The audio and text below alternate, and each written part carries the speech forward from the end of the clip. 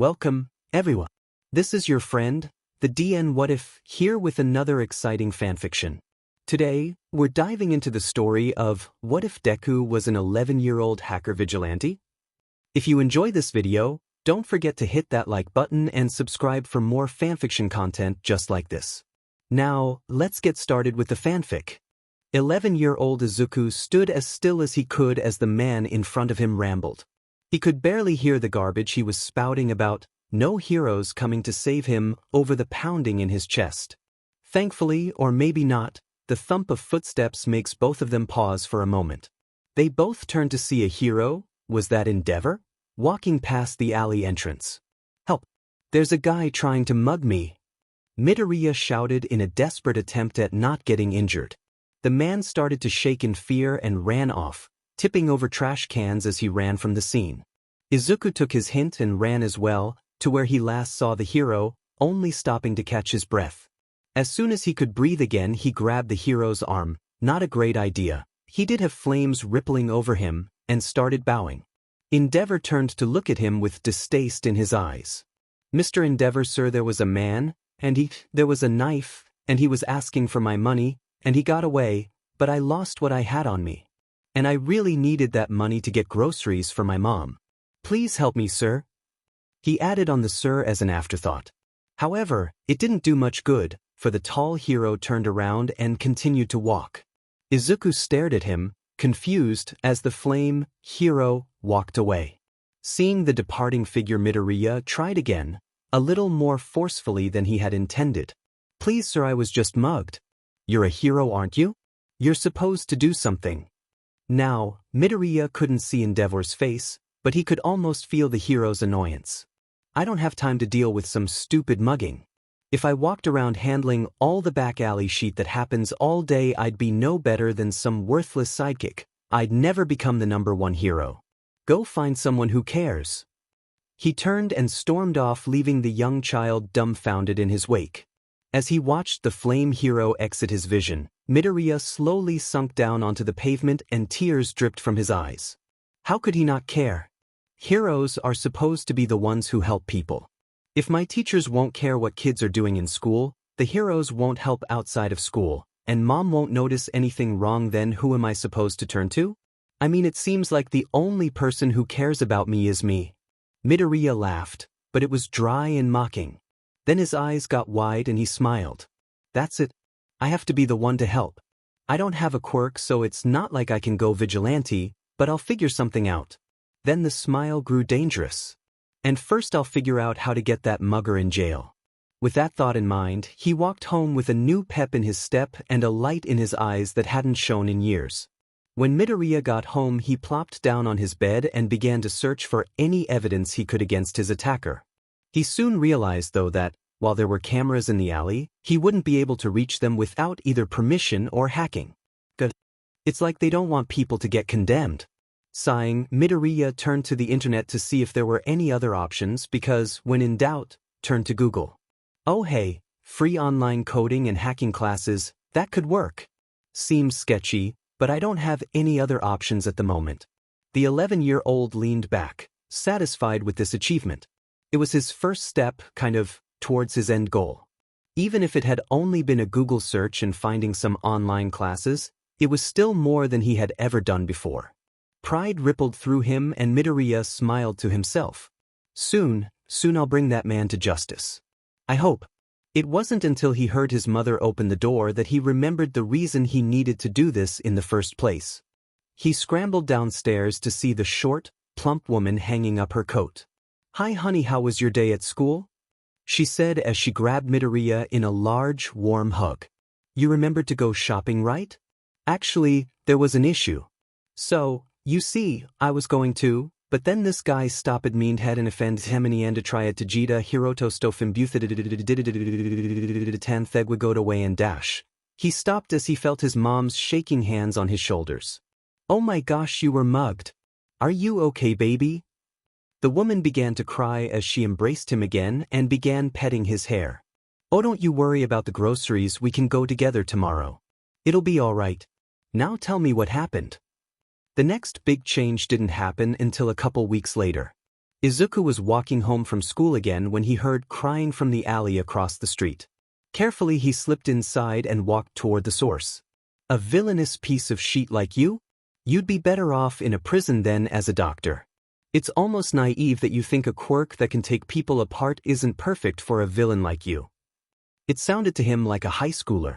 Peeking around the corner of a dumpster, he could see two kids in what he thought were the uniforms of middle school third years, 1 year younger than what he originally thought. The taller of the two was leaning over a shorter kid who had fallen to the ground against the dirty alley wall. But what if someone needs surgery or an amputation, and I could help? The smaller boy retorted. Izuku could see his hands shaking from where he stood a few meters away. You're right. You'd probably screw up and get them killed like the worthless F-up you are. The younger kid, or at least he looked younger, curled in on himself. Satisfied, the bullies walked away down the other end of the alley, laughing. Deciding that now would be the best time, Izuku stepped out of his hiding spot and began to walk over to help up the still shaking boy. Are you alright? Man, that guy was in butt. I know someone just like him, and let me tell you he's the worst. The older boy gave him a look of bewilderment before giving a small laugh and nodding. Yeah, that guy is the worst too. Broke my phone yesterday too. That is, I would have asked to trade numbers. Izuku said in the most caring voice he could. By the way, what you said about your quirk was really spot on. It would be really good for a surgeon or even an EMT. Does it work selectively or does it only remove the entire object? Because if it was selective, you could even use your quirk to remove tumors. Or take out bullets. Oh my god, that's such a cool quirk. He almost started one of his muttering tangents but stopped at the look on that guy's face.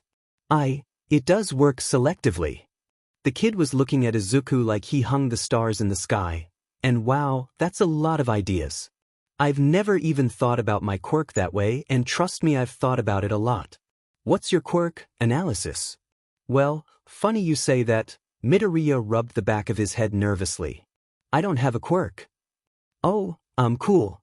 Suddenly, his face turns into one of pity and awkwardness. So yeah, thanks, I guess. Anyways, see you around. The middle schooler picked up his stuff, dusted himself off, and started jogging down the alley away from Midoriya. But he forgot how much that hurt. Everyone at his school knew he was quirkless, so he hadn't gotten that kind of reaction in a while. Midoriya kicked the ground under his worn shoes and stared towards the sky. Well, dinner won't make itself and I'm in charge of it tonight. Gotta get home. Still, during the final minutes of the walk home, Midoriya couldn't figure out which hurt more, the kid's reaction, or the fact that it was so normal he was able to just brush it off. However, he did know that it would be the last time anyone would get away with anything without him knowing about it. And without the police knowing about it, because Midoriya wasn't about to be walking around beating heads in. No, Midoriya grinned, he'd let the police do that. 3 years later. Okay, Midoriya stretched his hands over his head and felt his back pop. This is gonna take a while. He pushed away his computer and brought his notebook towards him. So, first up is the villain Groundbreaker. He was last seen in these coordinates, which is a bar. Welp, I guess he's an idiot, but I mean it helps me a lot. So, if I hack into this camera, then I can see when he leaves and where he goes. Midoriya smiled and switched his notebook for his computer. He brought up his version of the city map and looked for the camera nearest to the bar. Camera, an easy enough one to hack. Once Groundbreaker left the bar, Midoriya slowly followed the villain's path using the cameras, in a totally legal way, up until he entered an abandoned warehouse. The villain didn't leave the building for the rest of the night. Izuku slithered from his chair and collapsed onto the floor. That took a while. Yeesh, what time is it? He turned his head slightly to allow for the bright red light of his alarm clock to assault his eyes. It was blinking a simple 4:21 a.m. Dang it. Missed 4. I'm an embarrassment, a disgrace, and I really should message the others about this soon. The chat for ghosts who smile back. Apparition, you'll never guess what just happened. Dadzuwa, why are you awake? Apparition, I could ask the same of you. Dadzuwa, but you won't, because you know why. Apparition, you take all the fun out of this. Salty, both of you shut up. Apparition, oh, we made dad number 2 mad. Apparition, Did we wake you up? Salty, yes, you did, so you've better jump straight to the point. Apparition, oof, that be kinda hard cause straight ain't in my DNA. Dadzua, do you have something for us?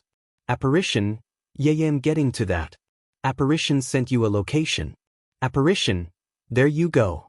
Apparition, Groundbreaker's famous and cobwebbed hideout.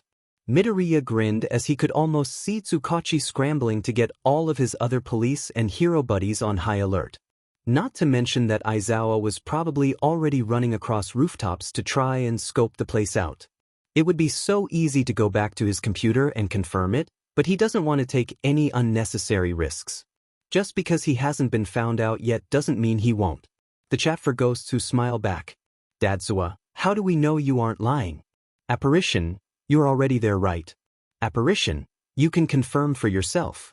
Dadzua. Salty, ever going to tell us how you know this? Midoriya almost laughed at Tsukachi's predictable text. 4 years ago, he completed his first arrest, the person who tried to mug him. Tsukachi had immediately wanted to know who he was.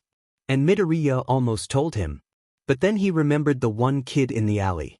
If Midoriya told the police force, they would figure out he was Quirkless and maybe think that his evidence was faulty.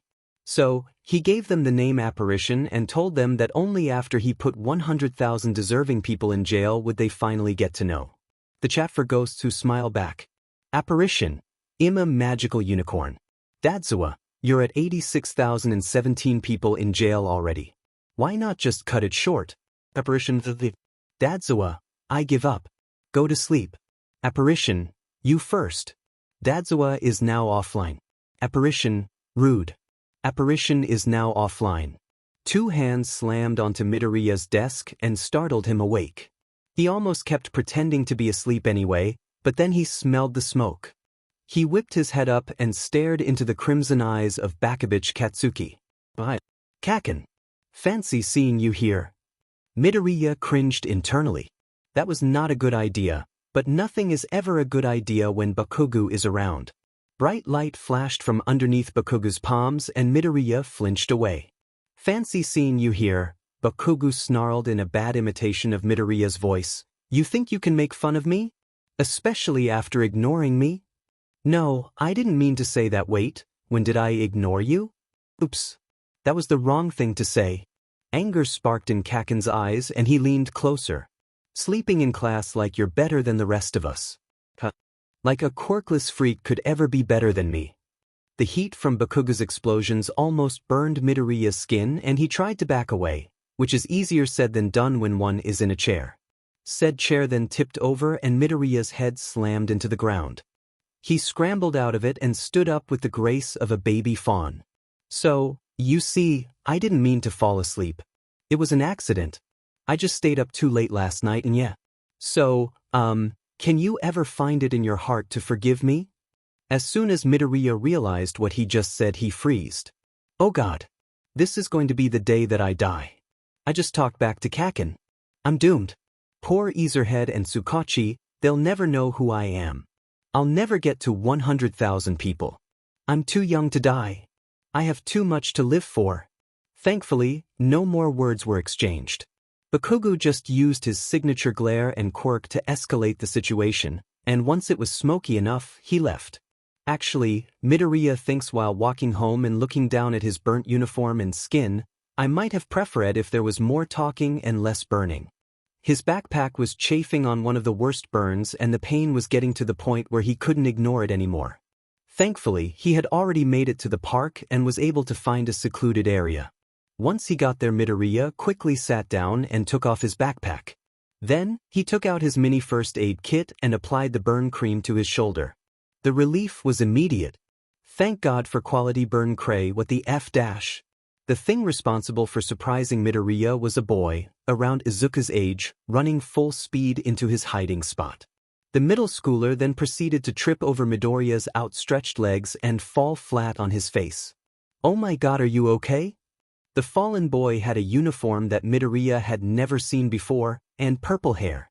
He, honestly, looked to be dead. This just-in apparition killed an innocent boy. The entire police force is coming together to find this criminal. A groan stopped the greenette's internal monologue and he looked down to see the boy was slowly getting up. The middle schooler didn't look very injured, besides from a bump on his head, so Midoriya breathed a sigh of relief.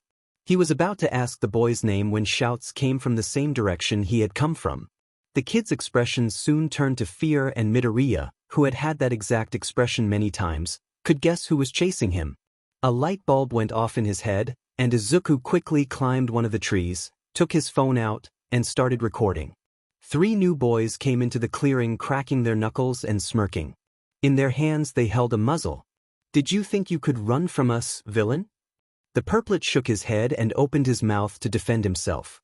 "Sheet, he's gonna talk. Quickly!"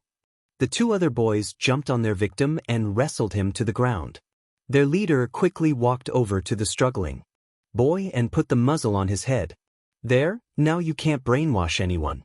"Man, feels good to be a hero, doesn't it, guys?" His 2 lackeys nodded.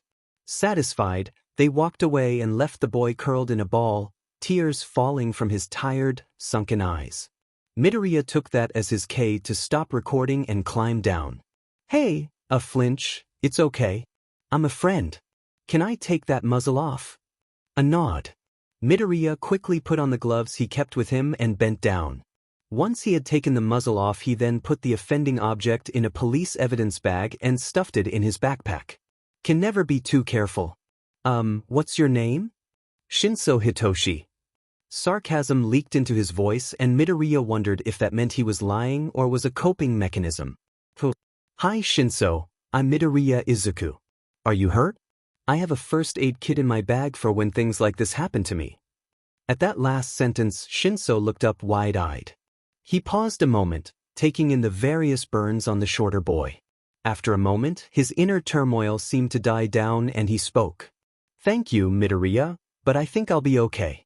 And anyways, I don't think a first aid kit is going to be enough for those injuries. You should go to a hospital." His eyes were filled with concern and no sarcasm was found. Apparently fellow bullied students get a free pass. No, I'm good. I have top-class burn cream in it, so I'll be good.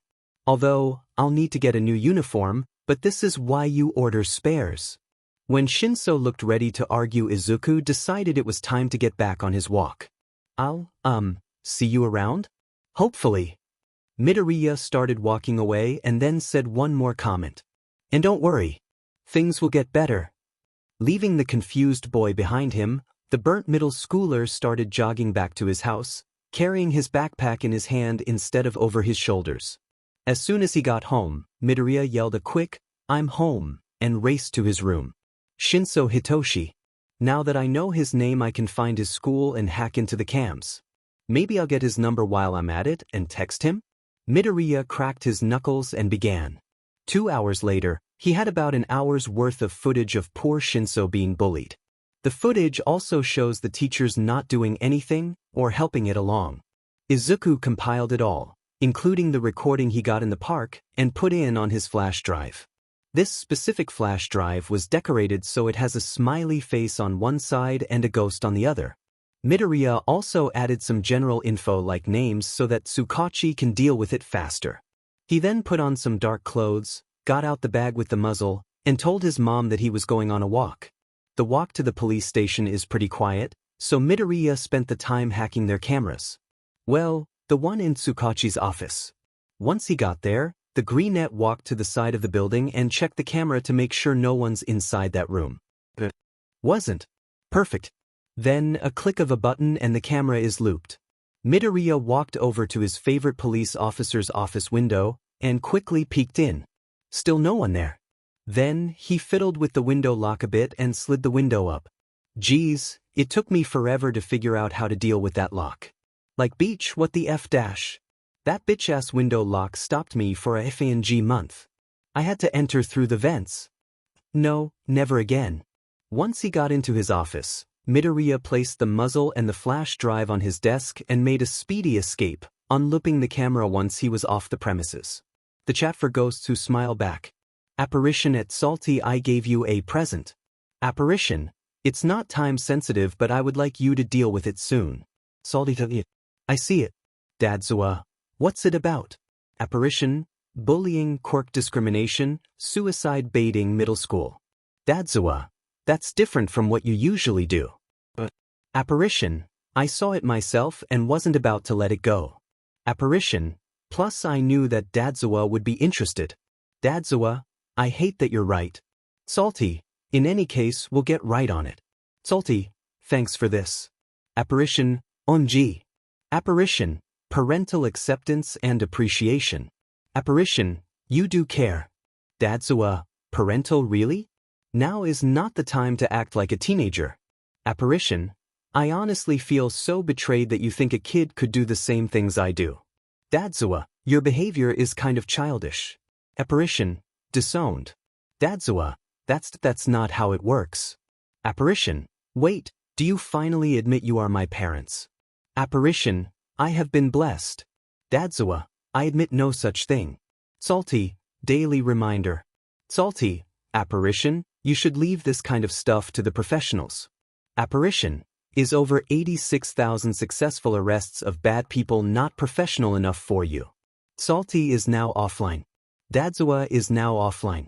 Apparition, Ima go with it is then. Apparition is now offline chapter text. The next morning Midoriya woke up to a whole 8 hours of sleep. He usually didn't stop until he had arrested at least 2 people, but he had already done that with Shinso. That was how he got over 86,000 arrests in only 3 years. That and villains like to be in groups.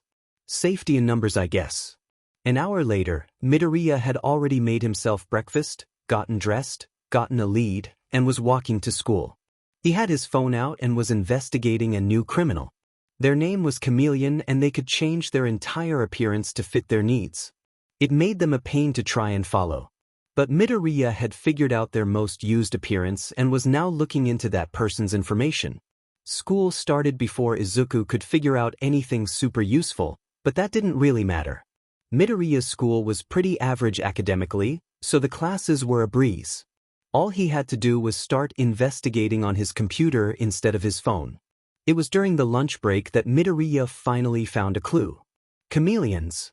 Main persona's name was Nakamoto Takashi and went to school at UA? Oh shit. A villain got into UA? This could get bad. With new fervor, Midoriya tried to get as much evidence as he could that Nakamoto and Chameleon were the same person.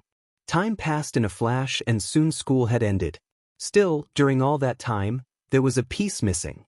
Midoriya's research was enough that anyone with a brain could figure out that his suspect and Chameleon were one and the same, but it wasn't enough to get the civilian version of the criminal in jail and make him stay there.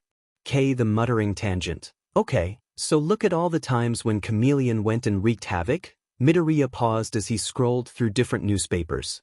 Wait, what's that? He robbed a store with a bunch of other villains at noon. On a Tuesday.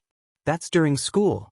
Which means that I might be able to get footage of him leaving UA or transforming into something using Chameleon's quirk. So all I have to do is hack into UA's cameras. Wait, sheet. Well, let's see what we can do. During this tangent, Midoriya had walked under a specific underpass like always. Behind him, a grate rattled as if something was trying to get out. Midoriya didn't stick around to find out. He ran like hell.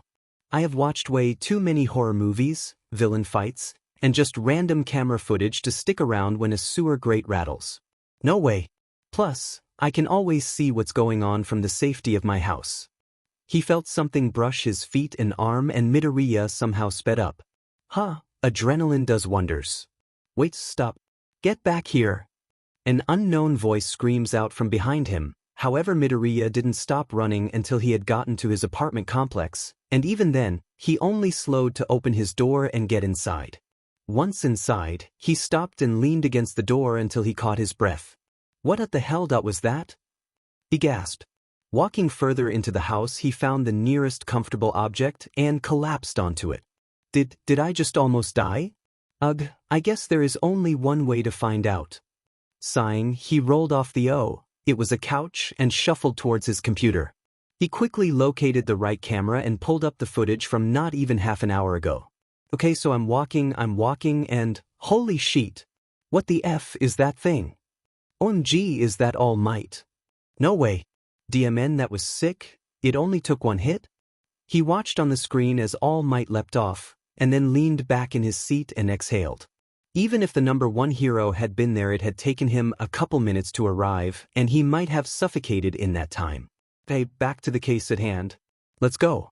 It took almost 4 hours to break through the wall blocking the public from UA's cameras. Midoriya cheered as the files finally popped up onto the screen of his virtually untraceable computer before he began to click through various footage links. He eventually was able to locate the student in question. Nakamoto. Takashi. Gen Ed, huh? K-Room 2D. Yup, just as I thought. Sneaking out with the lunch rush, very clever. And yup, re-entering just before class. Got you. He worked swiftly now that he had confirmed this lead to find the matching cameras and follow the Nakamoto boy into the city. Once he had a full timeline of the events that occurred that afternoon, he loaded it on a file and saved it to his phone. The chat for ghosts who smile back. Apparition. Hey dad number 1, dad number 2, guess who I found? Dadzawa. Just spit it out, I have grading to do. Apparition. Geez, no need to be too cranky. Apparition. Here's your hint. It rhymes with Sylvian. Dadzawa. What? Chameleon? Apparition. Wow, one guess. Dadzawa. Okay, I don't know what Sylvian is, but I know it doesn't rhyme with chameleon. Apparition. Yeah, but it worked, so who cares about the nitty-gritty details? Salty. So are you going to send us the evidence or not? Apparition. While both of you are cranky today. Apparition. Did someone pour salt in your coffee instead of sugar? Oh well. Dadzawa is offline. Apparition. He doesn't appreciate my genius. Apparition. Anyway, here's the file. Apparition. B95CCA 5-.0 F670.mp4. Thanks. I would give you the daily reminder now, but honestly, I doubt you even read it. Salty is offline. Apparition. True. Apparition is offline. With that completed, he moved on to trying to find the new villain in Musudafiting. He looked down at his phone in confusion. What the hell? No one texts me other than my mom, and she's still at work? He unlocked his phone and opened the Messages app. No way. I didn't think he'd actually respond. Animchat. Shinso Hitoshi. Hi, sorry I didn't respond to your text. I was caught up with something. How are you? Midoriya Izuku. I'm doing pretty good, you? Shinso Hitoshi. I'm fine, and you'll never guess what happened. Midoriya Izuku? Oh? Do tell. Shinso Hitoshi. Okay, so the day I met you, that afternoon, this policeman came to my house and told me that he wanted to take a statement against the school. Shinso Hitoshi. He told me he's going to build a case against them because of all the shit they ignore the kids doing. Then, my parents were trying to stop him, and he started to question them, and now he's building a case against them too on the basis of like 10 different abuse issues. Midoriya Izuku, hold up. You're being abused? Shinso Hitoshi, shit. Shinso Hitoshi, yeah. But now my parents are being investigated, so I'm going to be fine soon, I hope. I mean, the detective, Tsukachi I think, seemed really nice and caring. Midoriya Izuku, what are your parents' names? Shinso Hitoshi, why? Midoriya Izuku, no reason. Shinso Hitoshi, Shinso Safu and Shinso Aru. Midoriya Izuku, cool, thank by TD. Midoriya Izuku is now offline. Shinso Hitoshi, okay? Should I be scared? Shinso Hitoshi is now offline. Welp, and here I thought I was going to get some sleep today. Honestly, who was I kidding? Pushing aside the chameleon evidence, Midoriya starts to rifle through all possible residences for a certain Shinso family. However, it was easier to find them than he expected. Wait, how was this not pushed into the light sooner? Multiple complaints from neighbors and even onlookers, and nothing was ever done? See, this is why I created Apparition. Slowly, Midoriya got access to the family's security measures, which he found out was none. Not a single FING camera. What the F dash? You know, this might take the cake of annoying things I've been forced to deal with. Do they even have security? He pauses. Oh, of course, they have window locks. The only goddamn security they have are window locks. That's it, I'm getting a metal bat and smashing their windows. No one can stop me now. The chat for ghosts who smile back. Apparition. C106DDB6-.1G781.mp4. Apparition, just in case you need some evidence. Apparition, I know it's not much but I'm lazy. Dadzawa, wait, for what criminal is this used for and what is it? Apparition, Boi can you not read? Apparition, it's for the Shinso case and it's a list of complaints. Dadzawa, go to sleep. Apparition, I'll sleep when I'm dead. Dadzawa, go to sleep. Apparition, fine dad T to the power of T. Dadzawa, no, don't use those. Apparition, Ro. Dadzawa is now offline. Apparition, no one appreciates me. Apparition is now offline. Chapter text. A month passed and Apparition had completed around 90,200 total arrests. To go along with that, Eraserhead had adopted Shinso, and Shinso, soon after, figured out that Midoriya was Apparition. A couple of days after I first met you, the people who bullied me got arrested. Then when I texted you my parents' names, and I still don't know how you got my number, they got arrested. And Eraserhead told me that Apparition helped. I'm not an idiot, was Shinso's reasoning for putting 2 and 2 together. So, it's not like anyone was slacking off. In fact, at the moment, Midoriya was leisurely hacking on his phone while his math teacher droned in the background. Math was always his best subject, so he didn't really need to be paying attention. Plus, the teacher never called on Midoriya because, he was quirkless. And obviously quirkless people can't be smart. The one time quirk discrimination works in my favor. Basically, Midoriya was not and did not have to pay any attention in this class. So, when someone knocked on the classroom's door, Midoriya was unsurprisingly startled. He looked over to see that it was the janitor.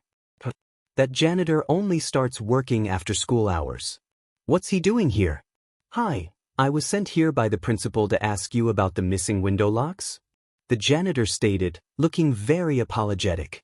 The teacher stopped her explanations for some type of equation that Midoriya was 85% positive he already knew, to question, window locks? I'm not quite sure what you mean. Well, all of the little latches that keep the windows from opening after school hours have been taken off the windows. And the principal can't find any evidence of who. It was because we don't have enough money for cameras, so he instructed me to ask around. The janitor started walking to the next classroom but stopped to give one more message. So, if you have any information on who did this, please tell the principal. This is qualified as a safety breach. As soon as the janitor left, the room exploded in chatter and questions. It took the teacher forever to calm everyone down. Now, does anyone have any idea who would do this? Speak up please and don't be shy to tell me after class instead, if you want to. All of the students looked at each other, silently questioning who they thought it could be. Of course, no one looked at Midoriya. He was just a quirkless kid, what could he do? Okay then. So, who can tell me what X equals? So, maybe taking the window locks off the windows in my school wasn't the best idea. Oops, too late now. Midoriya tunes the sensei out and turns back towards his phone. At least there were no cameras to pick it up, not that that would have mattered.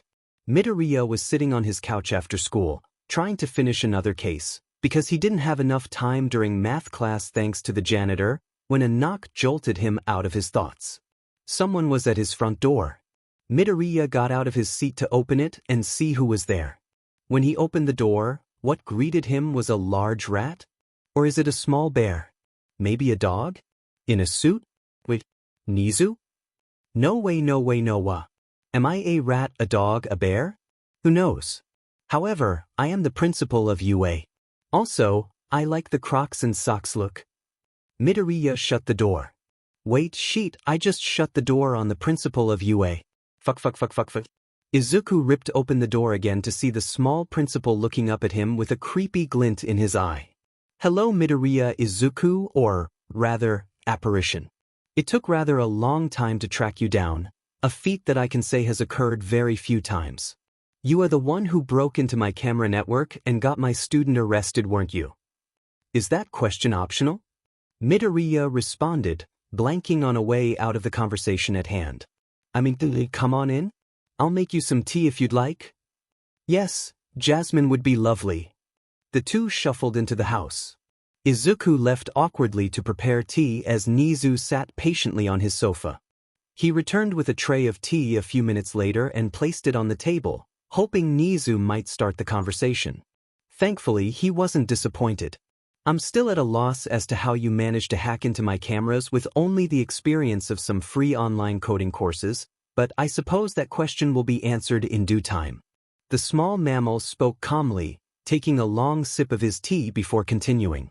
But the real reason I am here is to give you an offer. Oh, Izuku responded smartly. I recognize a brain with potential when I see one. I've done my research into your arrests as well, and your morals are impeccable. I request that you allow me to take you on as a personal student. I would love a chance to shape your brain. Not only that, but this mentorship would allow you to get into UA for your high school years by direct recommendation from me. You wouldn't have to take the hero exam, so your lack of quirk wouldn't be an issue. What do you say? Nizu's beady eyes staring into Midoriya's soul, and he shuddered, but not only in fear. This was a once-in-a-thousand lifetimes chance, and he was not going to give it away.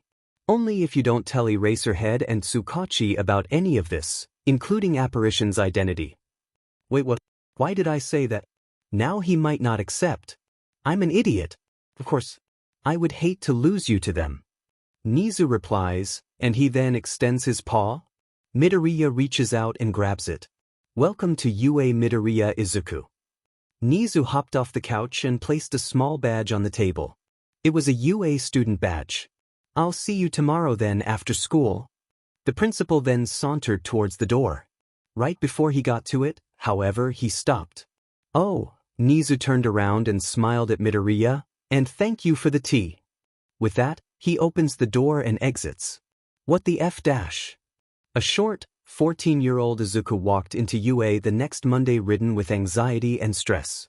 He didn't know what to expect from joining the UA 9 months early. Not to mention in the middle of the school year. And as the student of the principal. Oh God, this is how I die.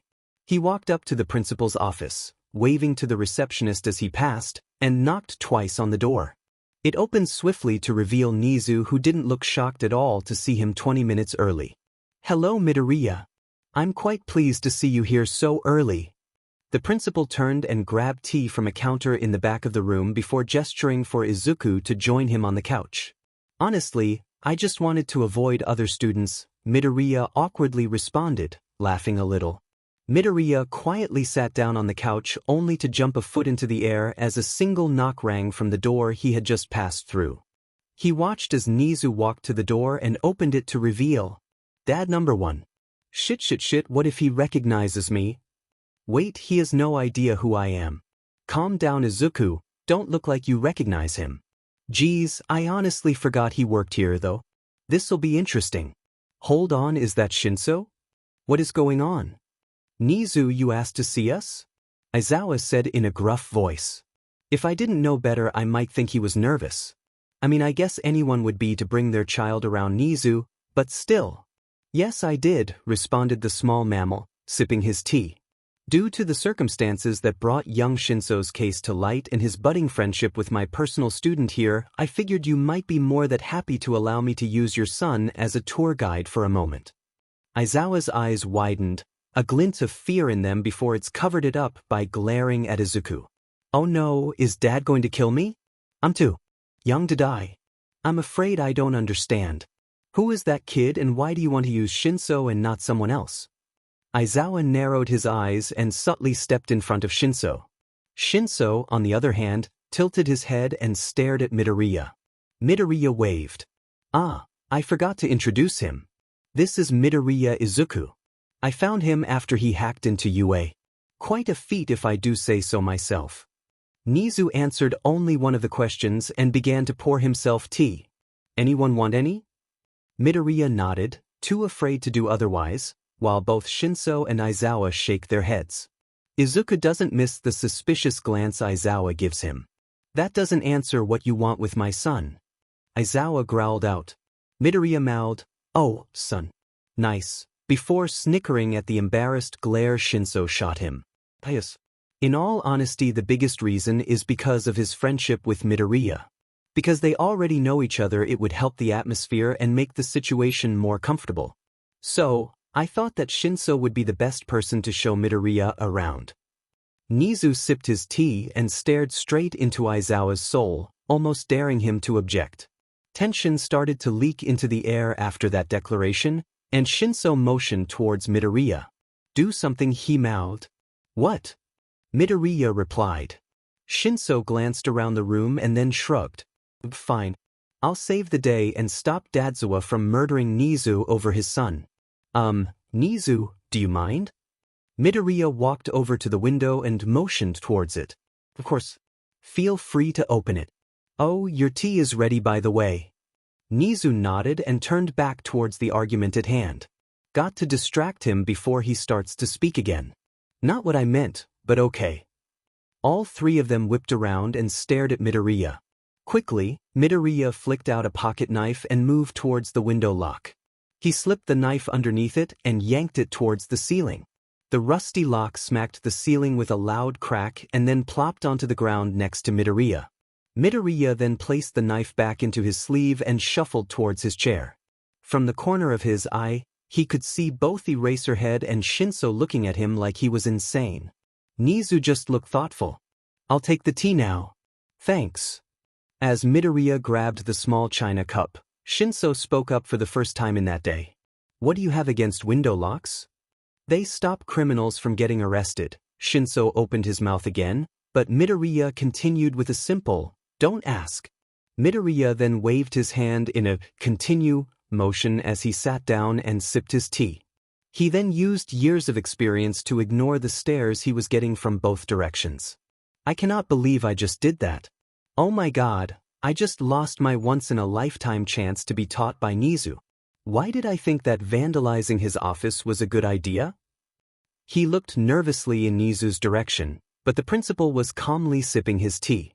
The rat looked like he had seen this happen enough times that it did not ruffle him. "All right, Aizawa, do you have any more questions?" All the attention shifted to the mammal as he looked in the teacher's direction. Eraserhead opened his mouth to speak but was swiftly cut off. "No? Well, that's good. In any case, you need to be creating Monday's lesson, correct?" Yes. Aizawa did not look very happy, but he left the room without a word. Midoriya's shoulders unconsciously relaxed while Shinso tensed up a bit. Neither of them knew exactly what was going on. "Okay, well, now we should begin." Both Shinso and Midoriya perked up and were ready for whatever Nizu was going to say. "First off, let me go through exactly what I want to teach you. If you have any concerns, please wait until I'm done talking and then you'll be able to speak." He claps his hands together. "Shinso, bear with me for a moment. Once I'm done, I'll let you two get on your way. Now, Midoriya. Although you work mostly online, we should probably fix the fact that you have the strength of a string bean. So you will have a two-part day.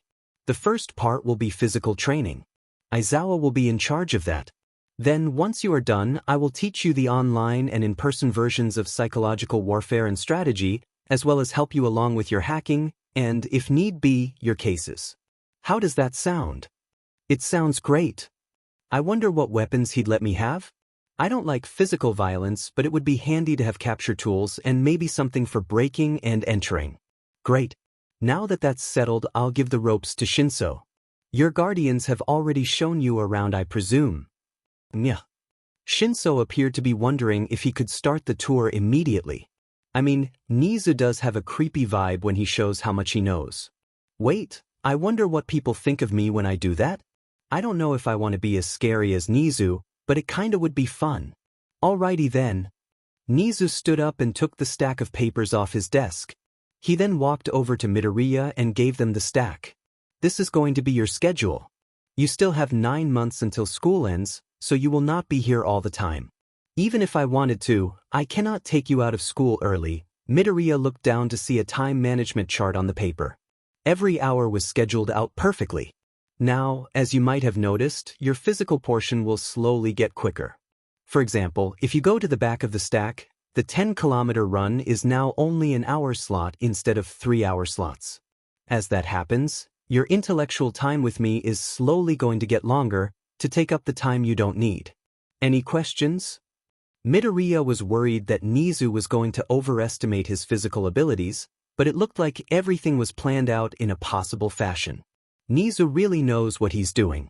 Wow, I wonder how many people got a sheet exactly like this that are now heroes? And finally, a word of advice. You are the first private student I've ever taken on. What? That's incredible. Oh, wait, that means I'm going to get a lot more attention, doesn't it? So, at the moment only the teachers know about this. You can decide exactly how much you want people to know about our relationship yourself. Alright, now look at the first page. Shinso and Midoriya both looked down to see the tour starting at 5 o'clock. A glance at the clock showed that it was, in fact, 5 o'clock.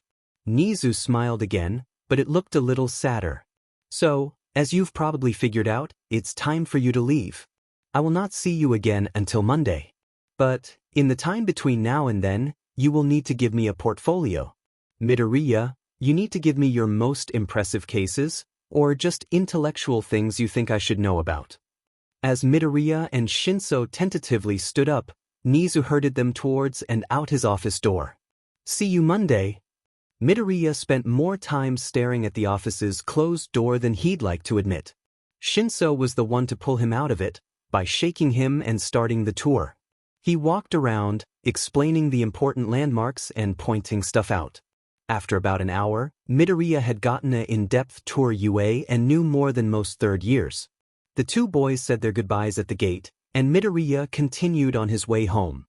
His face might have looked impassive, but his mind was a flurry of activity. Oh my god, did that really just happen? I'm Nizu's first ever private student. That's so scary. But at the same time, I can use that to further my career. Wait, but I'm probably going to be an underground hero, so that would be the opposite of what I want to do. It was only when he reached the door of his apartment that he asked the biggest question: what am I going to tell Kaken when he finds out? The chat for ghosts who smile back. Dadzawa, I think I found a kid that's even crazier than Apparition. Apparition, ooh, I have been summoned.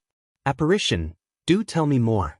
Dadzawa, his name is Midoriya Izuku and he used a pocket knife to destroy a window latch. Apparition, I think they called window locks. Salty, no, it's latch. Salty, and how did you find this kid? Dadzawa, he was at you. Dadzawa, he's Nizu's personal student. Midoriya fell off of his chair and rolled onto the ground.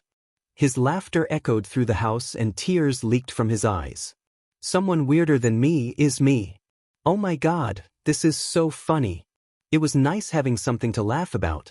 Midoriya was still a little anxious about being Nizu's first student. It felt like he had so much more responsibility and had to live up to higher expectations. Midoriya wasn't sure that he could do it. Anyway, not the issue for now. I'm 2 cases short for my quota and I don't have as much time as normal. So, what have I got? Midoriya migrated to his room and pulled a stack of folders from behind his bookshelf. Okay, we've got Harbinger, but I'm still kinda stuck on that and they seem to have gone underground. The manila folder was thrown towards his bed, and the next one was swiftly opened. Then there is Whisper, but I'm pretty positive she's a reformed villain now, so I should probably burn that at some point. After that is Mind Twist, but so far they haven't really done any extreme crimes so far, so that'll go in the maybe pile. Next is Endeavor, but I don't have enough backing in the legal area to go after him. Wait. Midoriya tossed all of the remaining files to his desk and scrambled towards his phone. Hello? Who is this? The faint mousy quality of Nizu's voice transferred over the phone and Midoriya smiled. So, as your soon-to-be favorite student, how would you feel about supporting me in the legal field while I destroy Endeavor's life? Midoriya asked, which was probably extremely confusing to Nizu. Do you have sufficient evidence? That was Nizu's only response. Yeah, want me to send it to you so you can check it over? That would be lovely. Midoriya Izuku, D2UA5-OG666.MP4. Nizu, thank you. Nizu, I'll look into it and see what I can do. Midoriya Izuku, Tai. Nizu, but I do have a request of my own. Midoriya Izuku, what is it? Midoriya Izuku, hit me bro. Nizu, Don't go taking people's phone numbers without their permission. Midoriya Izuku, why not? Midoriya Izuku, it doesn't hurt them. Nizu, yes, but one day you might get caught. Nizu, and I am having too much fun to let that happen. Midoriya Izuku, we both know the only person who could catch me is you. Midoriya Izuku is now offline. Nizu is now offline. Okie dokie, Todoroki, haha, get it? Time to find out how to ruin the number 2 hero's life. You know, normal stuff. Midoriya stuffed his phone into his pocket and tried to sort the files back into an attempt of order. Throwing this across the room wasn't really the best idea. Oops. Okay, so right now I have documented child abuse and neglect. I can probably get Todoroki Ray to give a statement, and maybe one other.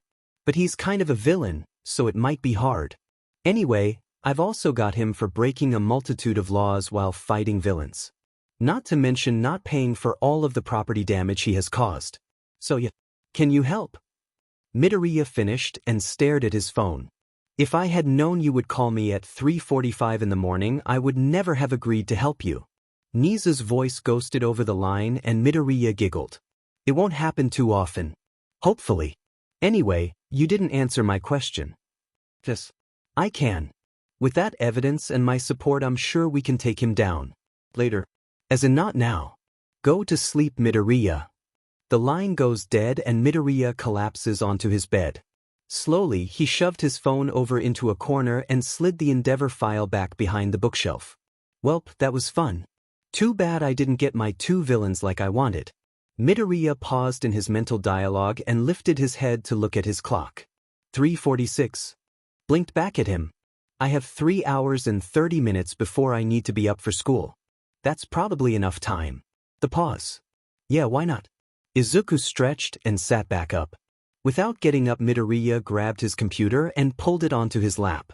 The green-haired teenager flicked onto incognito mode and started to look through easily accessible cameras. Then he remembered something. Wait, I've seen a lot of villains going in and out of that one bar. Maybe I can see someone if I take a look over there. Midoriya didn't usually go over to that part of town, as it wasn't really filled with villain attacks, but watching that bar seemed like a good idea. And turns out it was. As soon as Midoriya switched into the outside camera, he saw a person walking out. This person had a very distinctive gait and an even more distinctive fashion sense. Lotus. I haven't seen you in a while. Midoriya had looked into Lotus a while back, but could never find anything concrete. It was a rumor that he had started his own organization and was never seen in public again. Perfect. You know what they say, cut off the head and hope it doesn't grow back while multiplying. Actually, I don't think that last part is part of the saying. Oh well, it's too late now. As Lotus swiftly walked away, Midoriya followed, but from the confines of his room. The villain was super paranoid. It took him 40 minutes to get to his hiding place when it should have only taken him 15. Sadly, as Lotus entered the building, Midoriya was stuck outside.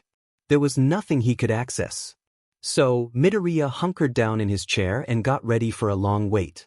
However, 2 hours after, Izuku got bored and brought out his phone. The chat for ghosts who smile back. Apparition, I think I might have something. Apparition, like I'm 99% positive. Apparition, and am hoping that the 1% doesn't get you killed. Dadzawa, what did you find? Dadzawa, and why this late? Apparition, you know the answer to that by now. Apparition, so basically apparition, Aishifaskoch. Midoriya was gaping at his screen. People had been coming in and out ever since Lotus went in, but Midoriya didn't know what they were doing and didn't recognize them, so he put it to the back of his mind. But now, it was obvious. They were loading a truck with crates. Each crate was about 1 foot wide and 2 feet tall. But the most important thing was the logo on the top of each one. A raven in a plague mask, the Shai Hasaikai. If those are the people making the stuff inside the crates, that means those crates contain trigger. Dadzawa, Apparition, are you okay? Apparition, I'm glad to see you care. Apparition, anyway, anyone down for a 4 a.m. drag bust? I'm talking at least 1 truck's worth of trigger. Dadzawa is typing. Salty is typing. Salty, I've never known you to lie, but trigger hasn't been seen more than 4 ounces at a time in one place.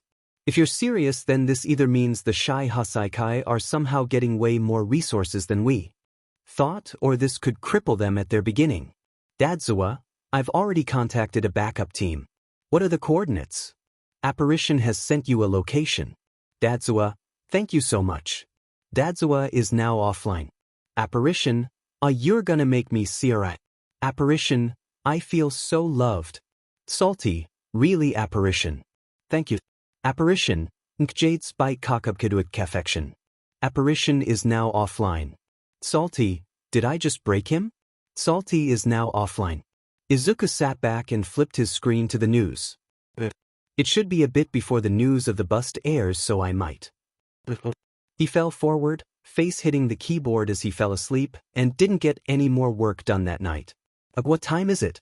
Midoriya lifted his head from the keyboard and swiveled it until he could find his alarm clock. 6:58 blinked back at him. Time to get up. Midoriya quickly changed into his uniform and started on his hair. After what seemed like hours, actually only around 10 minutes, his hair didn't resemble a bush. However, that was only thanks to a lot of product that Midoriya swirled in. Satisfied with his appearance, Midoriya left the confines of his room and ventured down towards the kitchen.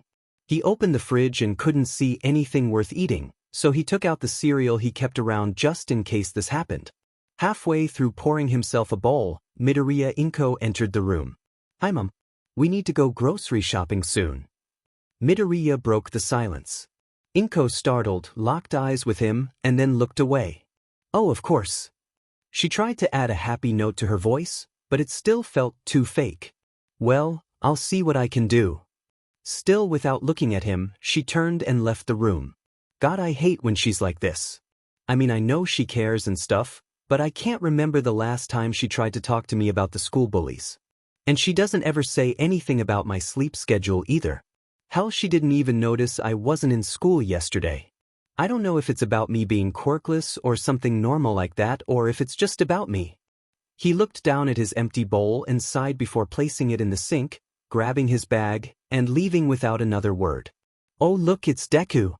One of Bakuga's extras announced right after Midoriya entered the classroom. Quickly, Midoriya glanced around the room, but after not spotting a teacher, or anyone who was supposed to, care, he just lethargically meandered over to his desk. You know, with all of those bags under his eyes, maybe we should change his nickname. Another one speaks up. To what? Zombie? Raccoon? A third extra sputtered into laughter and the rest joined in. Nah, this time it's Bakugu who speaks up. Deku is more accurate. I mean, who could be more useless than this quirkless freak? Midoriya finally reached his desk and he quickly hid all of his stuff underneath it. Through trial and error, Midoriya quickly learned that Bakugu was less likely to destroy something if it was hard to get. Thankfully, the group was too busy insulting him to change to anything physical. So it was easy to tune them out. Especially when Midoriya had something else on his mind. Now's not the time to be worried about Mom. There's more important stuff going on. Okay, so I have my Endeavor case in my portfolio, as well as Chameleon. I feel like Nizu would enjoy reading how I figured out one of his students was a villain. But I don't know what to add to it.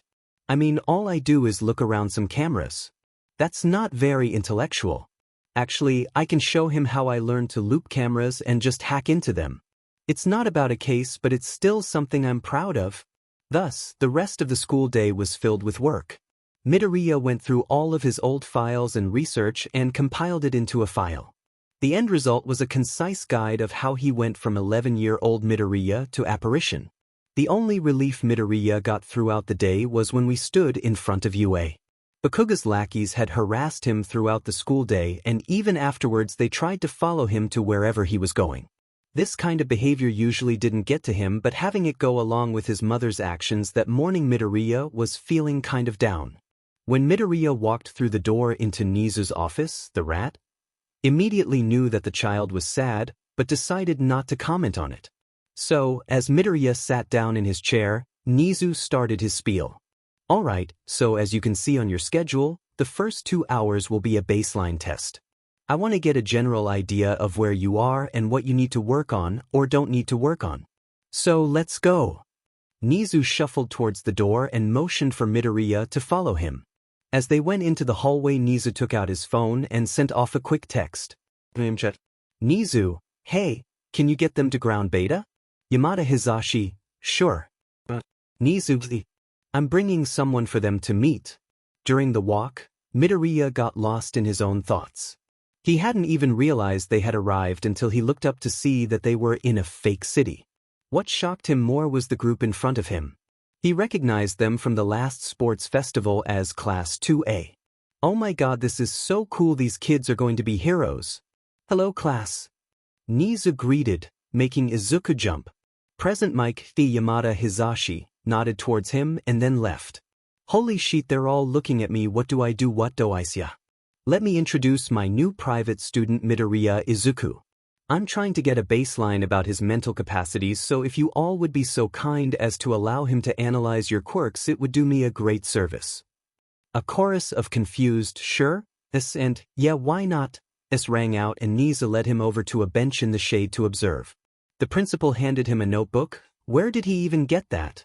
Before pulling out a computer to work. Midoriya looked between the group and the principal before getting to work. Okay, so if I split this up into 19 sections, then I'll have enough room for 5 pages on each student. That should be enough? Alright, which my god, he's naked. Why would they not give him a gym uniform that he can't? Is it teleportation? Lose. Okay, I guess we're starting there. With the way he's moving, I don't think it's teleportation. Usually teleporters have some type of visual alteration like a warp or phase. I wonder, maybe he's not teleporting but going through things. I mean, if you look closely at the way he angles himself before he disappears and then again when he pops back up. Permeation? I'll write it as a possibility. Wait, his arm is through that girl? And it still looks full, so he didn't teleport it, it must be permeation. Okay, so then maybe he could. He continued like this for around an hour as the class before him worked. By the time he had finished, his notebook was filled to the brim with ideas and theories for each of them. He looked toward where Nizu was still typing away. Nizu sir? He said, raising his hand awkwardly. I've finished, so you think I could interrupt their practice to ask about some of my theories? The rat skimmed through the boy's notebook, or at least it looked like he was skimming. In all actuality, he was taking in every word. After a minute or two, he shut the notebook and handed it back with a smile playing on his lips. Does he even have lips? Of course. With analysis skills as lovely as yours, I'm sure they would love to hear what you have to say. Especially since they're working on preparing for their midterms and would probably appreciate the help. Midoriya took the notebook back from his teacher and made his way over to the group of high schoolers. Excuse me, he said loudly enough for them to hear. The activity stopped and he had to stop himself from cowering under their eyes. I would like to share my notes with you all. I have a lot of theories about your quirks and how you might be able to use them, and I would love some feedback. At first it was silent before a blonde, thankfully no longer naked, boy spoke up. Sure dude. I'd love to hear what you got on us. The others chimes in their agreement. While some were less open to the judgment than others, they all knew it would probably help to have input. Luckily Nizu had thought ahead and had gotten him a notebook with pages that could be removed and reattached. Midoriya began to take out his pages and pass out each person's quirk analysis to them. Soon the area was filled with the sound of shocked and enlightened students. Satisfied, Midoriya slid next to Nizu and asked, "Did I pass your little test?" "Oh, Midoriya. It's not over yet." Shinso Hitoshi, Yomido, where do you live? Midoriya Izuku, why do you want to know? Shinso Hitoshi, because I want to know where your base of operations is. Midoriya Izuku, weird but okay. Midoriya Izuku sent a location. Midoriya was forced away from his computer when he heard a knock on the door. He heard his mother get up to open it, her footsteps light on the floor. The door creaked open and he could almost make out Inko talking with someone else. They sounded vaguely familiar. Then 2 sets of footsteps entered the house and one came towards Midoriya's room. Someone knocked on his door. Midoriya? I know this is kind of sudden, but I wanted to hang out. Hope this is okay. Midoriya leapt up from his bed, ran to the door, and threw it open. In front of him was a surprised purple-haired boy. Shinso? Come on in. It's great to see you. Those bullies aren't giving you any trouble, are they? Shinso hesitantly walked towards Midoriya's bed and sat down. No, I just wanted to hang out. I mean, we only really met that one time, so I figured it would be good for us to actually officially meet in person. Midoriya beamed. It had been such a long time since someone actually wanted to hang out with him. Then the awkward silence came in. Neither of them really knew what to say because neither of them had ever really wanted to start a conversation. Thankfully, Inko coming in the room holding snacks brought the tension down. The plate held one drink and a small sandwich. It was obviously meant just for Shinso. Mom, why is there only one sandwich and drink? The woman looked at least a little apologetic. Well, I haven't gone shopping lately, so we didn't have enough food for 2 snacks. I thought I told you to go shopping a couple days ago? And I thought you did. Midoriya's words were mad, but his tone was resigned. This was obviously a normal occurrence. Well, yes, I did go shopping, but not for snack foods. There's always a snack bar at my work, so I guess I forgot. The plump brunette put the tray down and made a hasty escape from the room. Is that normal? Shinso turned to look at Midoriya, and then glanced back at the door. No. This week has been pretty stressful for her, so Midoriya didn't feel the need to finish his lie. I wonder if she actually forgot or if she just decided I didn't need any food. Well, do you want it or should I eat it? Midoriya picked up the plate and moved it towards Shinso. The purple boy quickly digged in and smiled. Wow, you're hungry. Is Dadzawa not feeding you enough? Shinso choked on the sandwich and whipped around to face Midoriya. Dadzawa? Shinso repeated. Midoriya nodded and laughed. What? You've never heard me say that before? Midoriya teased. No, can't say I have. And to answer your last question, he has been, but he's also been training me. That alone makes me hungry. Being taught by 2 pro her dash. He's in a relationship? You didn't know? Yeah, he's married. I had no idea. I have 3 dads. Midoriya jumped up and started to pace around the room mumbling. Wait, I shouldn't automatically assume that they're a guy, but Hokoldit bites no Tanyendergroundero dashed. Present Mike. No. You're kidding. Izuku sat down on the floor and began to laugh. Hysterically. It's like if an old cat was married to a golden retriever puppy. Oh God, I'm never letting him live this down. At the puppy comment, Shinso joined him in his laughter. After a few moments, Midoriya sat up looking like he had had an epiphany. Oh my God, we should go to a cat cafe. They shared a look before rushing to get their things and running out the door. Quickly, they put on their shoes and ripped open the door. They finally reached the street, and as they walked the few blocks to the cafe, they chatted calmly. Okay, bud, pal, my boy, tell me everything about Dadzawa and Present Mike. Their lifestyle, pets, relationship, anything I can use against him. Be my spy. Midoriya began. Sure. Did you know Aizawa has 3 cats? Gasp. No way, what are their names? Tell me everything. Did you just say gasp? Yeah. I do that. Get over it. Okay, well he has a big, chunky, brownish gold one named fax machine. Oh my God. And then there's a black long thin boy named Sonic. He probably has a speed quirk. According to Yamada, they once had him race Ingenium and he only lost by like 4 milliseconds. Geez. Yeah, and then his last cat is a small light brown one named Chicken. Shinso finished. I never thought I could love him more, but there you go. Midoriya laughed. They stopped at a crosswalk and Midoriya turned towards Shinso. Okay, tell me more.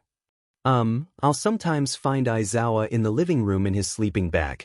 He's not even asleep though.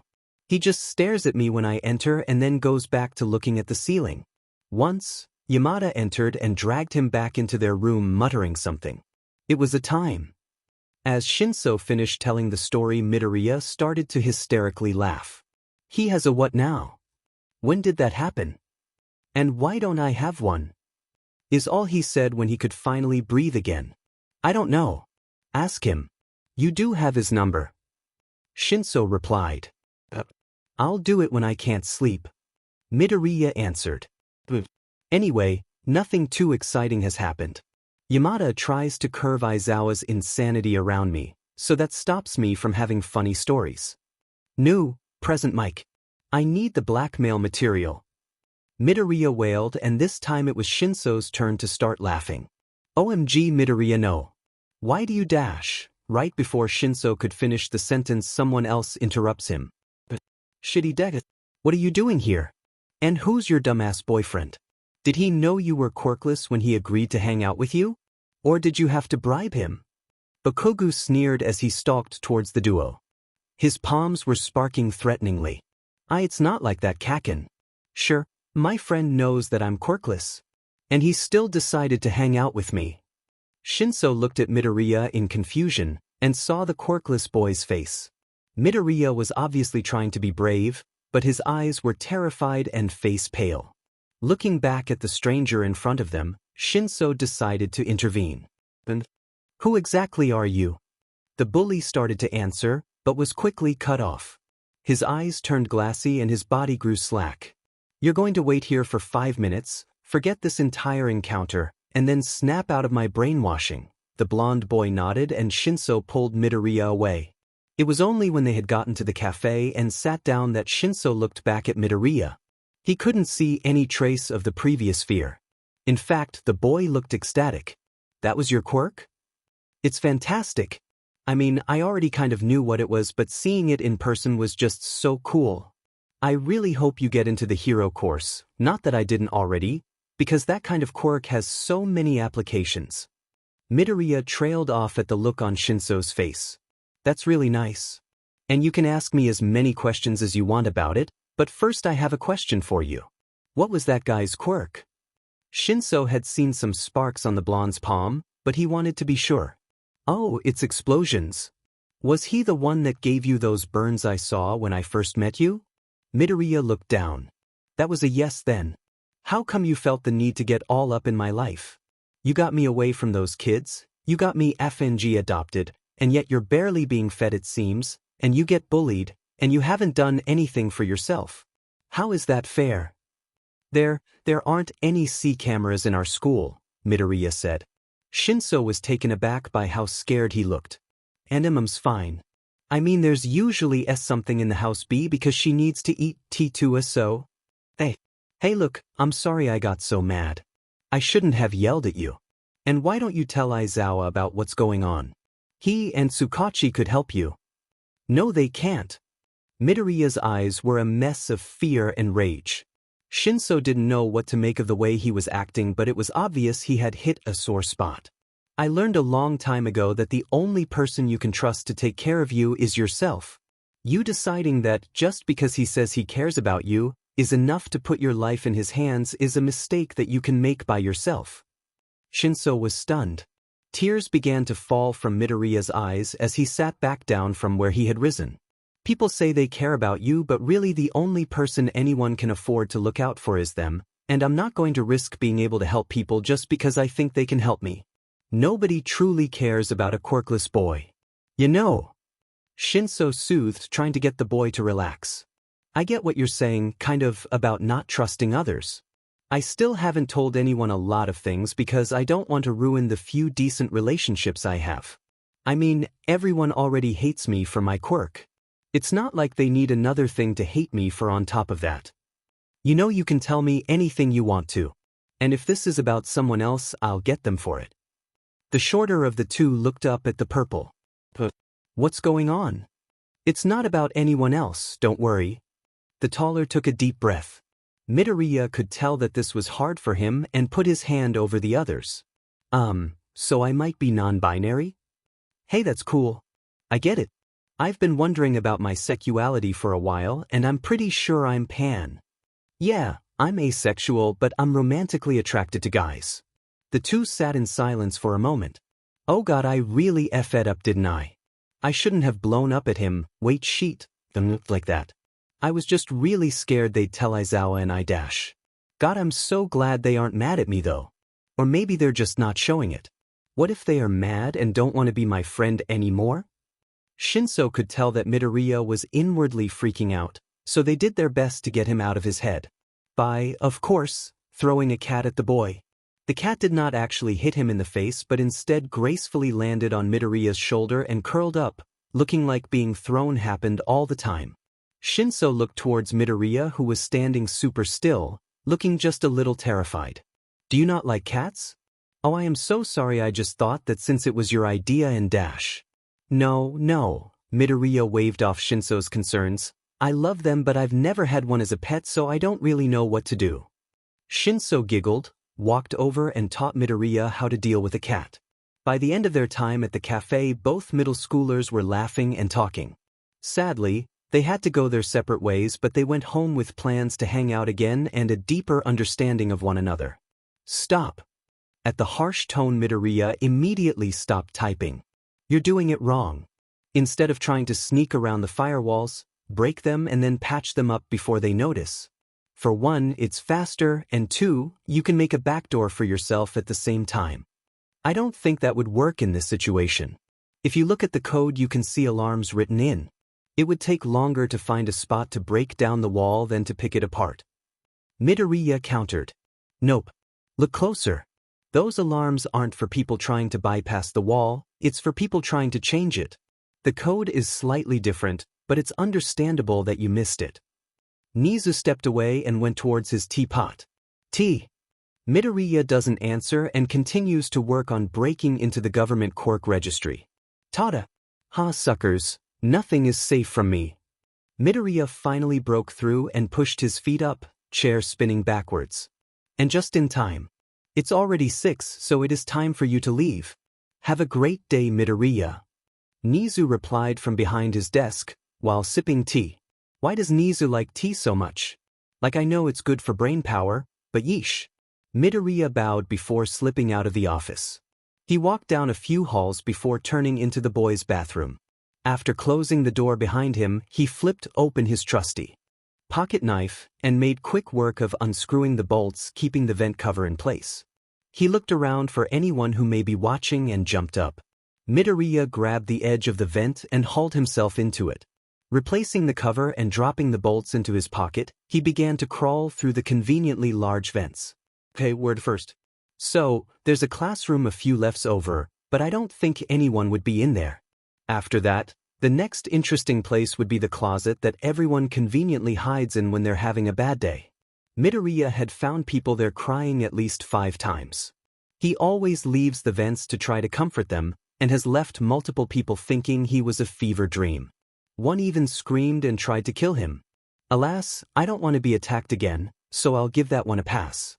Okay, the next best gossip corner would be the teacher's lounge. Welp, let's see what they're talking about today. A few turns and bumped heads later, Midoriya reached his destination. Looking down from the vent, he could see his favorite group of teachers causing their usual chaos. Okay, gossip time. What weird sheet has your guys' classes done? Conveniently, Midnight asked exactly what Midoriya wanted to hear. Well, someone blew up my classroom. Power Loader began. They decided that mixing 2 very explosive chemicals would be a good idea. Thankfully, no one was hurt, although they are now blue. Wait, like everything blue, or just skin or hair? Present Mike asked. Oh, Present Mike, the husband of my soul father. Must learn more. Everything. The clothes, hair, eyes, skin. They're blue now. Power Loader turned towards Aizawa. Now I can understand why you expelled your entire class. Doesn't mean I'm not surrounded by idiots. Aizawa sighed. So, you know how Nizu asked me and Shinso to go to his office? Everyone nodded, and Midnight leaned closer, eager to know what happened. Well, a kid Shinso's age was already there.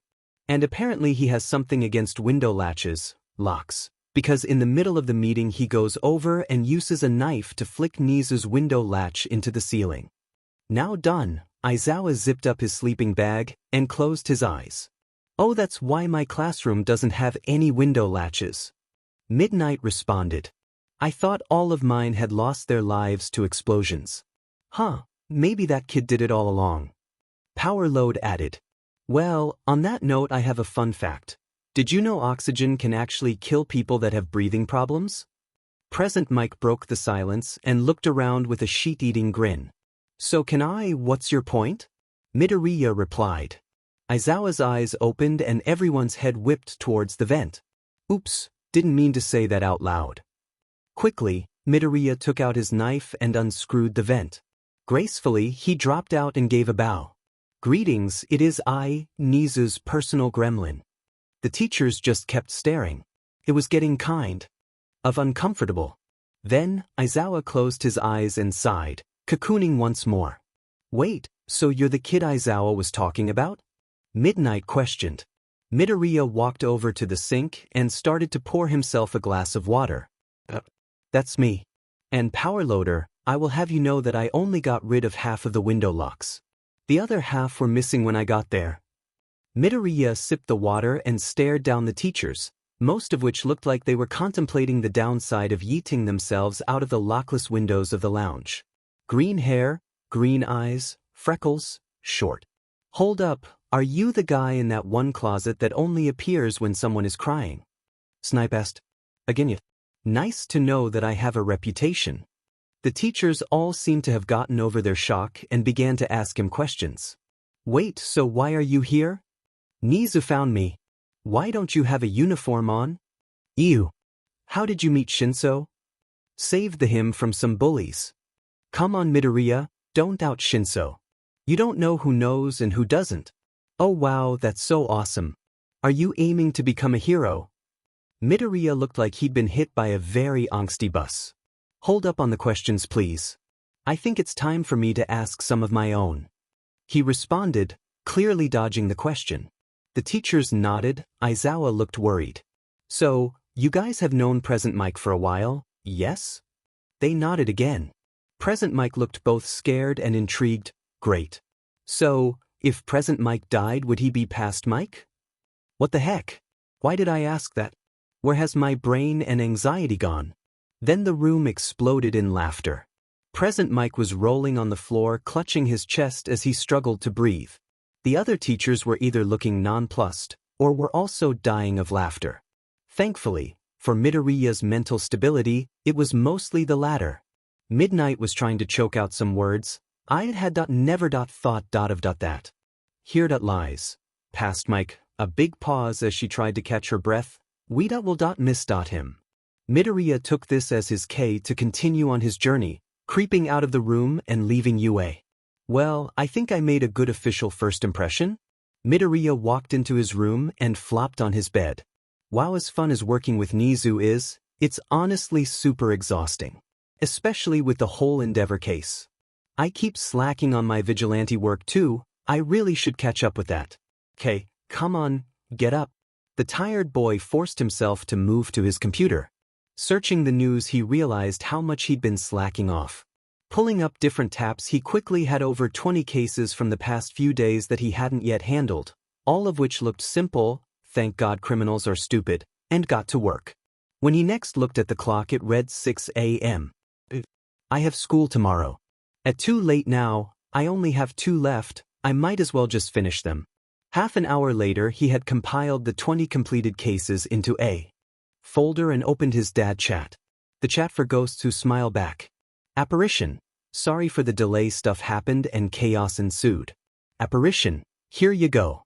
Apparition. 27 ASD.98 HSA 36K. Dadzawa. OH, thank God you're okay. Dadzawa. Where have you been? We were worried sick. Salty. Huh? Aizawa, you owe me $30. I told you he wasn't dead. Salty. But seriously, where were you? Apparition. Like I said, stuff happened. Apparition. It's fine, I'm okay, I kinda got found out, but it's fine and everything is good now. Dadzawa. Someone found out who you are. Who? Salty. How much money do you want for the name of the person who found you? Apparition. Geez, and here I was starting to think you loved me. Salty. I just looked at the folder you sent. Did you seriously solve 23 cases in one single night? Apparition. Yup, I'm just that good. Salty. Okay, I'm off to go file these. Salty is now offline. Dadzawa. I still can't believe whoever found you hasn't spoken up to the police about it yet. Apparition. Oh, that part was easy, I just befriended them. Dadzawa. Why would I expect anything else honestly? Apparition. Wait, don't you have class soon? You're a teacher? Dadzawa, no. I expelled my entire class. Apparition. That's terrifying but not unbelievable. Dadzawa, thank you. Apparition is now offline. Dadzawa is now offline. Midoriya got startled by his alarm clock ringing beside him. Geez, I'm already awake. Ish. Slowly, the hacker rubbed his eyes, got dressed, and set off to make breakfast. The morning routine was practically muscle memory to do, so it didn't really matter that Midoriya was falling asleep where he stood. Sadly, that was not the case once school started. Even if all the studies were easy, the teachers weren't really fond of him falling asleep in class.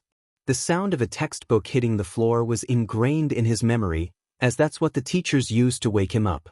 Still, they went easy on Midoriya with the punishments, that is to say that they didn't give him any, because no one wanted to spend more time in his presence than they had to.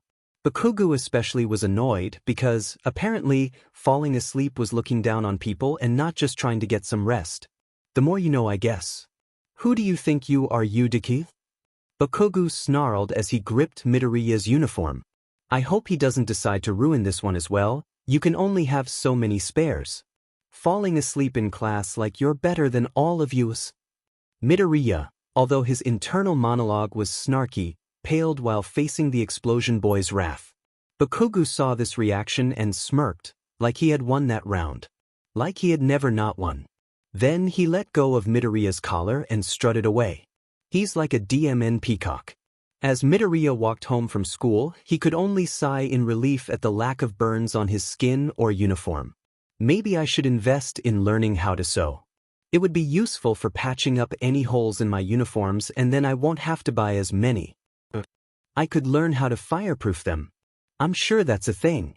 In any case, that's a project for another time. I might have figured out 20 cases last night, but I'm still behind. As Izuku got to his house, he quickly walked in and got to his room. From there, he moved on to the villain spotting forums and looked to see if there was anyone new. No one. So he kept going until his phone started ringing. Hello. This is Nizu. I was calling you to see if you wanted to go to UA during your school hours tomorrow to see the recommendation exams. Midoriya had heard about the recommendation exams, but had never thought he would be able to see them. Yeah, that would be great. But, I have a couple questions.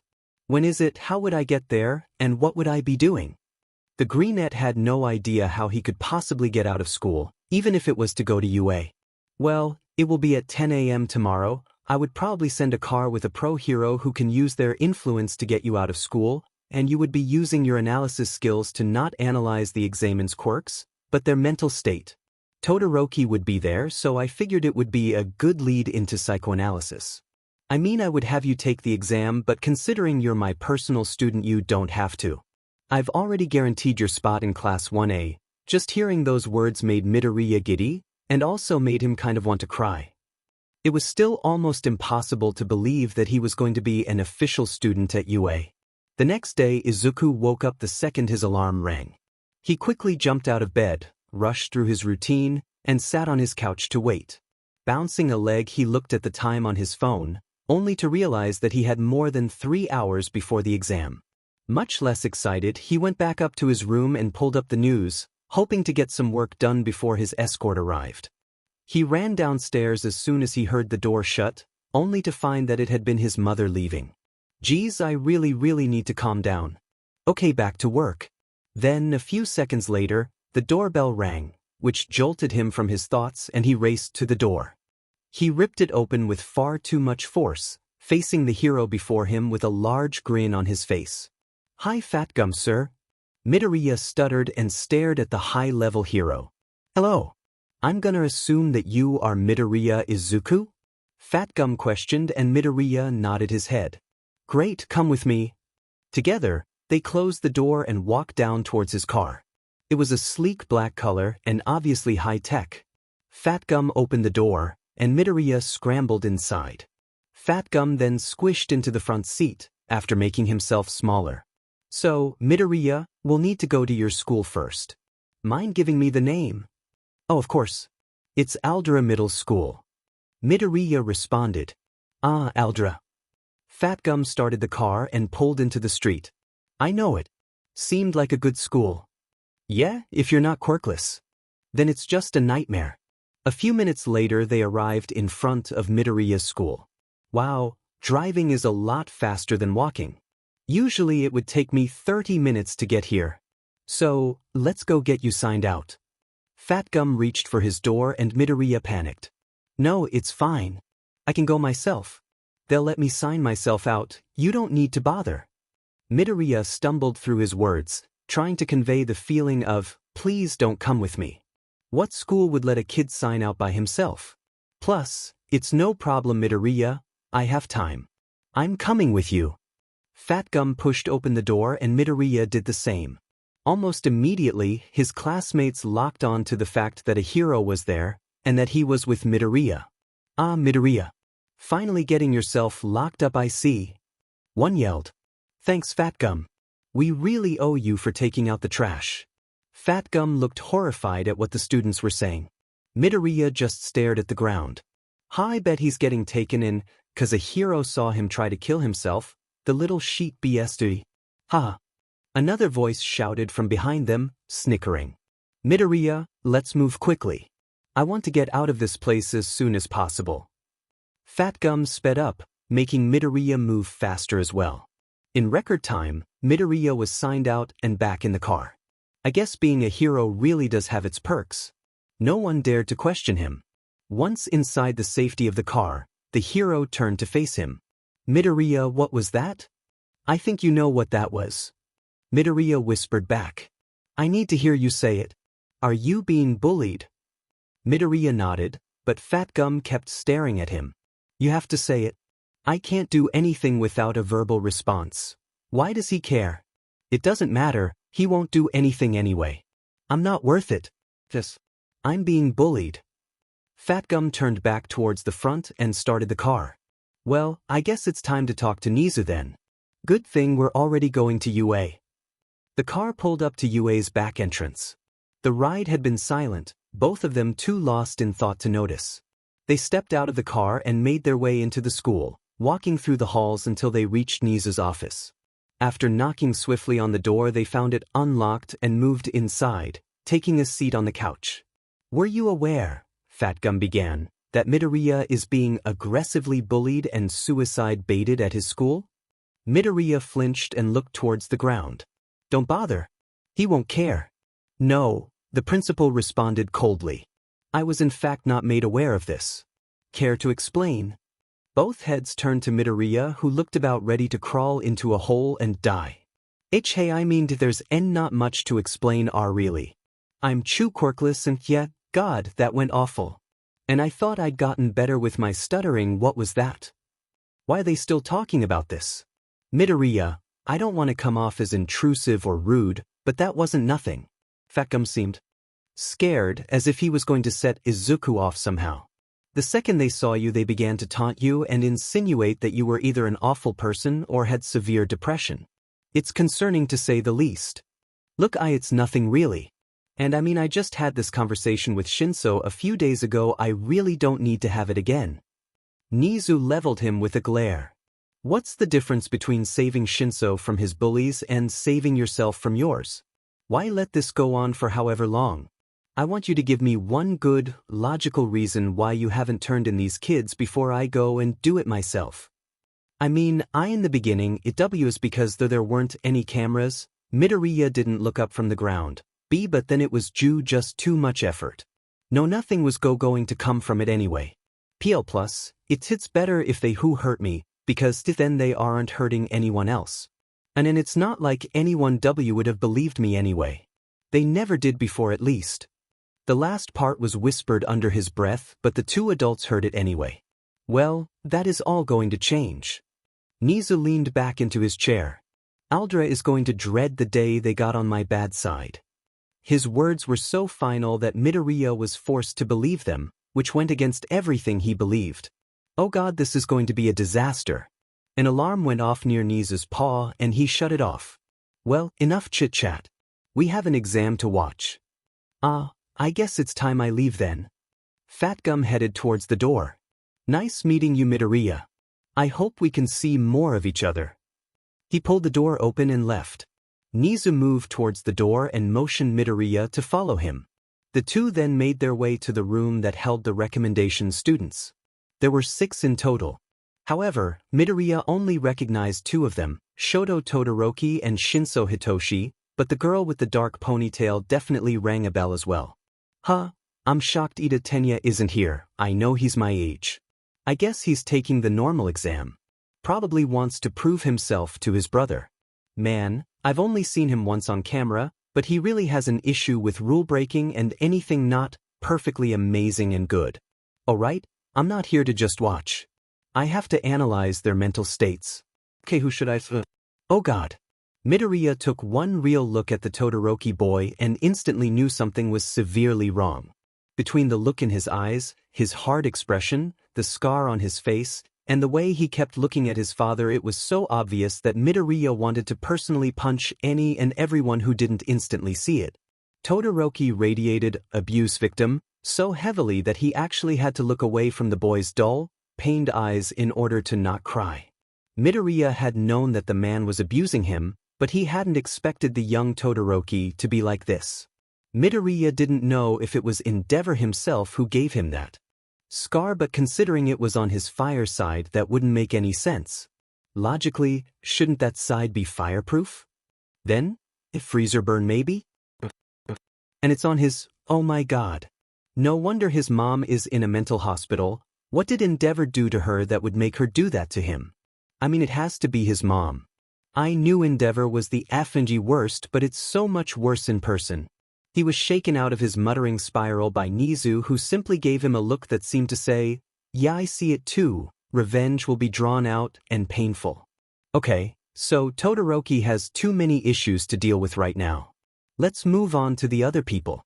After an analysis of the others in the room, he had deduced that the only other visible issues would be Ponytail Girl's clear self-confidence shortage and the tall, loud boy's attitude, which wasn't exactly an issue, but it was definitely not great for a hero to be so brash, loud, aggressive. It also seemed to either scare or annoy the others in the room. However, the tall kid also seemed to radiate a hatred of Endeavor and Todoroki. Let's go see what I can find out. But before Midoriya could get to that kid, a familiar face blocked his way. Shinso. Hi, how are you? Midoriya ran up to the middle schooler and hugged him tightly. Terrible. I haven't slept and my anxiety is through the roof. The kid's words were deadpan, but their eyes were light. Oof, Midoriya scowled. In any case, are you excited? Didn't I just tell you I'm scared out of my mind? Anyway, are you going to take the exam as well? Shinso asked, not quite believing that Midoriya wouldn't die going against the other contestants. No, I'm just doing some stuff for Nizu. Shouldn't you be doing that then? We wouldn't want you to get caught just talking to me. Don't know her, Shinso pointed over to Nizu, obviously thinking about how the rat caught him. Okay, yeah, but now he's on my side. But he won't be if you don't do your job. Midoriya huffed and nodded his agreement, giving the purplet a good luck hug before scanning the room once more. Alright, let's get this party started. First off, dude with a probably unhealthy amount of hate for Todoroki. So, what's your name? Midoriya left Shinso and creeped up on Attitude Boy. The boy whipped around and stared at him in surprise. My name is Inesa Yorashi. Who are you? Midoriya flinched away from the influx of noise coming off of the hopeful UA student. God, he's like a walking headache. Midoriya Izuku. Midoriya glanced around and was happy to see that the Todorokis were nowhere near them. So, what do you have against the Todoroki family? Inesa immediately looked annoyed. I guess it's a sore subject. Endeavor is a terrible hero. He doesn't have the passion to be a true hero. I mean, I've got to agree with the terrible hero part. Inesa looked at Midoriya in surprise, but Endeavor has plenty of passion. I mean, not for the correct things, like being a good person and not accidentally killing hundreds of people, but he has passion for being the best. So, that specific emotion isn't an issue. And besides, heroes don't need passion. A pause, and Midoriya rubbed the back of his head sheepishly. Anyway, thought I would give you a little life lesson from a fellow recommendation student. Me, a recommendation student? I mean, kinda I am, but not in this situation. Thank you for your wisdom. I have realized the error in my thinking. Inasa bowed, almost hitting his head on the floor in the process, and started to move away from Midoriya. Nope. I've got more wisdom. Can't back out now. Inasa looked slightly worried, but stayed where he was. What's your deal with Todoroki? He has Endeavor's eyes. He doesn't care about anyone other than himself. Inasa glared at the younger Todoroki. What the F dash? His eyes. There is something wrong with this guy if he judges a person based off of their eyes. Okay, I'm not gonna touch the eye thing for a few seconds. Have you ever met the guy? Inasa slowly shook his head. Oh my god, you're an idiot. For one, I'll have you know that Todoroki has lived a worse life than you will ever know. So, give him the benefit of the doubt. Second, don't judge a person you don't know. Third, let's talk about judging someone because they have the same eyes as a person you hate. Don't. He's Endeavor's son. It's not a mystery as to why he has his eyes. They're related. Don't get me wrong, being related to a flaming trash can doesn't make you a flaming trash can, but it is possible to inherit a flaming trash can's eye color. Inasa stared at Midoriya as he started ranting. He looked like he wanted to step away, but every time he started Midoriya would glare at him. So, what have we learned? Not to judge a person you don't know. Inasa mumbled. I even scared him into being quieter. If I had known that would work, I would have done it from the beginning. And I got mad enough not to be shy. It was a win-win. Goodbye. Midoriya flipped around and walked away. Now I should probably talk to Todoroki. His eyes alight on the insecure girl. Or her. Sure, why not? Hi, how are you? Midoriya again snuck up on the student and she stepped a few steps away from him. Good. Shaking her head, she stared Midoriya head-on and held out her hand. Yayorozu Momo. Midoriya shook her hand and answered, Midoriya Izuku. So, are you excited? For? Midoriya motioned around him. Oh, not really. More like nervous. But you got this far. That means you have to have the mind and ability to do well. Plus, there are always other schools. I'm sure one of them would be smart enough to accept someone like you. Someone like me? Yayorozu questioned. Someone smart and talented. Well, at least I'm more subtle this time. But now it sounds like I'm flirting. Which was not the point. But maybe it will help in the long run. I mean, don't get me wrong, she's beautiful, but she's not really my type. You know what? I'm just gonna shut up now. Anyway, I'm sure you'll do great. See you later. Midoriya walked away and found an empty area of the room. He sighed, and then pulled out his phone. The chat for Ghost who smiled back. Apparition, kids are literal demons. Dadzawa, yes they are. Apparition, why do you teach them for a living? Dadzawa, peer pressure. Salty, why are you talking about kids? Did you find a young villain? Apparition, yes, they'll send it later, but that's not why. Apparition, kids are bad at feelings and I have to fix their feelings. Apparition, which makes me want to stab something. Dadzawa, this is why I don't care enough about my students to get invested in their mental states. Apparition, but now you have a son. Apparition, you have to deal with his sheet. Apparition, also Eve seen the UA security cams and we all know you're the class dad, so shut up. Salty, he's not wrong. Dadzawa, why are you attacking me? And what do you mean you seen the UA cams? Apparition, are you really surprised? Them everywhere. Apparition is now offline. Midoriya pocketed his phone and turned to the main issue in the room. Todoroki Shoto, let's see what demons you've got locked up tight. Midoriya walked over to Todoroki, trying to startle him like he did the others, but Todoroki saw him before he could. What do you want? Todoroki spoke before Midoriya could, while staring him down, and Midoriya met his gaze head-on. You know, you should try to be better than your sad excuse for a father. Todoroki's eyes widened and surprise colored his face. Maybe start with a hello next time. Hello. What do you want? Todoroki amended. I just wanted to talk. You seem like you have a lot of baggage and I've heard that I'm a great therapist. No, I haven't, but sometimes lies are for the greater good. So, Tell me all the incriminating evidence against Endeavor. Why do you care? Todoroki asked.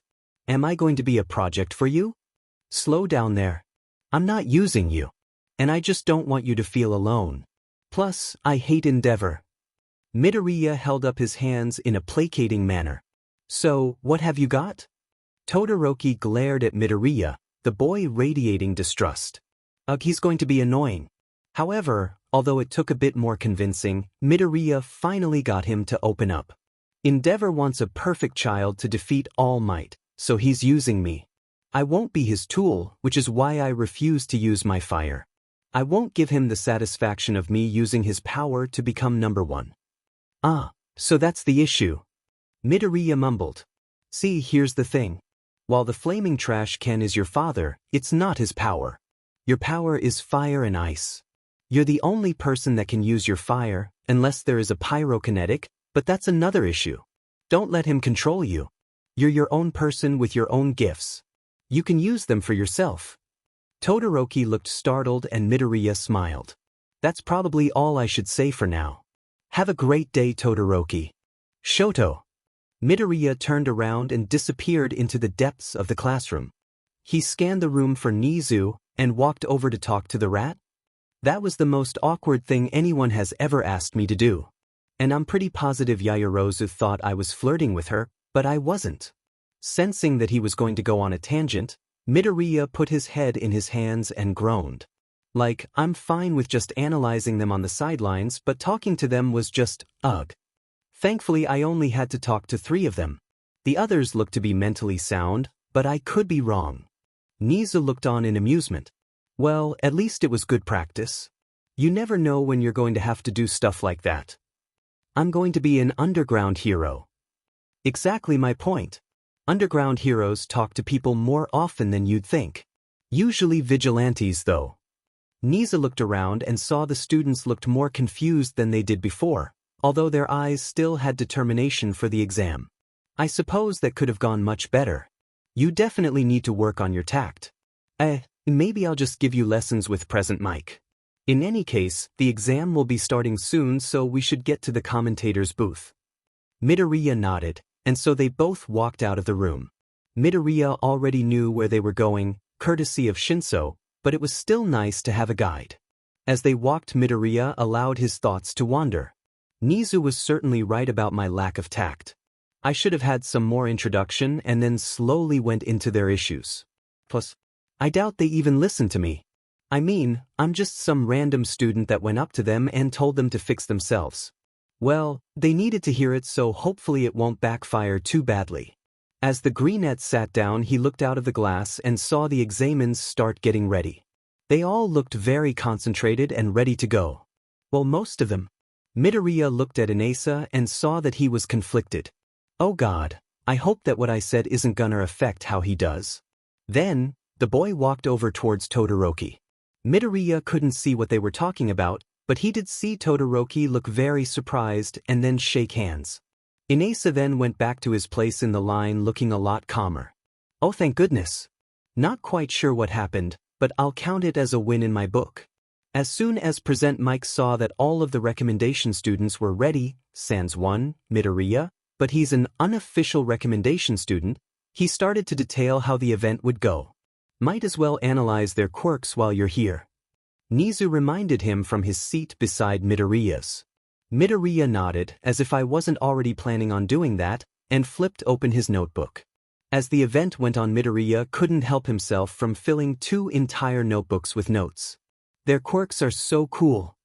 The teachers around him had all subconsciously moved to the edges of the room, his mutterfest scaring them off, but Nizu still sat and listened to every word as he speed wrote.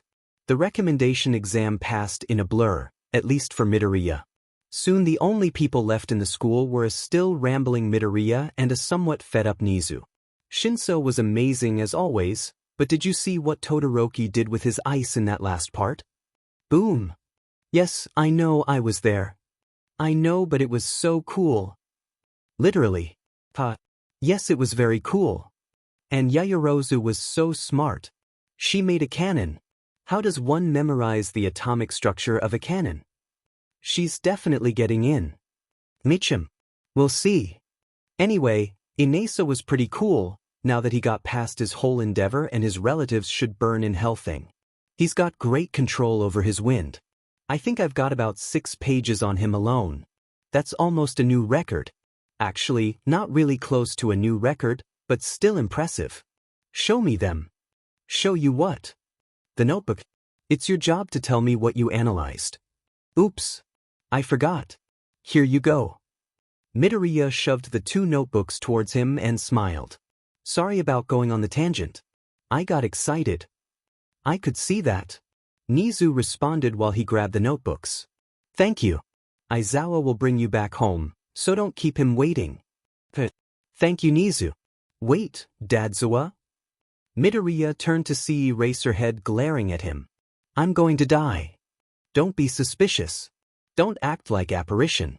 Don't sass. Do not sass. Do not aggravate Dadzawa. Don't point any clues towards me being apparition. Midoriya and Aizawa walked to Eraserhead's car, Midoriya panicking in the back and Aizawa ignoring him in the front. Midoriya repeated his inner chant as he opened the back door. He watched with fearful eyes as Aizawa opened up the front door and they both slid into their seats. Silently, Aizawa started the car and pulled into the street. I never thought that being alone with Aizawa would be this awkward. Oh, who am I kidding? Of course it was going to be. Thank you. Aizawa broke the silence with the statement. Heh. For what? Midoriya answered. What does he mean? We haven't even talked, I can't have given it away. Ogo dwadif hinoshodo eshi. For being friends with Hitoshi. Oh, I'm in the clear. Thanks to you they felt comfortable enough to come out to me and my husband. While that sentence was gay, I'm glad I helped. What did I say? Do not act sarcastic or sassy. God's social anxiety, why leave me now? You work fine around everyone else. It's just my luck that you skedaddle when it's Dadzawa. Of all people? Where is Shinso though? Hizashi is taking them out for ice cream.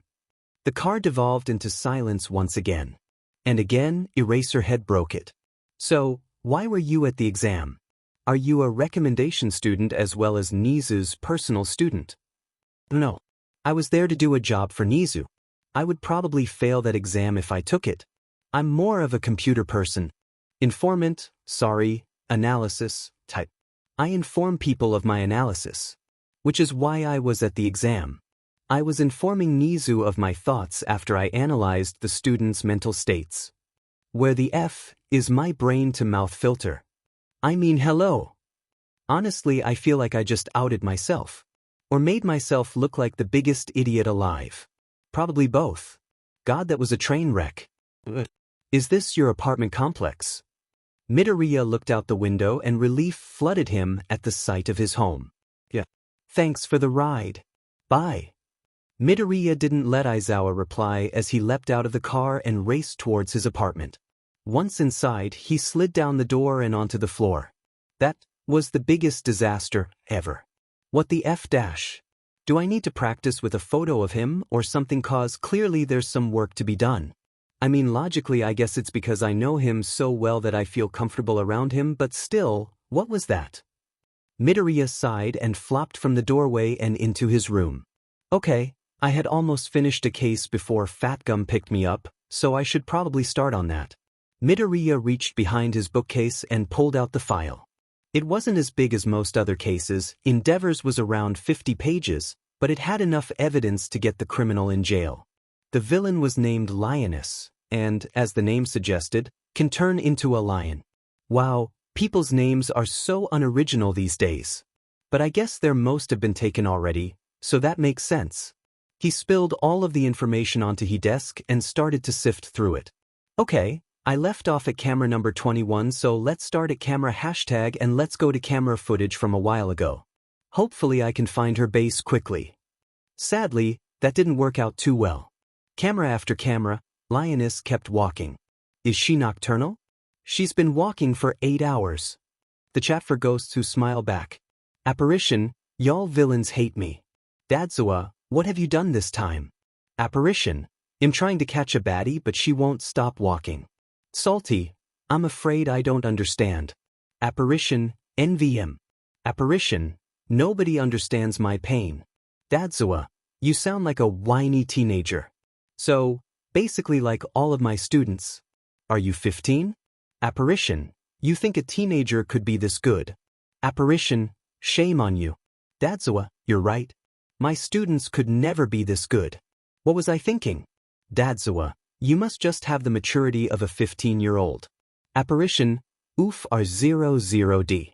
Apparition, anyway GTG baddie to catch. Apparition is now offline. 15 cameras later and Lioness finally stopped. Oh my god, finally.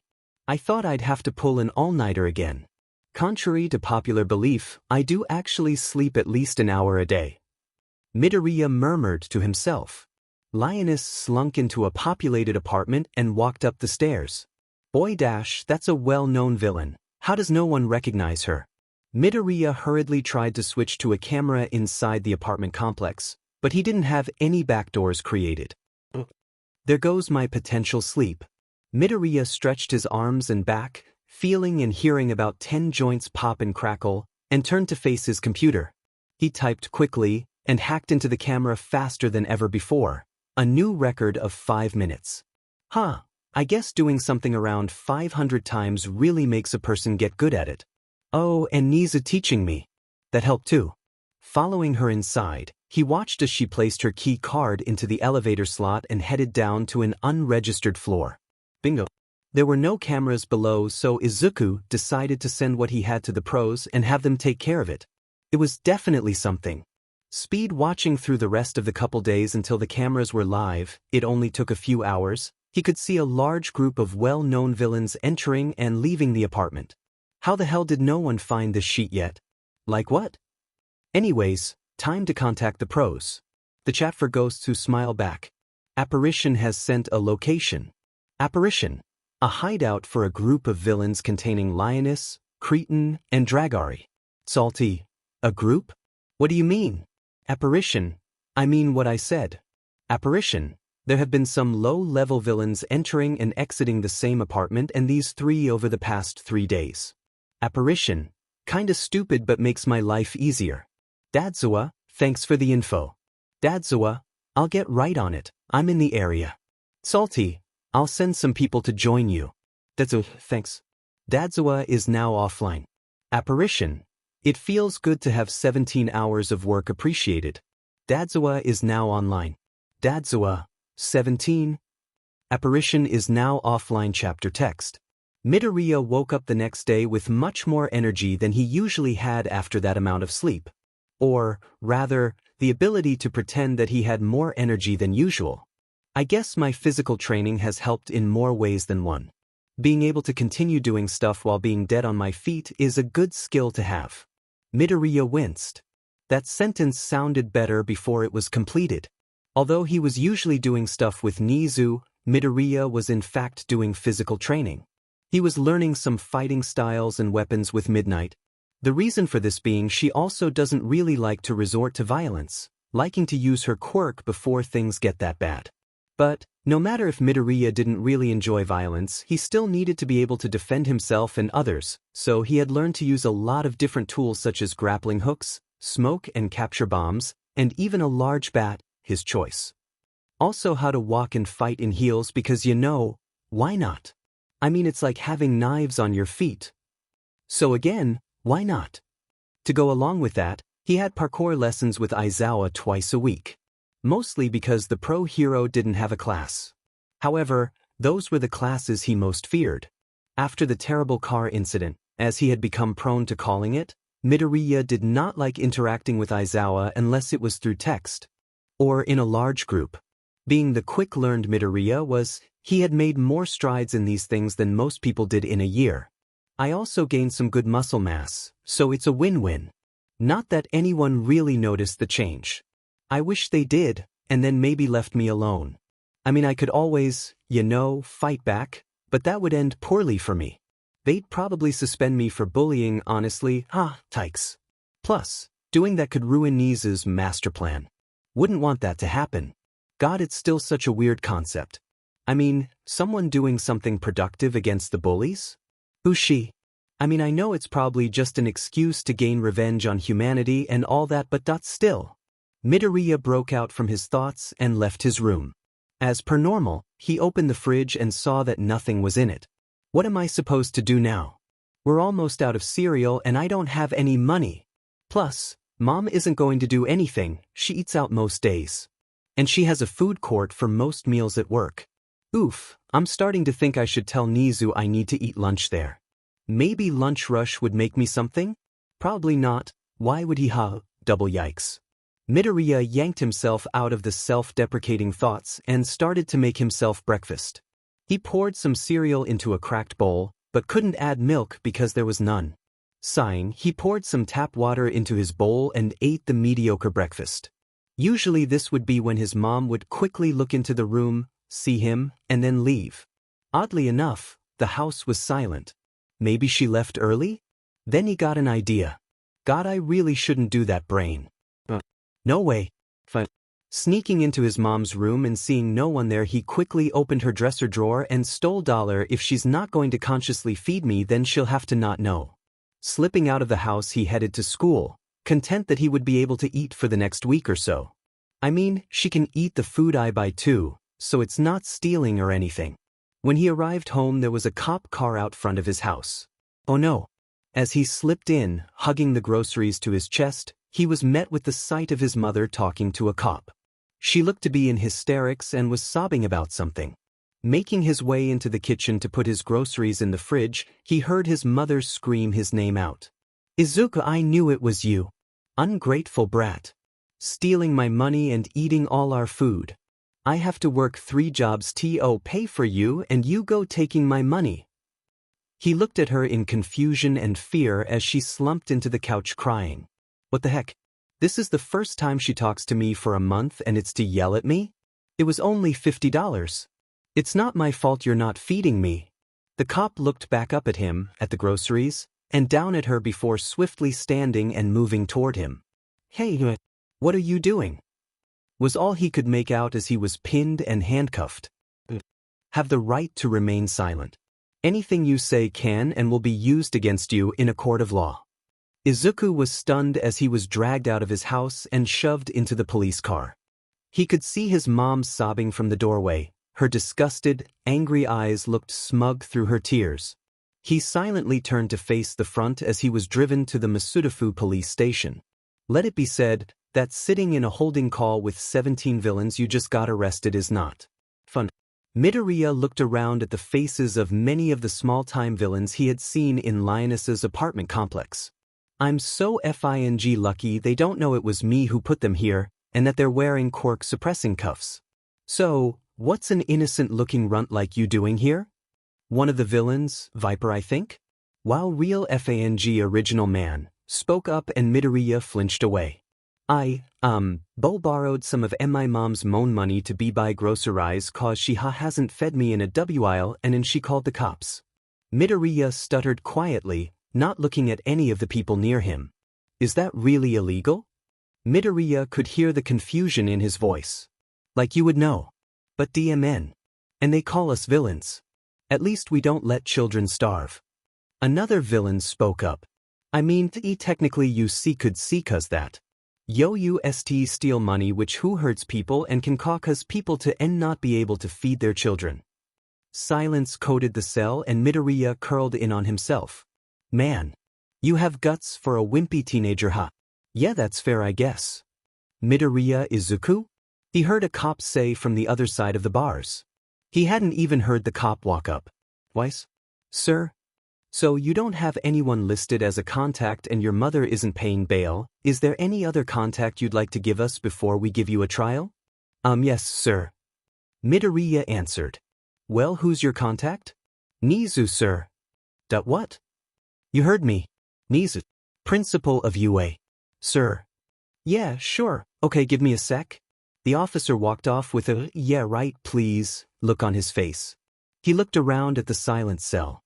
Of all the fake contacts. That's a new one. A villain laughed and Midoriya didn't reply.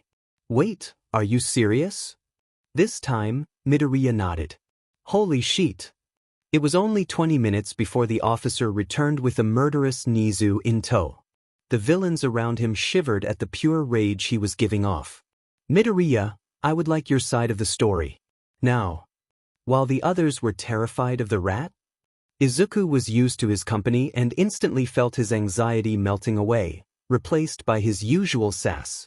Well, you see, sir, my mother decided that instead of just hating me for not having a quirk, she needs to pretend I don't exist and not buy food. Ever. So I, like a rational, responsible person, bought myself food with her money, you know, the thing it's supposed to be being used for.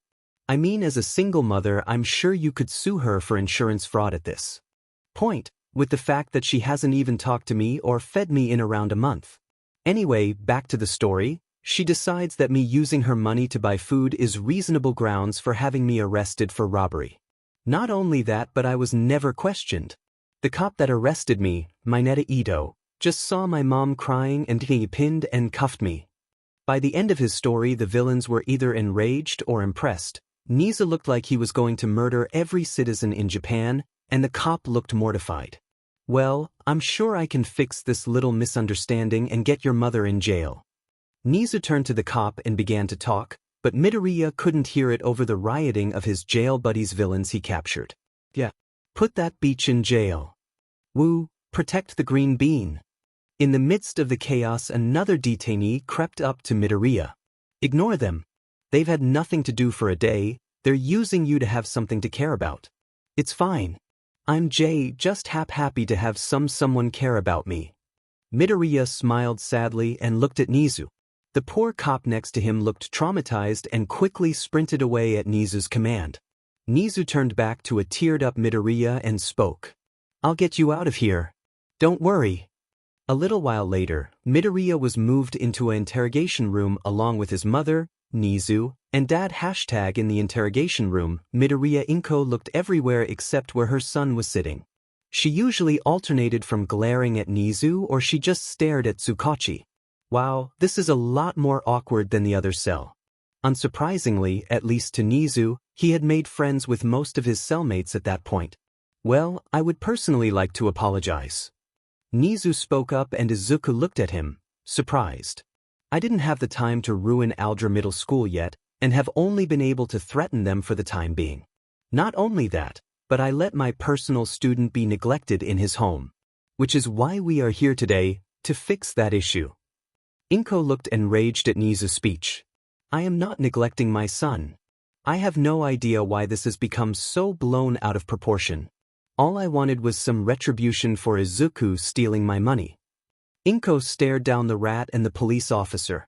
That issue has already been resolved, Ms. Midoriya. Nizu has paid bail. Tsukachi spoke for the first time. If you didn't know him you wouldn't be able to tell, but the detective was also fuming. In the background Izuku could be heard mumbling, You didn't have to do that, Nizu. Hearing this, the rat walked over to comfort his student and Dad number 2 continued to speak.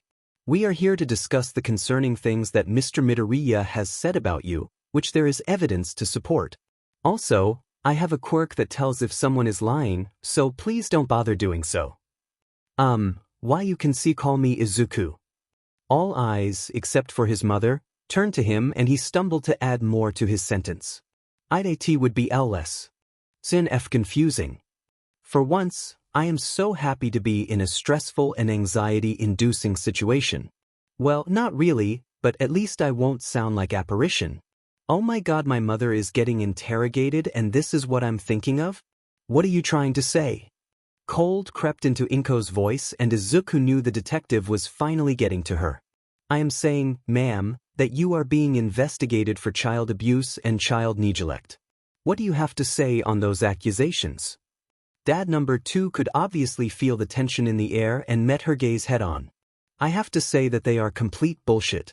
My son is a big part of my life, but, being a single mother, I'm gone often and forget things. I'm not perfect, but I have never raised a hand to my child. Midoriya retorted, and Izuku knew that all of it was accurate except the first sentence. She never once said that she forgot to get groceries, which would get her caught, and she has never hit me. She got around everything. Thankfully, Tsukachi noticed the possible lie as well, even if his quirk didn't. So, are you saying that forgetting to buy food for your son is a common occurrence?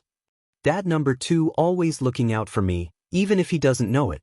That thought put a warm feeling inside the vigilante's chest. No, I'm not saying that. Please don't put words in my mouth.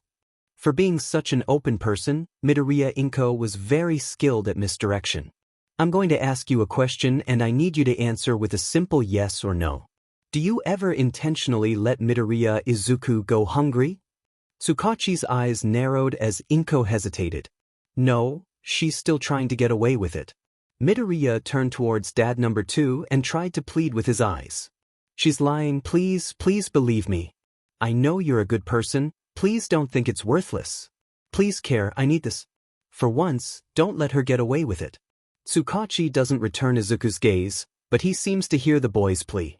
Lie. I told you, don't bother lying. I'll know. Now, let me ask it again, are you neglecting your son, Midoriya Izuku? He's still trying. He cares. Tears began to streak down Izuku's face. Things are finally starting to change, all thanks to Nizu. You don't understand. Having a quirkless son is terrible for me. All of my friends separated from me. The pity glances I get at work, I can't handle it. Inko tried to plead her case, but both Nizu and Tsukachi didn't seem to care. I wasn't about to pay hard-earned money to feed someone who destroyed my life. Midoriya, please shut up. You've said enough.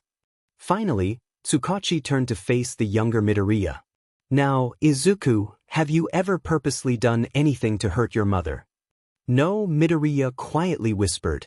Well, I don't think we need anything more today. Do you agree, detective?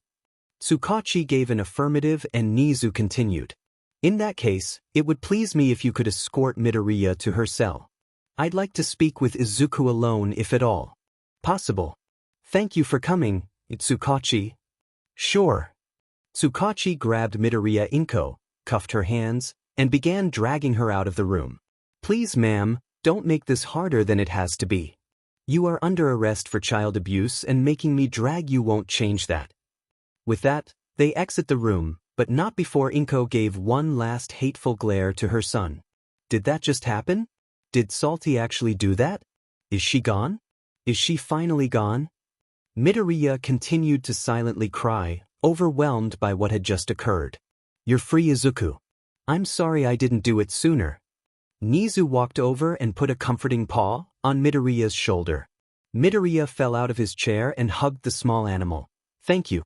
Thank you so much. Thank you.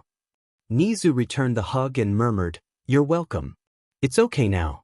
Nothing bad is going to happen to you again. Nizu slid out of the hug and turned serious. However, we do have to discuss what to do about housing. Oh, I forgot about that. Just so you know, Aizawa would probably be happy to adopt you. Oh, please no. That would be a dead giveaway and I don't know how I would get anything done, but I believe that would not be the best option. Another option is living at UA and becoming my ward. Yes, please. That would be amazing. Or is it too good to be true? Is this a trick? No, Nizu wouldn't do that to me. I trust him. I trust him. Oh my god. However, that will only be available when you are accepted into UA, so in only a few months. I can go into foster C care. Midoriya interrupted Nizu. It would be the best option. It's that way and no one has to go out of their way for a W. It's fine with me. Plus, in infiltrating the system could help me find some good villains. Nizu laughed at the last part, surprising Midoriya. I suppose you are correct. Well, if that is what you want, then I'll get that taken care of. Thank you, Nizu, for everything. Midoriya muttered. Anything for my favorite student. Plus, I couldn't possibly give you an excuse not to finish the homework I assigned. And you have to get 2 villains today, correct? Well, technically 1 villain. You did just put 1 in jail. I mean it, Nizu. Thank you for everything. Thank you for believing in me, even though I'm quirkless. Thank you for not turning me in. Thank you. As Midoriya and Nizu walked out of the police station, another thought occurred to the boy. It's strange. It doesn't feel weird to me that my mother's gone. Maybe I took calling all the adults in my life, Dad, a little too seriously. Worth it. The next couple weeks were a messy blur. Between his mother's case, foster papers, finding a new school, because there is no way I'm going back and the school is shutting down soon anyway, and his vigilante work, Izuku was running around like a headless chicken. Having no processing time certainly didn't help his mental state either. By his third early morning breakdown he had had enough and finally decided to step back. Okay, maybe I should try meditation? Hypnosis? I dunno, something relaxing. Maybe I'll ask Nizu. Oh yeah, there's that, I'm living with Nizu. I mean, who knew that when your mom was finally in the process of being arrested for years of obvious trauma and neglect, and the people putting her in jail are your father figure and teacher, would cause you to move in with someone who actually cares about you. Haha, who knee? I mean, to be fair, it's only until I get a foster home, but still. And then there's the fact that Aldra is being slowly but surely torn apart. I guess I'm just not used to anyone trying to even pretend to care or help. I mean, it's the whole reason I went vigilante in the first place. The fact that Tsukachi is actually trying to help someone like me makes me wonder if it would be okay to reveal myself. I mean, I want to thank him so badly, but I'm scared. What if this is all an act like those beach boys at Aldera who used to pretend to be my friends and then ditch me? Or maybe it's 'cause he and Dadzawa are on to me and want me to confess? Or maybe he's doing it for his reputation? Or maybe he wants me to owe him so that he gets all the credit for my work in the future? Or maybe... Izuku was interrupted from his spiraling panic by a knock on his door. Hey Izuku? I'm making tea, would you like some? Sure Dad, I mean Nizu. Didn't mean that. Okay then. I'm just going to go make tea. Midoriya crab-crawled off of his bed head first and out of his room and down the hall. He quickly entered the kitchen and Nizu whipped around. At this angle, the rat was only a tiny bit taller than his ward. Midoriya? Nizu asked, a concerned look on his face. Scuttle, scuttle beach. Midoriya flipped upwards and walked to grab the kettle that had just started to whistle. Here, let me help you with that. He shuffled over and poured the boiling water into the china cups. Taking a seat on Nizu's normal-sized, tiny couch, I'm short, okay, I get it, shut up. He began to pleasantly chat with Nizu. They were interrupted by the rat's phone ringing. Ah, hello, Tsukachi, Nizu greeted. Good of you to call. I have another case for you. Midoriya could almost feel the groan that came from the detective, even if he couldn't actually hear it. Yes, that does mean more paperwork. But don't worry, it will be right up your alley. We shall be taking down a quirk discriminatory school. Midoriya almost choked on his tea and looked towards the rat. Man, I forgot about that. I honestly still can't believe that he's actually doing something about it. Nizu, although hearing Midoriya's intake of breath, continued on as if nothing was happening. It is called Aldra Middle School. A pause.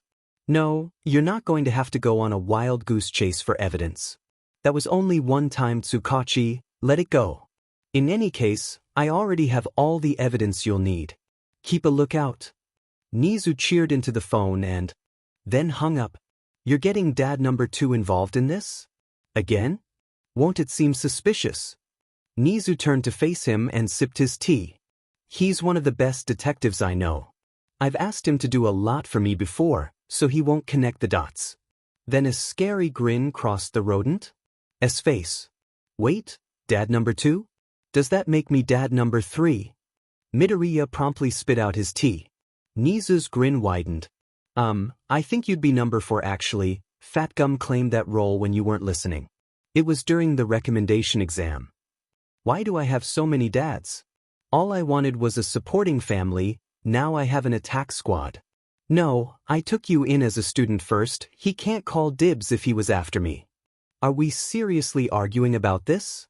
But he brought Aldra to your attention and stood up for me. Oh, now that I think about it, you might be number 5. Present Mike is married to Dadzawa after all. I put your mother in jail. Technically that was Dad number 2. I took you on as a student and you are currently living in my home. You got me there. Fine, you'll be Dad number 4, because Dadzawa, Salty, and Past Mike have to be before you, but Fat Gum will be placed after you. Why are you called Present Mike Past Mike? Midoriya snickered and didn't answer. I'll figure it out. Anyway, why is he before me? The beauty of marriage. But he hasn't even done anything for you? Dadzawa has done enough for both of them and they're taking care of Shinso. Anyway, thanks for the tea. With that, Midoriya skipped out of the room and headed to his computer. Time to do vigilante work. Midoriya cracked his back and looked to see what the time was. The bright alarm clock flashed 3:21 and Midoriya flopped onto his bed. Why does it always take so much time to do vigilante work? I'm thirsty, I'ma go get a drink of water. Okay, get up. Let's go. Midoriya rolled out of the bed and hit the floor as softly as one can when falling off of a bed. Then he shuffled to the door and exited his room. While doing this, a crash sounded from the living room. What the F dash? Is Nizu still awake? Rolling his blanket around himself into a cocoon, he tossed himself onto the railing and flew down the stairs before flying 3 feet into an armchair. Wow, I would never have been able to do that before I started training at UA. He opened his eyes to see a man, is that Groot, standing in his living room.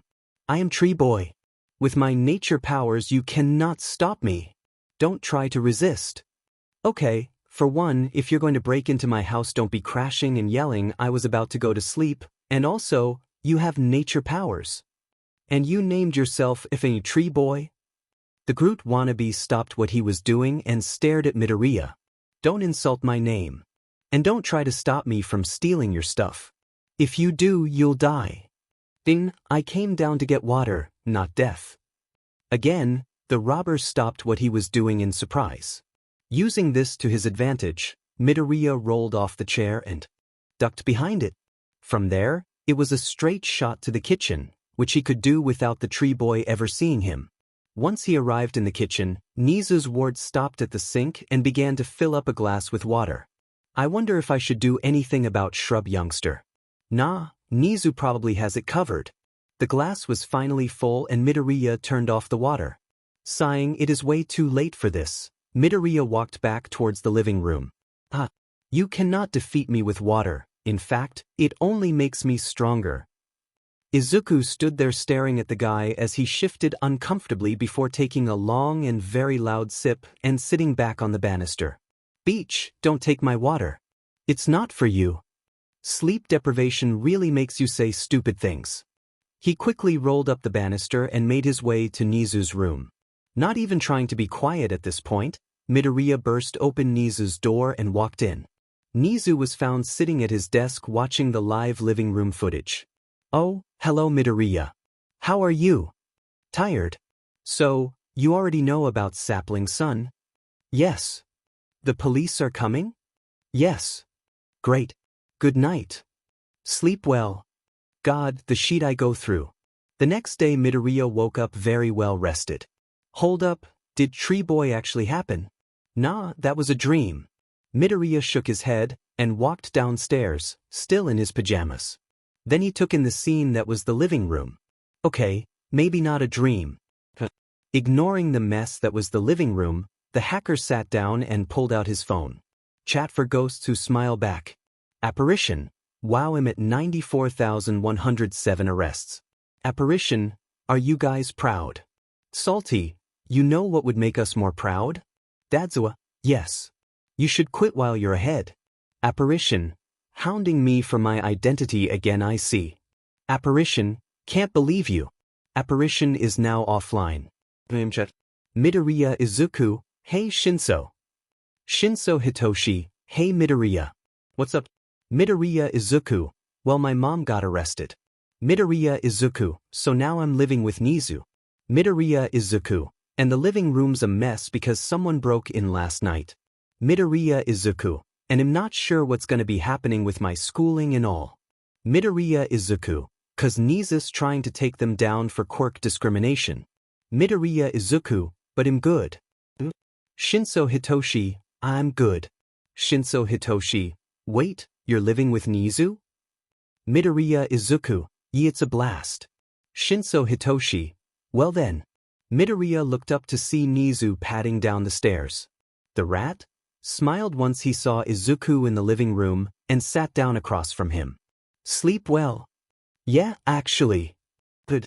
So, we need to figure out what you're going to be doing now that Aldra is going down and your mother is in jail. Midoriya sighed. Yeah, that's true. Thanks for letting me stay with you for now. But for schooling, he shrugged. Well, I am already technically fostering you. And if you would feel more comfortable, we can always find an online school for the next 3-ish months. Until Yue? Are you serious? Izuku looked like he was about to cry. You'd actually invite me into your home for the next 3 months? Of course, I've already claimed my title as Dad number 4 after all, and you deserve to be cared for. I'd be happy to be your guardian for now. To the shock of both of them, tears actually did start to fall from Izuku's eyes. Suddenly, all of the pent-up emotion from the past weeks flooded the gates and burst out. Why are you being so nice? Why are you saving me again and again? Why are you wasting your time on me? Why do you care? I don't get it. Because you're a hero. You are the definition of a true hero. You save people anonymously because you care even though you don't get anything in return. When others need you, even the students of UA who were crying in closets, you step in and save them. Everyone deserves to have that. You're a great kid, Izuku. Nizu placed his paw on Midoriya's head as the tears streamed down his face and ruffled his poofy hair. So is that a yes? Yes, that sounds like a dream come true, Nizu. Honestly, just call me Dad number 4 at this point, we all want it. Okay. I won't lie to you, I still don't understand why so many people suddenly want to help, but thank you. It's my pleasure. Now, I've already gotten links to 5 online school options. I'll email them to you and you can pick which ones you prefer. However, even with this new learning environment, your personal classes with me will not stop. Nizu smiled and Midoriya remembered why people are so scared of him. Of course, I understood. A knock interrupted Midoriya. Both the rat and the human blinked and looked at each other. Are you expecting anyone? No. You. Not that I know of. I'll go see who it is. Midoriya silently meandered to the front door and opened it. Shinso? Sup? Can I come in? The purple-haired friend stood outside and Midoriya widened the gap to let them inside. How did you find me? Shinso took off their shoes and closed the door behind them. I asked Aizawa where Nizu lived. He looked at me like I was insane, but told me. So now I'm here. But why are you here? Midoriya led Shinso to the living room that was now empty, but still a mess. Your mom just got arrested and now you're living with Nizu. I came to see how my best friend was doing. Shinso had a concerned look in their eyes, but Midoriya lost sight of it when they turned around. Also, what happened here? Oh, Tree Boy, or something stupid about a shrub and a kid, trashed it when trying to steal stuff. He got arrested real quick and I got a glass of water. Midoriya plopped on the couch and patted the spot next to him. Shinso tried to navigate the chaos without stepping on anything, and overall he succeeded. The purplet then sat next to their friend and asked their question again. Not exactly sure what water has to do with that, but again, not what I came here for. How are you, Izuku? Midoriya remembers. Tsukachi dragging his mom away, Nizu taking him in, Fat Gum bringing up Aldra to Nizu, Aizawa driving him home and answers, I'm great. Well, good, because I brought Uno. I thought that would be a great way to ruin our friendship. Oh, what's that? I've never played. Shinso looked at him like he'd killed their cat in front of them. Are you shitting in my soup right now? There's no way you've never played Uno. Well, to be fair, I haven't had friends or parents in my life since I was 4. Oof, that's rough, buddy. Anyway, Uno time. A deck of cards appeared from out of nowhere in Shinso's hand. They started to shuffle them and Midoriya looked on. Sounds fun, but I still don't know how to play. Shinso paused and turned to face Midoriya. Okay, so basically you can put down either a card of the same number or the same color. There are special cards, but those are pretty self-explanatory. The goal is to get rid of all of your cards. If you can't put down a card, then you take from the deck until you get one you can use. Makes sense? Yeah, that's easy enough, shouldn't be too bad. Shinso grinned. That's what you think now, but just wait. Midoriya became concerned and Shinso went back to shuffling. What the F dash? Midoriya threw his cards down on the draw pile as Shinso won for the 4th time. Language. His friend deadpanned and Midoriya glared at them. This is the 4th time you have won, and during it you made me draw 26 cards. I think I can curse this once. Midoriya flopped onto the ground and groaned. Shinso smirked and began to shuffle the cards again. At least it hasn't lasted an hour yet. Midoriya stared at Shinso and then laid back down with a loud thump. While all of this was going on, Nizu meandered in the room. Oh no. Such a fun game. Mind if I join? Nizu asked. Both Shinso and Midoriya freezed. Nope. No way. I'm not letting a strategic mastermind play Uno with me. My ego can only take so much. Midoriya stated from the ground. Fair enough. I'll make tea then. Would you like some Shinso? Shinso nodded and continued to shuffle. Nizu left the room and Shinso spoke up. Mito, you just talked back to a literal god of chaos. How did you do that? Shinso asked, really wanting to know. Spite and sleep deprivation. It also helped that Nizu wants to be called Dad Number 4, so he's not that scary anymore. Dad Number 4? Shinso started to deal the cards while they watched Izuku with confusion. Yeah. There's Dad Number 1, also known as Dadzawa. Dad Number 2 is Tsukachi, or Salty. Dad Number 3 is Past Mike through Dadzawa. Dad Number 4 is Nizu, and Dad Number 5 is Fatgum, Dadgum, Dadgum. I've got a lot of dads. I can see that. The purple-haired insomniac finished dealing the cards and motioned for Midoriya to pick them up. Since I won, I'll start. If you win again, I'm done. Well, now I don't know if I should intentionally sabotage myself or not. Shinso played their card and the game began. I call bullshit. It cannot be possible to win 7 times in a row. Midoriya screamed while Shinso laughed. Ha, I am the Uno god. Midoriya screamed like an enraged goose and launched himself at his friend. Shinso barely managed to avoid the small green ball and began to run. Midoriya followed, still screeching. Shinso, who had not seen Midoriya in many months, had not realized how fast the anxiety bean had gotten and was soon tackled to the ground. They then could not get back up, seeing that they were laughing too hard to breath. Midoriya, how did you not even make that noise? Shinso questioned. Actually, never mind. The smaller you get, the higher your pitch. The middle schoolers' laughter doubled at their own joke. Midoriya, on the other hand, was nonplussed. Shinso had no time before the smaller boy picked him up and threw them over his shoulder. It would have been more intimidating if the taller kid's fingers hadn't almost touched the ground. I invite you to my house dash. It's not your house and you didn't invite me, Shinso interrupted, not helping mollify Midoriya. Beating me at Uno every single round wasn't enough for you, huh?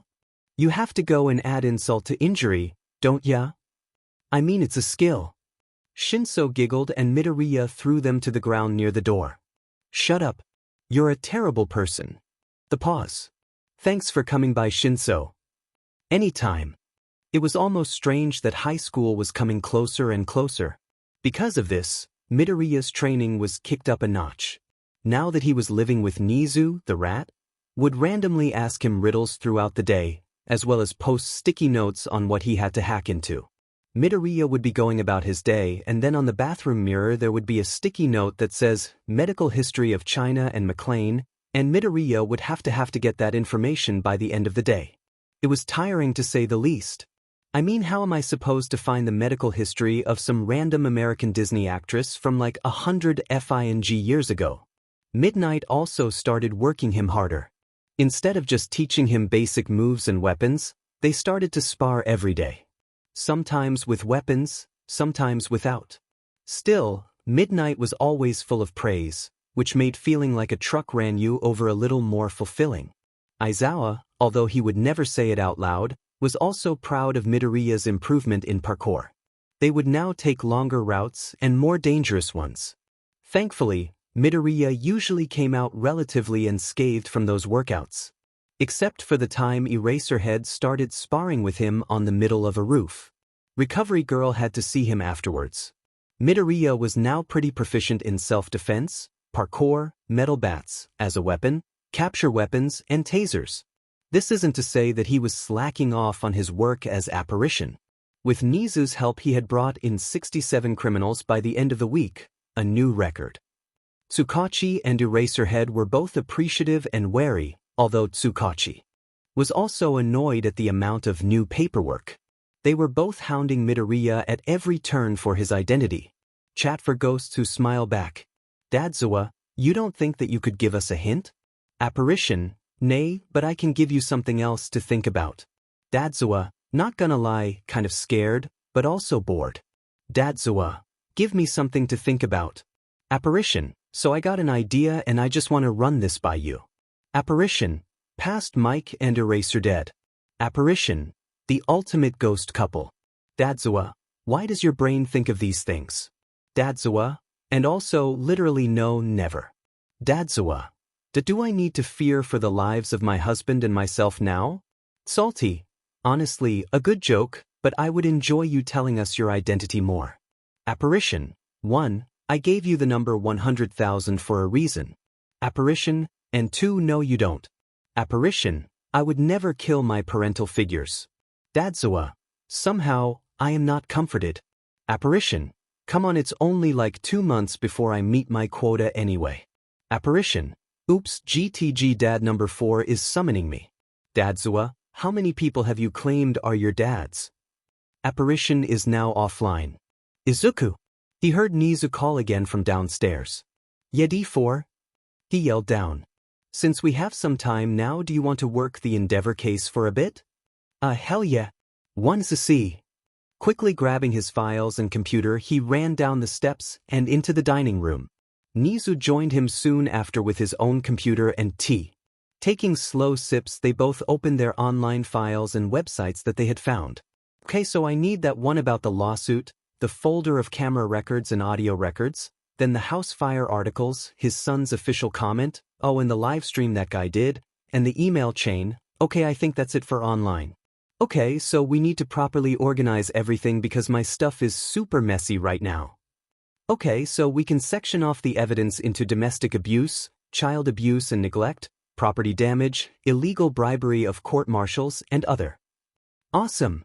It took them 20 minutes of sorting and collecting files, but they finally managed to gather everything into some attempt at order.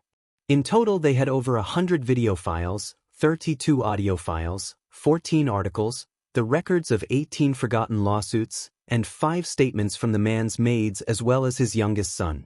Not to mention a string of emails and transactions that could, on its own, land the man in jail for years for different counts of bribery and threats. Sadly, they couldn't get the oldest son to talk and didn't want to bother Todoroki Ray. God, Endicor really is the worst. It's like he wants to be arrested. Okay, Izuku. Today's mini lesson: if you do something illegal, hide it better than this idiot. You'd think it was obvious, but apparently not, so there you go. By the end of Nizu's little rant, Izuku was dying of laughter. Nizu patted him on the back. Well, get your phone out. You need to give all of this to Tsukachi and Aizawa. Midoriya nodded. The chat for ghosts who smile back. Apparition, 7 Zaya 8. SJ3HS. Apparition, here you go. Dadzawa, am I going to have to get out of my bed for this? Apparition, nah, this is just for Salty. Salty, before I look at that, I have a quick question. Salty, do you think that I am the only person capable of handling any legal matters arrests? Salty, 'cause I have to deal with at least 2 arrests a day plus paperwork plus PR and stuff because you send me this kind of stuff every day. Apparition, it's incriminating evidence against Endicor. Apparition, should be enough to get him in jail for Real. Salty, I'll get right on it. Dadzawa, wow. Apparition, that's a lot of work. Apparition, it took me like 3 months to do that. Dadzawa, I'm impressed. Apparition, squeal. Dadzawa is offline. Salty, this is gonna help a lot of people. Salty, I'm going to start filing all of the evidence right away. Salty, thanks. Salty is now offline. Apparition, blushing up parents that care. Apparition is now offline. Chapter text. 2 months later. Nizu, come to the school please. Meet me in class 1A. Midoriya, Izuku, why? Nizu, Shinso's there and we need to talk. Midoriya, Izuku, KB there in 5. Nizu is now offline. Midoriya Izuku is now offline. Huh, Shinso's there. Wonder why. Midoriya peeled his face off of the desk and dragged himself towards his closet. Slowly, he shoved clothes on without regard to fashion and stumbled to the exit. Walking the short distance to the school, he finally checked the time on his phone. He woke me up at 7:30? Aren't classes in UA starting now? Why would he want me there? Entering the building, he couldn't help but feel out of place. Not only was it his second time in the school during class hours, and he hadn't been in any school since he begun to learn online, which for some reason had ended 2 days ago, but he was wearing his pink cornbread sweater, orange shorts and green knife stilettos. He sharpened the heels. To be fair, they were the first things I saw and I didn't read what the sweater said. I really hope that no one sees me. After having to duck and run to avoid students for around 15 times, Midoriya found himself hiding in a storage closet. This is the closet that everyone cries in. Wait, that means I can access the vents from here. Midoriya looked around the dark closet and, sure enough, he can make out the vent opening. Finally, some good luck. Midoriya whipped out his pocket knife that he had equipped with a screwdriver and started to unscrew the nails holding the cover in place. Putting months of experience to work, he made quick work of it. I thought window locks were bad. They've kept me out of a lot of places, but vent covers are also pretty annoying. There are just so many of them. Slipping into the vent, it only took him a couple of minutes before he was looking down at the top of Shinso's head. Nizu must have seated them there on purpose. Sensei? Who's in the vents? Has headphone jacks for ears. That's awesome. Wait, why is she here? I thought Eraserhead had expelled his class? Oh, wait, are they the new kids? Nizu planned this. He's going to make me join the class, isn't he? Fuck. Yeah, I was just about to ask that. OMG, he has so many arms. I bet he gives great hugs. All eyes were on Izuku as he unscrewed the vent and dropped onto Shinso's desk. His friend didn't even look startled to see him, but they were the only one. Hi. Sorry for dropping in. OMG, I just made a pun. I didn't even mean to. Nizu sent me here. I think I'm supposed to join this class. He watched as Aizawa slammed his head through the podium.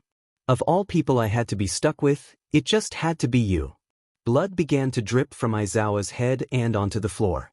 Snark wormed its way past anxiety and Midoriya plopped into Shinso's lap. I'm like a pixie stick, I'm sweet and I'll get you high yet everyone hates me. Midoriya commented while staring Aizawa in the eye. I don't hate you. Shinso commented, taking this a lot better than everyone else in the room.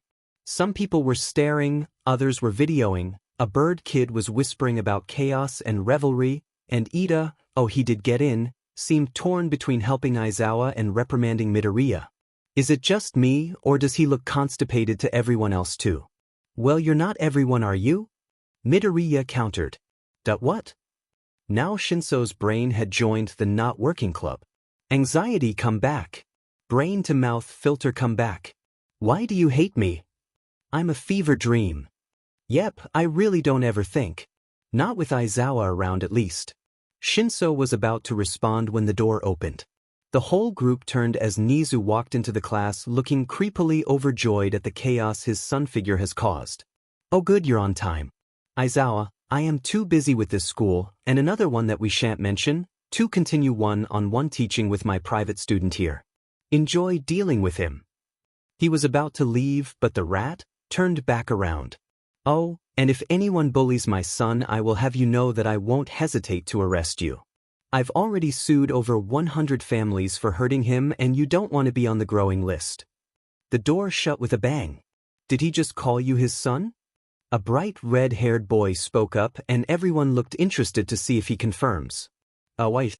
But he's only fostering me for the moment. Great, now my anxiety comes back. I hate my brain. Aizawa's sigh brought Midoriya's and everyone else's attention to him. Well, now that that's over, meet me outside wearing your gym clothes. He moved towards the door but paused. And Midoriya, Aizawa's gaze burned into the boy and Midoriya gulped. I expect you to follow the dress code this time. Sir, yes sir. Although for the record, I didn't know I was going to be in school today either so. Aizawa sighed louder. Just not leave the locks on the bathroom. Stalls please? Oh no, I have no problem with those. And I'm still forgetting to not sass Dadzawa. Do not be suspicious. Right? With another sigh Aizawa left, leaving a very confused group behind him. Soon the entire class was gathered on the pitch. It was then that Izuku remembered what shoes he was in. Oh my god, what are thus? Lightning Boy is cultured. These. Actually, her heels that Miss Midnight G gave me. The heels are canivas. Yellow Boy and Pink Girl were both openly gaping at him. Attention everyone.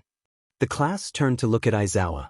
Okay, I know Midoriya has the entertainment level of crack cane, but it'll be easier on my mental health if everyone ignores him. I'm begging here. That brought some concerned looks and snickers from the group. Yes sir. I will do everything in my power to ignore him. Maida, I'm hurt. And who are you trying to karate chop? I'll try, but he's very hard to ignore. Shinso deadpanned and Aizawa sighed. Wait Mr. Aizawa, aren't we going to orientation? Oh, she has toe beans on her fingers. I love her already. Hopefully she doesn't decide to beat me to a pulp for no logical reason. I'm so lucky Nizu blacklisted Kaken from UA. Maybe I can finally lose that FNG nickname. I mean, it's not even clever. Deku. Seriously, if you're trying to call me useless and worthless or whatever, then at least get creative. For example, you're like the dull end of a knife, pointless and useless. Original, unique, stress-inducing, you remember it, everything you want when you're attempting to drive your childhood friend to suicide. Midoriya, were you listening to a word I just said? Aizawa sighed. Oh shit, I was mumbling, wasn't I? Yep, those are you were mumbling looks. I can't lie to you and you can't expel me, so by that logic my answer is no, I did not. I've stopped trying to stop myself at this point. Go, apparition in me, be free. If I get arrested, it's your fault. I liked you better when you were a walking anxiety attack. Yaoyorozu, you go first, use your quirk and natural strength however you want to throw the ball as far as you can. Just don't leave the circle. Aizawa said, looking like he needed a break and a drink. The class watched as she walked up to the pitch before turning from the class and unzipping her shirt. Holy shit, this got PG-13 real fast. Hiding herself by holding out the sides of her jacket, she proceeded to make an entire cannon, load in the ball while ignoring the freaking out of her classmates, and launch it 1,492.53 meters. Damn, I knew she was great, but like, wow. I somehow totally forgot about the cannon, not gonna lie. Holy shit. Bro, that's so manly. That's awesome, you're so strong. Wow. Thankfully, Aizawa was able to quiet the class. The next events all went by in a similar fashion. Izuku, for his lack of quirk, was doing surprisingly well. Gotta remind myself to thank Nizu later for all of those but worse and with more chance of death, classes. He had managed to stay in the upper middle of the group the entire time, even with 3-inch heels on. I mean, I have been training with the teachers here for like half a year, but yeah, it's still dope. He managed to earn himself 7th place. Midoriya, how did you beat me? I mean, you are wearing FING heels. At some point Shinso had walked up to the green-haired boy. I did. Sure enough, Shinso was in 10th and Midoriya beat them by 3 spots. Huh, probably a mix of being taught by more heroes than just 2 and manic energy. That's a mood. Anyway, now that Dad's excuse to torture students is over, I think it's lunchtime. Shinso began to follow the group and walk away, but Midoriya stopped them. Wait, Dad? Does that make us siblings? At this point, the short boy had made sure to lower his voice so as to not let anyone overhear. I mean, if he ever figures out who you are, then yeah. Shinso had also lowered their voice even though Aizawa was not anywhere near the two. Did Dadzawa put you up to this? Trying to get me to confess my identity. Not gonna happen. Midoriya whipped his hair, didn't really work, not enough hair, and sashayed away. The heels really added to it. Lunch, lunch, lunch, lunch. A girl with pink skin and the cultured Pikachu boy chanted while they skipped arm in arm. Ida looked like he was about to have an aneurysm. The poor boy. But, to be fair, I kinda expected more from the future of heroes too. Wow, imagine being that skilled at making friends. Shinso groaned while he used the diversion to sneak into the cafeteria unnoticed. I know, right? Grabbing a bowl of katsudon and waiting for Shinso, he quickly surveyed the room. Not finding a spot where he felt comfortable sitting, can you blame me? Have you heard my school history? He grabbed Shinso and helped the two of them slip out of the school and onto a patch of land where a few groups of third years were eating. Hey Izu, can I call you that? Seems better than your beach mom's name. Yes, sure, what should I call you? Are you sticking with your given name? I don't know, I don't care about the whole name thing too much. It's Hitoshi. Okay, you got it, Hito-chan. Oh ho ho, that is not happening. No FING way. Nua. Nada. No. Too late, I already love it. Their chatting and wandering was interrupted by Izuku hearing his name. Hey, Midoriya. Over here. Remember us? Oh, it's Tintin and his squad from Class 2A. Or I guess they're 3 and out, that's kinda weird. Hey guys. Grabbing Shinso's arm in his free hand, he led them over to the group of 3. This is my friend Shinso Hitoshi. Hito-chan, this is Mirio, Titamaki, and Nijire. They're my friends from Silas 3A. Dude, you know the coolest people. Hi, I'm Shinso. The purplet introduced themselves to the older students. Huh, usually Hito-chan would be more guarded when meeting new people. I guess that since they're my friends they trust them. The 3 third years smiled. Well, 2 of them did, one of them was trying to become a rock. Greetings went back and forth for a bit before the 2 groups broke off again. Hey Hito-chan, wanna eat in that tree? You know what? Sure. Why not? Making their way up into the tree, Shinso found a good branch. Midoriya then passed up both trays and joined them on a nearby branch, just a bit higher. They ate calmly, chatting a bit in between bites, until Midoriya caught sight of something in the tree across from them. Hey, is it just me or is that bird like human-sized? Shinso squinted at the tree before reeling back. No, not you, that's a huge bird. Wait, oh my gods, is that Tokoyami? Who? Tokoyami, from our class, they're super chill and kinda androgynous. I don't remember seeing them in the boys' locker room, so I'd go with they-them pronouns until otherwise stated. Let's go say hi. Yeah, okay, I'm done with lunch anyway. Using the same technique they had used to get up, they made their way down and crossed the lawn. Sparing a wave at the trio from earlier, they looked up Tokoyami's tree. Hey, could we join YU? The bird kid looked confused but nodded nonetheless.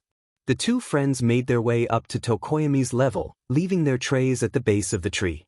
Hi, we saw you from the tree over there, so we figured we'd join you. Shinso greeted. Ah, are you creatures of the night sky as well? And no, we just wanted T to AV Void kids.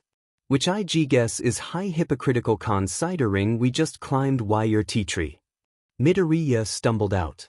Ah, I see. Shinso, was it? You seem like kin. One of the void of nothingness that sits within me. That if you mean you're non-binary too, then yeah. Wow, they can understand Tokoyami? Color me impressed. I need to brush up on my goth. Indeed. My pronouns are they-them. I also accept Jackhen from my birdly side. Please don't refer to me as PP though. While it is similar in meaning to Jack in this context, it is also, well, you get it. YUG got it. No pages. The trio burst out in laughter at that.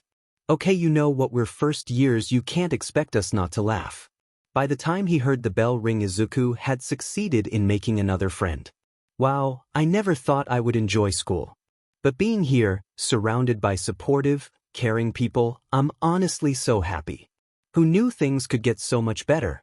I am here. Coming through the door like a normal person. All Might shouted as he bursted into the classroom, admittedly not like a normal person. The class was ecstatic. Midoriya, on the other hand, kept scrolling through news reports to see if there were any new villain attacks.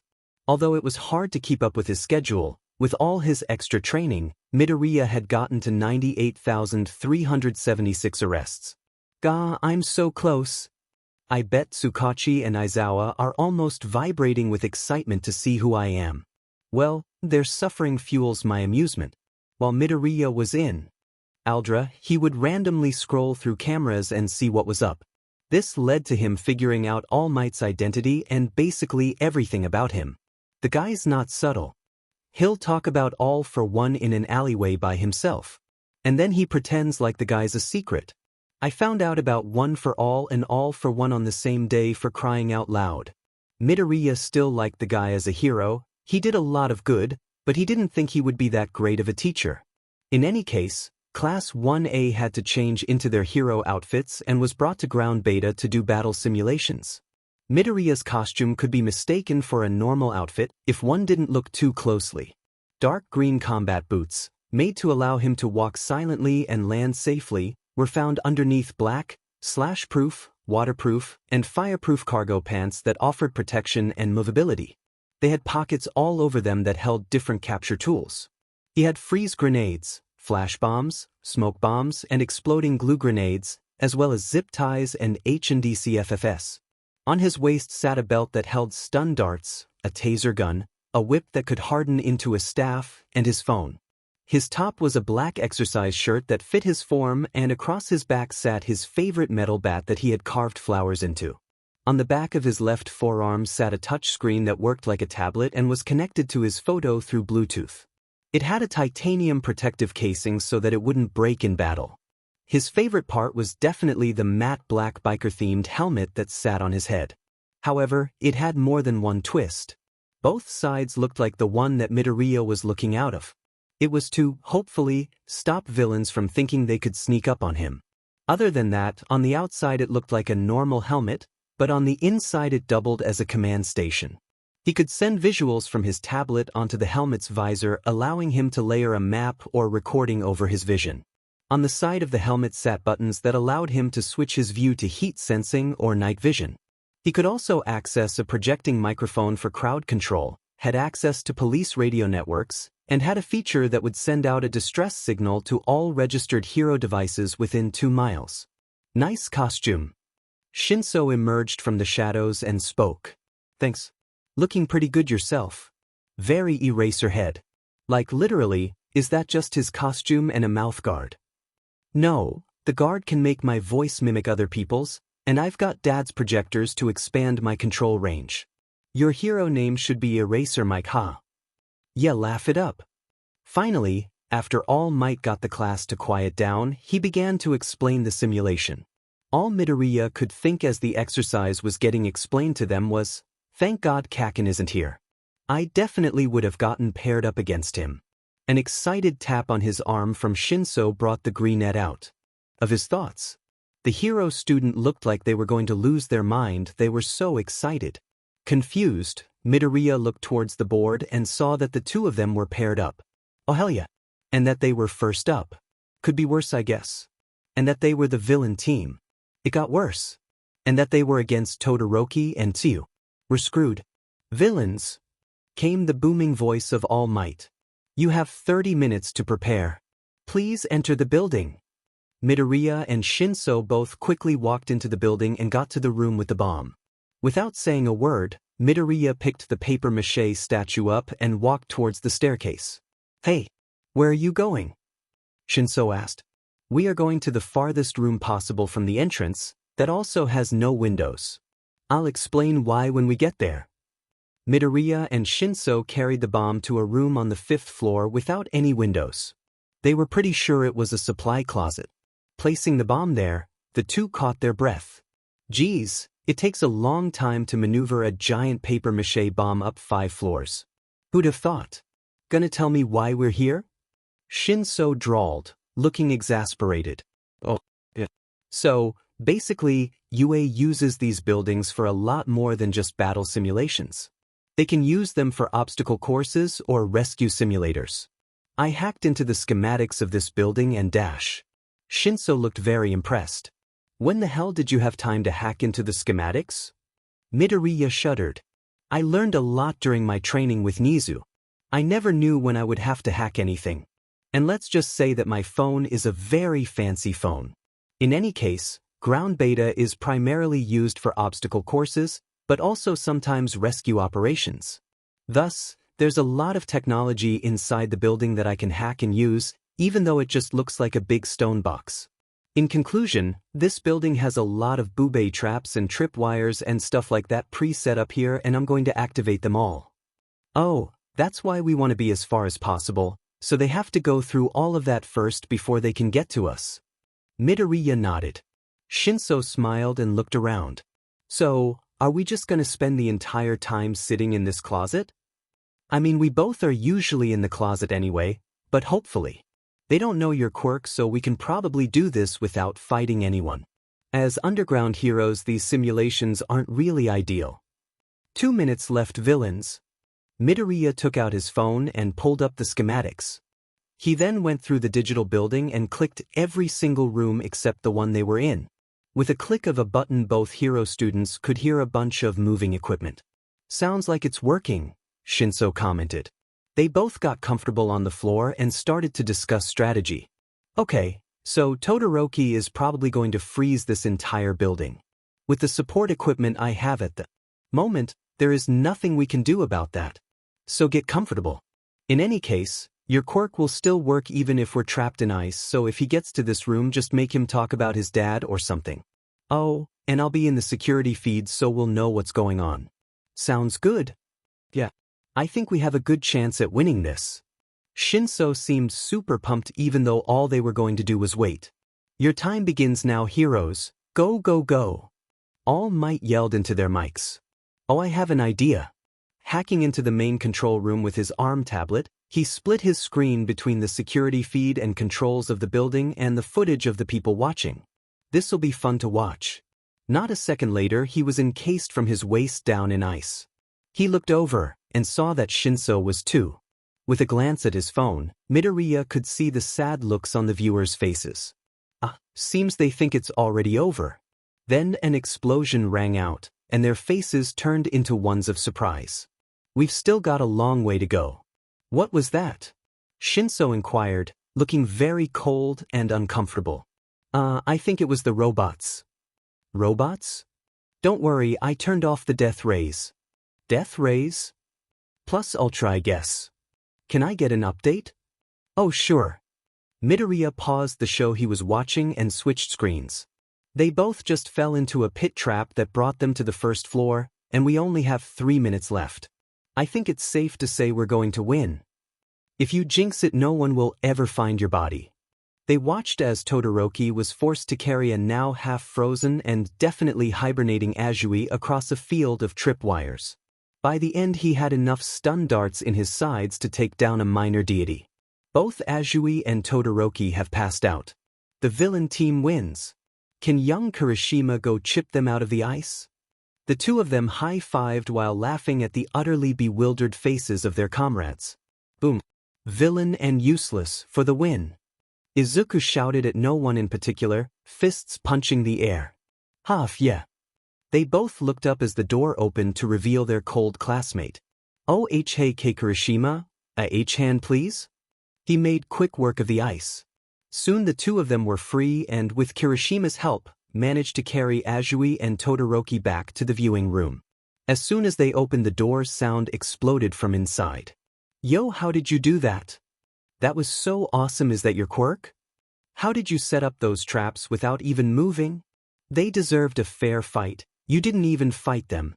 To be fair, Todoroki wasn't planning on fighting either.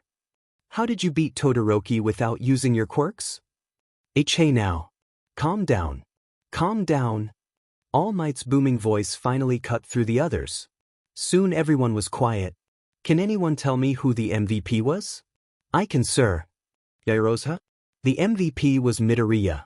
Not only did he come up with a quick and effective plan, but he monitored and updated his partner on the hero's situation. Todoroki, while he did have a good plan, put his partner out of commission. Similarly, Azui was unable to assert herself in her partnership and was incapacitated upon entering the building, even while knowing she wouldn't have been able to enter in the first place due to her quirk. Shinso did nothing wrong, but still ended up leaving the planning and action all to Midoriya. Now that is not saying anything about Shinso. I understand that due to distance your quirk may not have worked and that you just didn't have a chance to show your skills. But from what I have seen, Midoriya was the MVP. The very good young lady. You got that everything. Geez. She's good. I wonder if I can befriend her. She reminds me a bit of myself. Something to look into. I'll have to ask Hito-chan later if we can adopt her like Tokoyami. Maybe Ochako too, she seems nice. Obviously Todoroki needs to be on our list of kids too.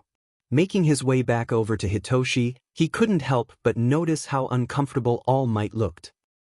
I was right. He has no FANG clue what he's doing. He put his elbow on Shinso's shoulder and watched as the next battle trial began. So, Hito-chan, what are your thoughts on adopting Yaoyorozu and Todoroki? Is it because they're your people or because they're rich? Oh, shut up. They'll fit right in with us. Really? Shinso looked at Izuku skeptically. Yeah. Yaoyorozu is the quiet, kind type, and has a knack for analysis, perfect for our squad. Todoroki needs companionship and doesn't know it. They'll be our children by the end of the week, trust me. Suddenly changing his voice to a whisper, he spoke into his friend's ear. It may also have something to do with the fact that I'm having Endeavor arrested, but you know whatever. Bro, are you kidding? You know what, why am I even asking? What about Lighting Boy? Are they blushing? Oh ho. I'm just thinking dash. Is this a crush I smell? You like him? Okay, he's like super hot and he's flirted with me twice already. I'm not used to this. Ask him out. Ask him out. Ask him out.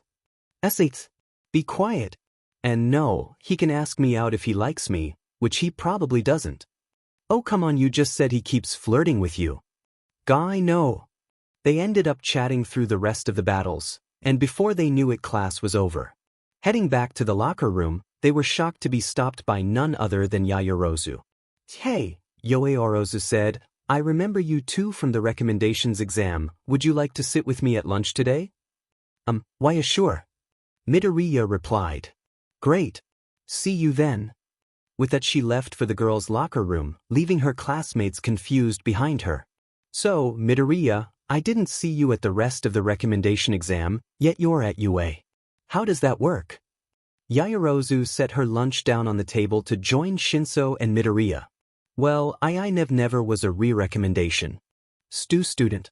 Nizu, my foster FA father, took me under his W wing and I became his personal student. Beck because of that, IG got a free pass into UA. Midoriya stopped eating to answer, and Yaoyorozu started eating.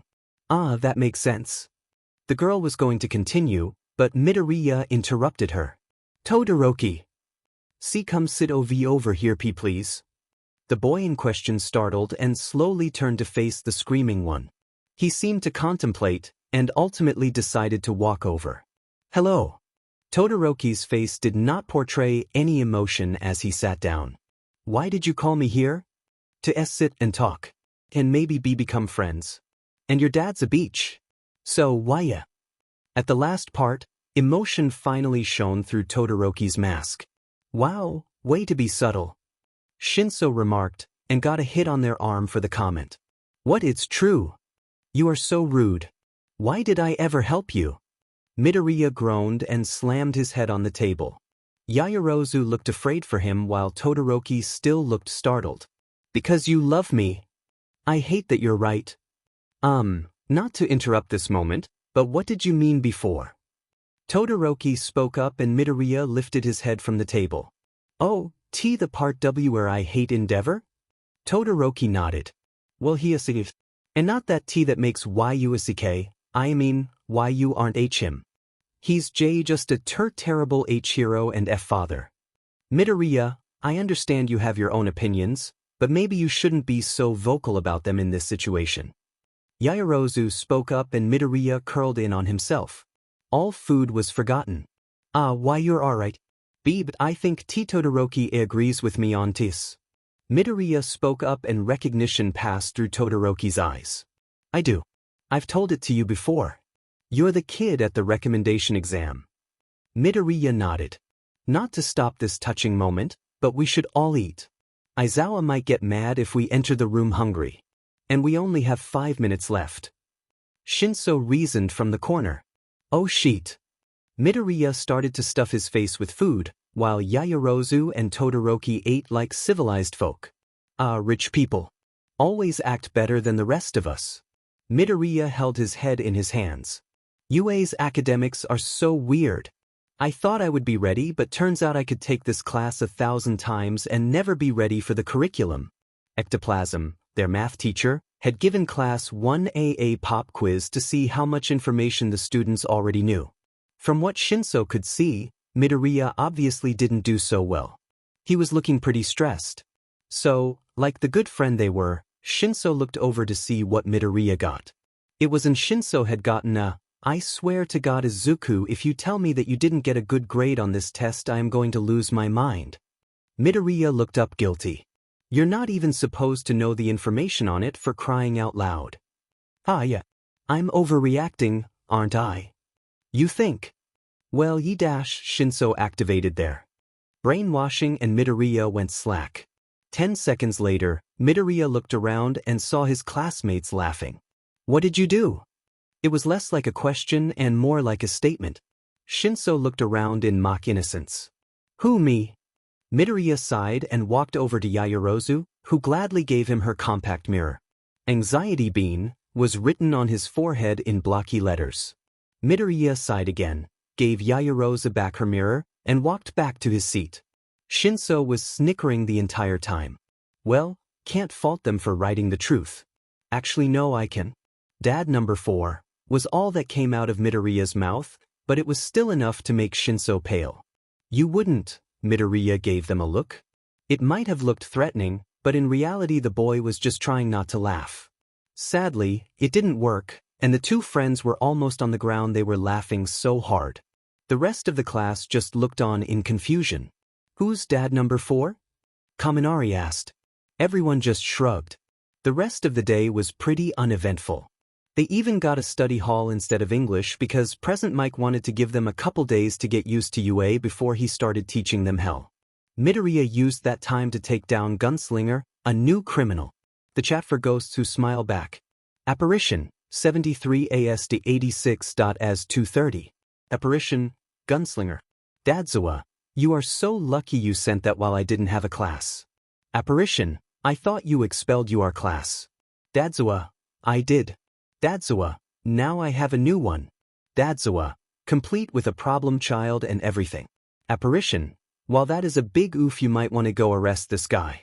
Apparition, I'm not sure how long he's going to stay there. Dadzawa, yeah, I'm on it. Dadzawa at Salty, you gonna back me up? Salty, long-suffering sigh. Salty, also, Apparition, you may be interested in knowing that Endeavor's trial is being kept under wraps for now but will be broadcasted live in a week. Apparition, oh thank the gods. Dadzawa is now offline. Salty is now offline. Apparition is now offline. Oh, who are you texting, little listener? Present Mike asked from over Midoriya's shoulder. Where the hell did he come from? Oh, Jay, just my dad. He was wondering when IW was getting home. Shit. Wait, isn't Nizu fostering you? Wouldn't he already know? Midoriya's pure panic must have shown on his face because Present Mike took pity on him. Laughing, he said, all right, I'll let you have your secret. He shook his head and gave Shinso a look. Kids these days. Midoriya turned to see Shinso laughing wildly beside him. Oh my god, you were texting Dad, weren't you? I've never seen you so scared in my life, and I watched you try to pet a cat for the first time. The purplet was cracking up. It's not funny. Midoriya hissed. He almost caught me. He didn't though. You were just so suspicious. Looking back on it, Midoriya realized that that was a true statement. Another failed attempt at not being suspicious, I guess. Maybe that's what I should get Nizu to teach me. Improv. That's actually a great idea. Shinso looked on in amusement and confusion. I should learn how to improv more. Then I can be less suspicious, and also it could work in many different hero situations. Shinso nodded and hummed in agreement. That's not a half-bad idea. Maybe I should do that as well since my quirk is reaction-based. Midoriya grinned. But don't think I forgot about what just happened. Midoriya's grin disappeared. I will hold it over your head for the rest of time. Hito-chan. Class, shut up. At the commanding and terrifying voice, every mouth in the room shut. Eraserhead looked pleased with himself and continued to speak. Today we are doing something different. Tension spiked. Pick a class representative. Tension lowered. I want to be class rep. So do I. Vote for me. While all of this was going on, Aizawa lowered himself into his sleeping bag and zipped it up. Well, he's clearly not going to be any help. Quiet. Rule-abiding Ida to the rescue. We should take a vote instead of just screaming at each other. But then everyone will just vote for themselves. Shinso spoke up from their seat, looking absolutely done with everything. Shush, let Ida have this. At least he got everyone to shut up. That's the point. Okay, now I'm lost. Not everyone will vote for themselves, which means that the person with the most votes will be the most trusted. Dude, that's so manly. Let's vote. Kirishima commented and muttered agreement swept around the room. Okay, now that you forced me to count all of the votes, we've got Midoriya with 3 votes and Yaoyorozu with congratulations. Midoriya is president and Yaoyorozu is vice. Aizawa did not seem congratulatory when he said it. Midoriya, on the other hand, was having a hard time understanding what happened. What? Nope, I'm not doing that. Public speaking is not my thing. Either I get too sassy or I stutter my way through a sentence that doesn't even make sense. And I don't really have the time to deal with this and my vigilante requirements. Midoriya turned to Shinso, trying to convey his horror about this arrangement. They seemed to get the message and responded by trying not to laugh. Traitor. Anyway, that's all for this class. Goodbye. Aizawa disappeared into the bright yellow sleeping bag just as the bell rang. As the entire class got ready for the next class, Shinso meandered next to Midoriya. Ready for the next class, Prez? I think it's English. Midoriya put on his pitiful face and slumped onto the desk. Please tell me you didn't vote for me. Nope. Did you vote for yourself? Nope. Then how did you have a vote? Midoriya questioned while he waited for Present Mix to appear. I don't know. I didn't notice I had a vote. Shinso explained. Wait a minute. You voted for Pikachu, didn't you? Shinso's eyes widened and a small blush graced their cheeks. You did. But Kaminari only had 1 vote, which means he voted for someone else. That means he probably voted for you. The blush got bigger. We don't know that. Midoriya leveled his friend with a look that said, yes we do, stop intentionally being an idiot. Well, now you have to ask him out. Or at least talk to him some more. You should probably talk first, but I don't really know anything about dating etiquette. Shinso looked ready to murder while also being the color of a tomato. Shut up, I'm not doing either of those things. Midoriya kept staring and Shinso relented.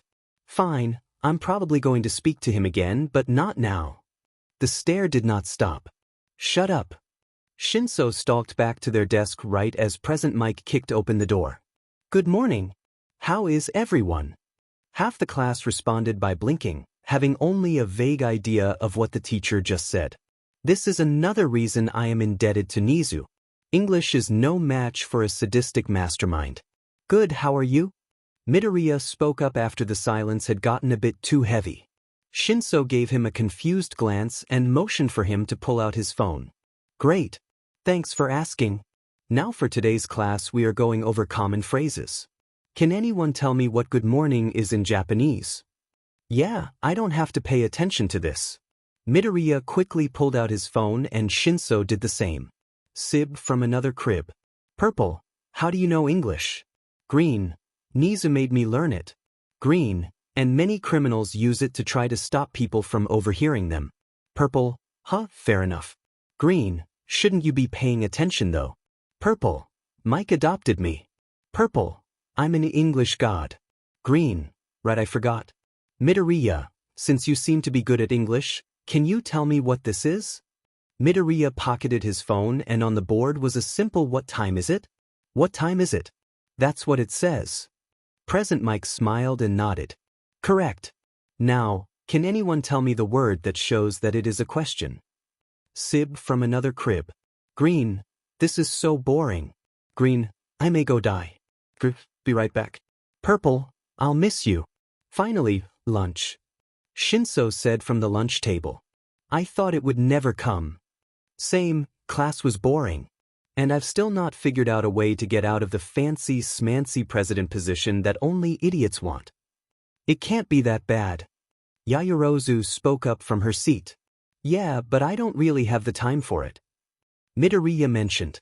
Power is always a burden, but someone must carry it. Todoroki entered his own thoughts to the conversation, and then kept eating. That was deep, not gonna lie. Shinso commented, looking shook. I-agra-dash. A loud alarm interrupted Midoriya's statement and everyone froze. That's a code 3 alarm.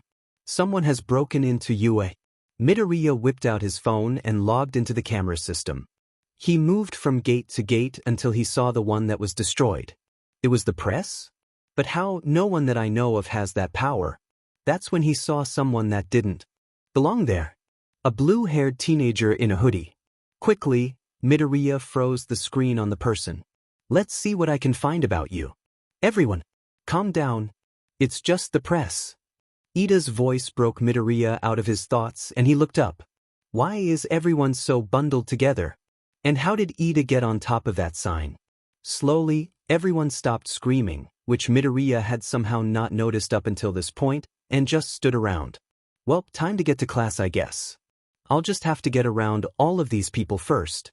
Ida like T to give my position to Ida. He really ST stood up for everyone and ST stopped a bad situation FR from getting worse. Midoriya stood up in front of the class and everyone, except Shinso, looked shocked to hear what he had to say. Is that even allowed?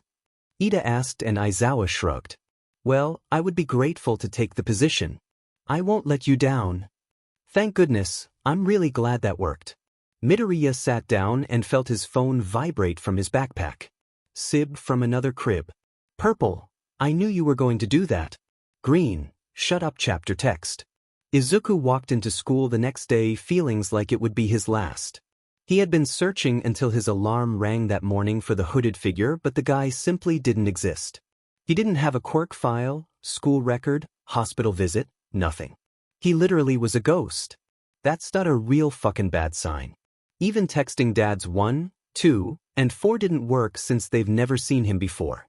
I wonder if I can get Tamaki to give me dad number 5's number, that's a thought. Oh ho ho, I should ask Mirio for Sir Night Eyes. That would be so much fun, my dad's senses are tingling already. He was knocked out of his thoughts by Shinso coming up behind him. Yo bro, you good? I've been trying to call your name over your muttering for like 3 minutes now. Yeah, I'm good, bad feeling is all. Okay dude. I trust you.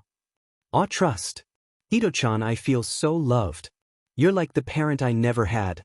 Oh wait. Oh shut up. Seriously though, if you need me to tell dad about this I will. Yeah. Thanks. The rest of the short walk to their classroom was quiet. They passed a few students on the way, but none that they recognized. Even though the duo didn't recognize anyone, they kept giving them weird looks. Why are people staring at us? Shinso commented after the fourth person. Probably because you're Dadzua's and past mix adopted child and I'm a riddle wrapped in a mystery wrapped in an enigma wearing 4-inch heels. People are bound to be curious. Shinso groaned and tried to hide behind Midoriya. Dude, you're like 2 feet taller than me. Even with the heels that's not going to work. Can they not? I don't like the attention. Midoriya shrugged. I mean, I can't really do anything about it. Wait a minute, I've got an idea. Shinso began to look distrustful. Ever want to go through the vents? Good morning, Aizawa-sensei. Midoriya dropped into an almost empty classroom through the ceiling. Ida, why is he always here? Looked aghast. Problem child, it's not okay to get everywhere through the vents. Aizawa seemed to be considering the pros and cons of slamming his head through the podium again. Why not? Shinso responded as he also landed on the desk. Aizawa's eyes widened. Ida passed out. And Midoriya could just make out the teacher's horrified whisper, "Oh my god, there's 2 of them." Following all of that, the 2 siblings broke down in hysterical laughter. Midoriya going as far as to tip and fall off the desk, he landed in a ball on the floor. Aizawa ran his hand down his face and sighed. It's too early for this. Sit down and be quiet until class starts. He then copied Midoriya and curled up in a ball, but in his very bright yellow sleeping bag, of course. Aye aye, sir. Shinso snickered. Midoriya slowly picked himself off the floor and sat on Shinso's desk. Aizawa just sighed and closed his eyes. Okay, I have an announcement to make. Aizawa had finally decided to grace the students with his presence.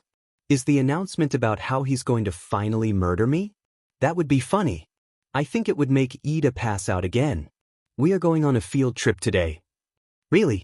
I was expecting something more life-threatening. That sounds like so much fun. Where are we going? Shut up. Aizawa's hair began to float and his eyes glowed. Whoever decides to keep talking will find themselves unable to join the rest of the class. Silence descended upon the room. I'll explain where we're going on the bus. Get into your hero costumes and meet me at the front gate in 5 minutes. As soon as Aizawa stopped talking, Midoriya was out of his seat and through the door. 5 minutes isn't a lot of time, and I really can't afford to get on Dadzawa's worse side. Midoriya looked behind him and saw Shinso also scrambling out of the room. Huh? Guess they're afraid of what will happen if they're late too. The green-haired student changed into his costume in record time and was at the front gate in 3 minutes and 30 seconds. It's really helpful that I don't have one of the ultra-fancy costumes. And that I'm fueled with fear right now.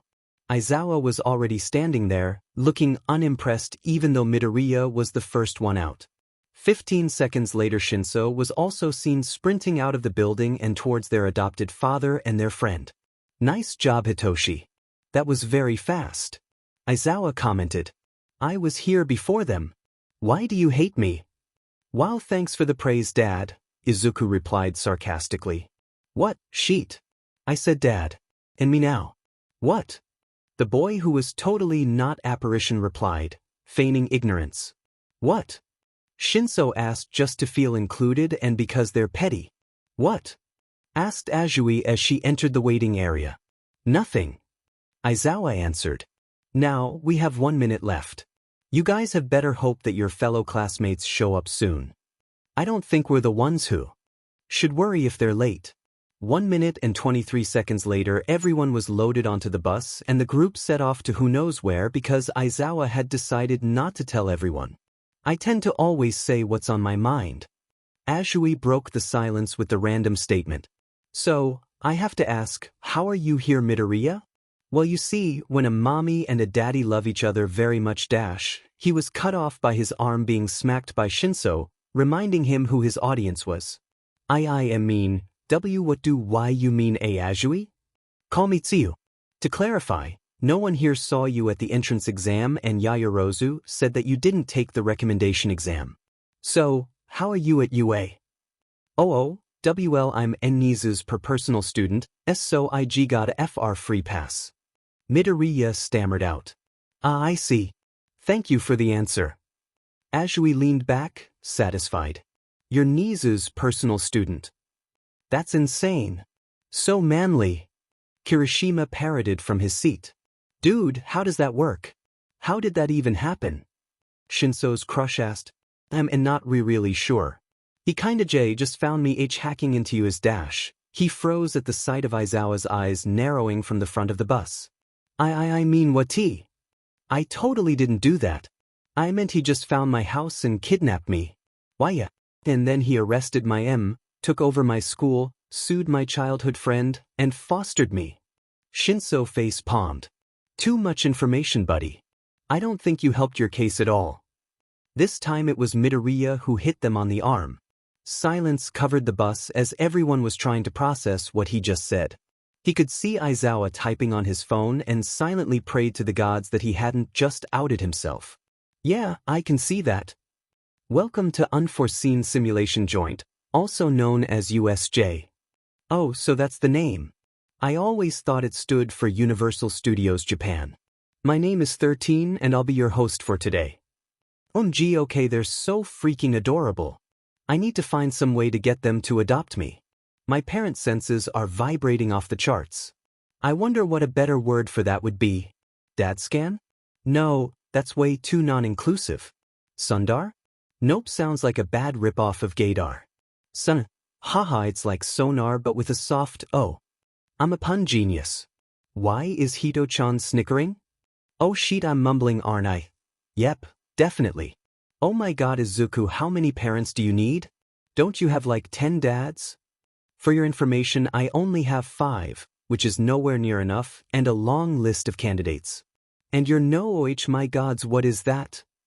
The entire class turned to look at the growing smoke-ish cloud in the center of the plaza. While the group turned to see what it was, villains started to emerge from it. Is this part of the simulation, because it's pretty unforeseen? Uraraka joked nervously. No, those are villains. Aizawa responded. No, those are villains.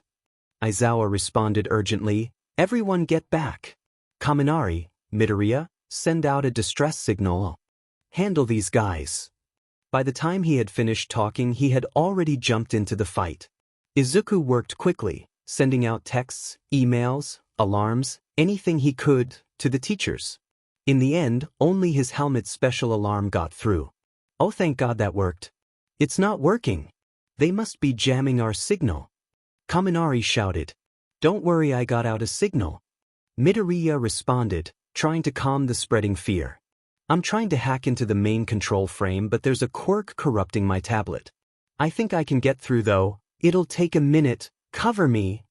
He missed his classmates' responses, fully focused on his slowly corrupting device. Come on, there. I can't access the controls. They're all manual machinery. Fifth. We're all gonna die. We need a plan. Look out. The group all turned to see the mist man appearing out of thin air. Midoriya took the distraction that Kirishima provided to rush under the stairs to the control panel. Taking his bat, he smashed through the door's lock and entered the room. Hey! Some villain yelled. Okay, I'm counting 3 guys. Wait, is that Viper? How did he get out of jail? Oh, my mom bailed me out. Huh, I must have spoken out loud. Dude, what are you doing? Aren't we supposed to kill the kid or something? Said one of the other 2 villains. I'm calling him Billy. Nah, this one's chill. Speaking of moms, did yours get arrested yet? Holy shit, this is not happening. Why Yoshidi did. I'm staying with Enizu now. Holy shit, your Nizu's kid. Well, I'm not fighting a kid whose dad is that freak. Beach? No one says that about my D4.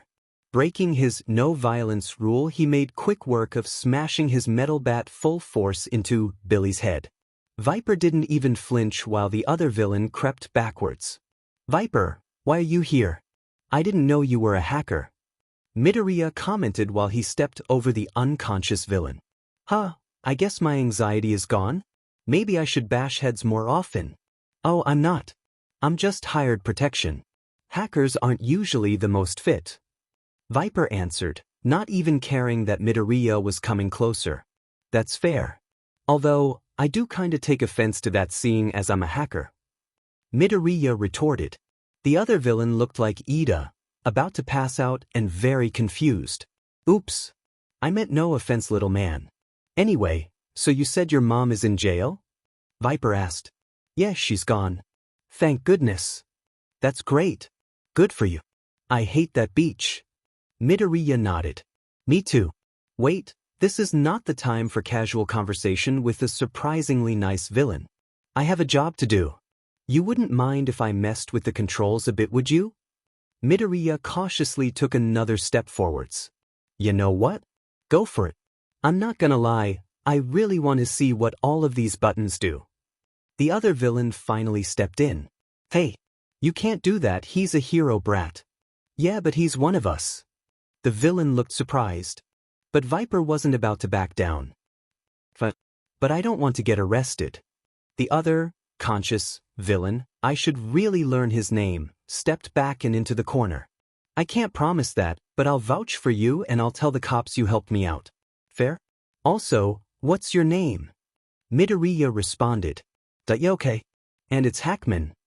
You're kidding. This is the weirdest interaction I've ever had. Actually, Tree Boy might have been worse. Nope. God damn it. Izuku muttered. Welp, I've kinda got to save my friends, so, yeah. Alright. I forgot this was supposed to be a fight. Viper murmured. Then he moved aside to allow Izuku to access the control. Okay, so, first I've got to stop the block on communication. Midoriya cracked his knuckles and turned to all of the fancy buttons. You can't. It isn't a bug. It's someone's quirk.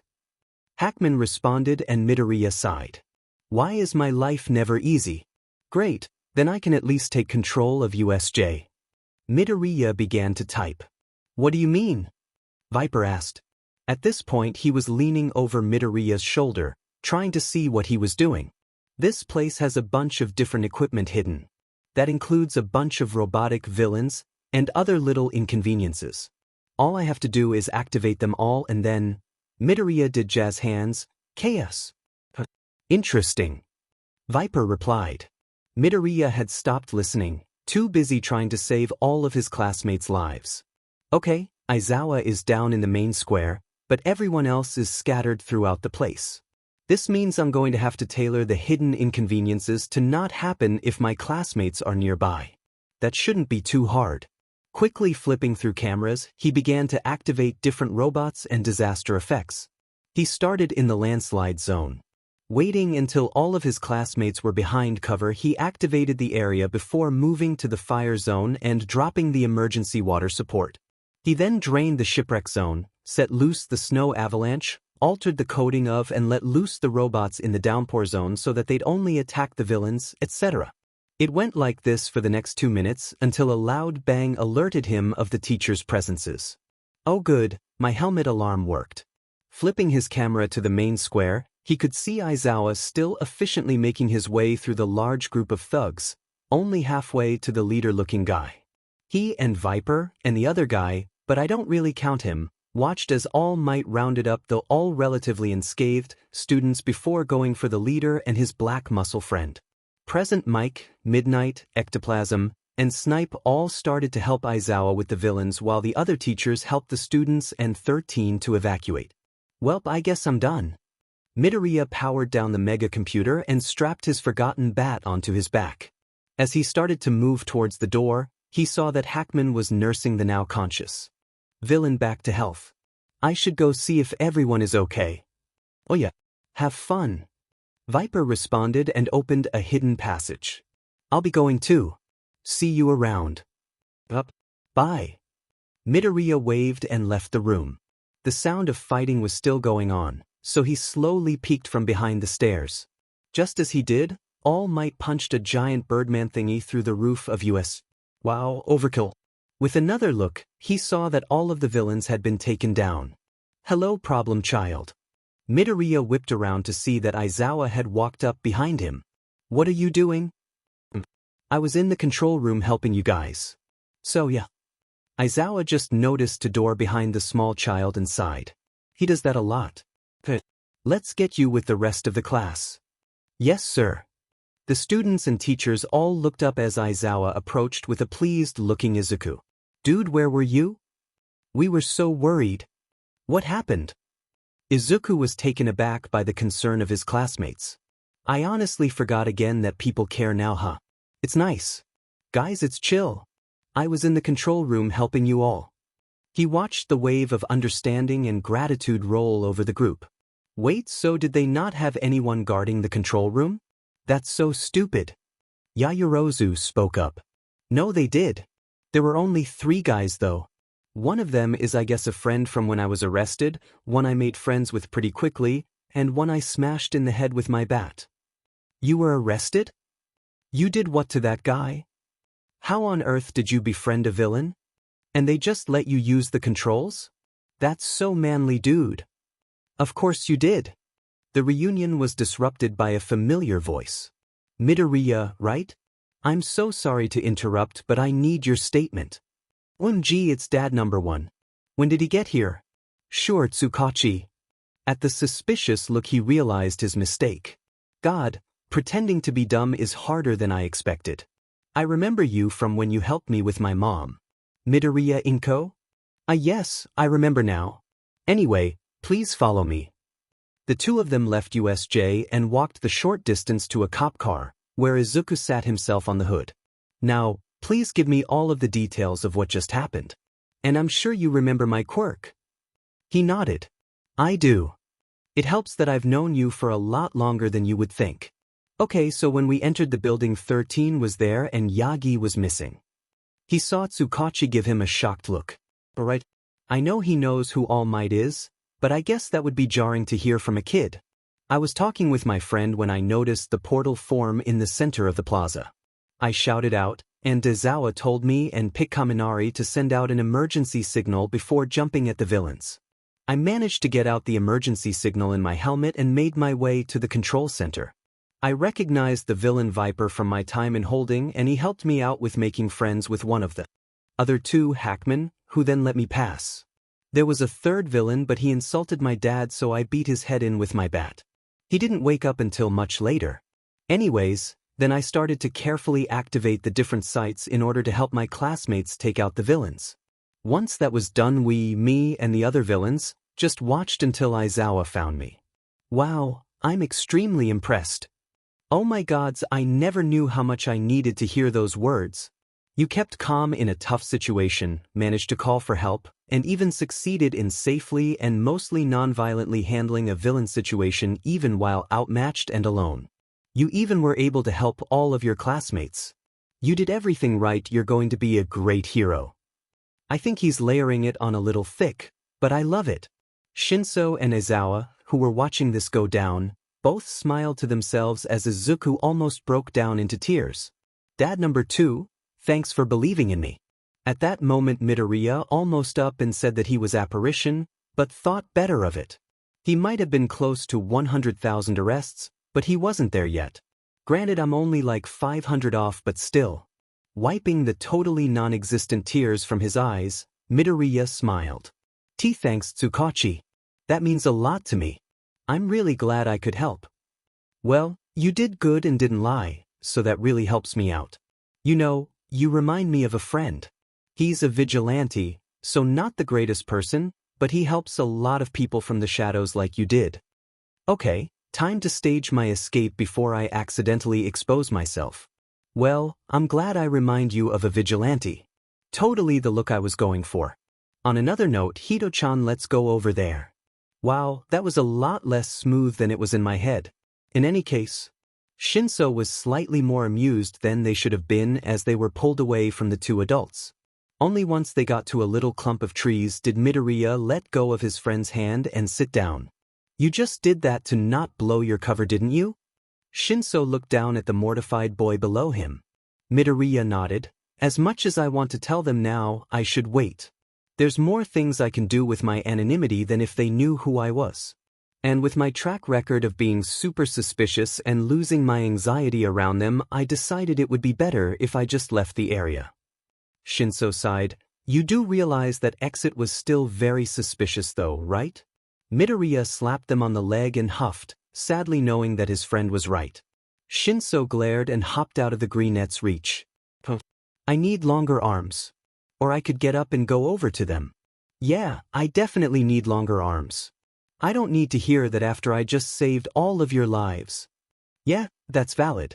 What a day, am I right? Shinso plopped down next to their friend. Aizawa and Sakachi were seen talking where Midoriya and Shinso just left. Nah, that was actually pretty chill for me. Hacked and I talked to some friendly villains. Pretty normal. Well, not the friendly villain part. That doesn't usually happen. That's still super weird to say out loud. Especially because it's correct. That was a pretty normal day. Shinso seemed to be thinking the same thing because they sighed and patted the short boy on the head. Well, we can't all be semi-famous vigilantes with names no one knows how to pronounce. Apparition isn't that hard to pronounce. He yelled. The vigilante quickly quieted down and looked towards Tsukachi and Aizawa, but, thankfully, the two didn't seem to have heard him. It's a perfectly fine vigilante name, thank you very much. Did you even come up with it?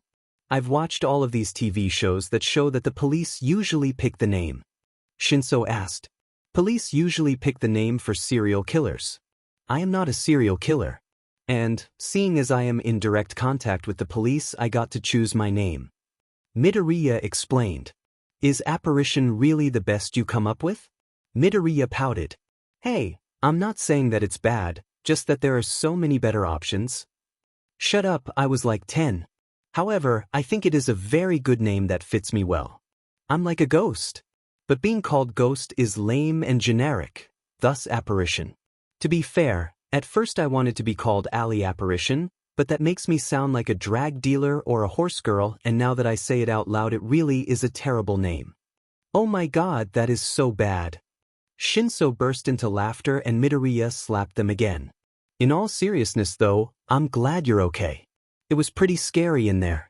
And I know that you see danger all the time, although not in person I guess, still counts, but for the rest of us, it was really terrifying to be attacked like that. Shinso paused and looked at their classmates who were scattered around the area. I think we'll be okay though. No one got very hurt, and the pros got here before it got any worse. I guess that's kind of thanks to you, alley apparition. We were having a moment Shinso and you had to go ruin it, didn't you? You know what, did you become a vigilante at age like 10 and now almost have 100,000 arrests? No, I didn't think so. So stop commenting on my alias. Midoriya stood up and started to tickle the purplet viciously before stopping when he noticed that Sakachi was coming towards them. Hi Sakachi sir. Why are you coming over here? Shinso immediately shut up and turned around. I just got a text from Nizu. Both of the teens blanched. He said that with the recent attack it is not safe for Midoriya to stay with him. That's so much better than I expected. But still also the worst thing he could have said honestly. So where will I be staying? Well, Nizu said that you trust me, so you're staying with me. Well, that was unexpected. So, I know that Nizu's scary and all, but are you really okay with housing me? Midoriya broached the subject. While the two were driving to Sakachi's house. Yeah, I might have asked this a little late, but better late than never. I'm doing this of my own free will. I mean, you needed a place to go, and you're a great kid, and I have the space, so why wouldn't I want you to stay? Is this about your mom? No, I mean, kinda, but also not. I was just wondering, you don't know me but you're taking me in. Why? It's the right thing to do. Sakachi looked like he wanted to say more, but stopped once he saw where they were. We're here. The car pulled into a driveway and stopped. Oh, this is a nice house. Midoriya looked out the window and smiled. So this is Tsalty's home, and I'm going to be living here. Thank you. Dad number 2 got out of the car and walked towards the trunk. Midoriya slid out too, and moved to join him. Together the two pulled out all of Midoriya's belongings and dumped them on the driveway. Midoriya bent down and picked up 2 of the heavier boxes. You don't have to do that. What? What? Midoriya questioned while barely being able to see Sakachi over the boxes. You don't have to carry anything. I've got it. But it's my stuff. You should rest. You just got attacked by villains. Yeah, that happens. You have a job. I shouldn't take up any of your time. I'm your guardian. You're supposed to take up my time. I do hope you realize you can't win this. Midoriya turned around and began to walk towards the front door. He could hear Sakachi's sigh from behind him. Don't underestimate my annoyance factor. You kind of need to open the door. Midoriya said from behind the stack of boxes in his arms. Don't worry, I've got it. Salty appeared out of nowhere and produced a key. Midoriya moved out of the way and Sakachi quickly opened the door. As soon as the door opened, something launched itself onto Midoriya and he stumbled backwards. Sadly, to his back was the stairs and he quickly tumbled down them. Well, this is embarrassing. What if the boxes break? Midoriya tried to maneuver in midair to both protect the boxes and himself, but it didn't work very well. The teenager hit the ground with a resounding thud and groaned in pain. Midoriya, are you okay? He looked up to see Sakachi's concerned face. He groaned again. Putting the boxes that were still in his arm down, he looked to see what had hit him. It was a god. A medium-sized, chunky, black wiener-doggish dog had knocked him over. And there goes my dignity. Nice attack, dog ts. Sakachi. Midoriya moved himself into a standing position and started picking back up his boxes of stuff. Sakachi sheepishly helped his new charge and led them both inside. Her name is Mira. She, as you can tell, likes new people. I didn't expect her to bowl you over like that though. Are you sure you're okay? Midoriya nods and the detective pauses, something occurring to him. You're not allergic to dogs, are you? Midoriya laughed. No, I have no allergies that I'm aware of. Thanks for your concern though. The boxes were quickly deposited in the middle of the living room and were sorted into clothes, hygiene-related stuff, and other. Midoriya went to pick them back up, but was stopped by Salty telling him to get ready for dinner. Yeah, I suppose the boxes can wait until later. Stepping into the hall bathroom, he washed his hands before looking at himself in the mirror. His bathroom looks a lot like my mom's. That's kinda ironic considering Salty was the one to put her away. I should thank him later. Stepping out of the bathroom, he met Tsukachi in the kitchen, who already had rice going and was cutting up vegetables.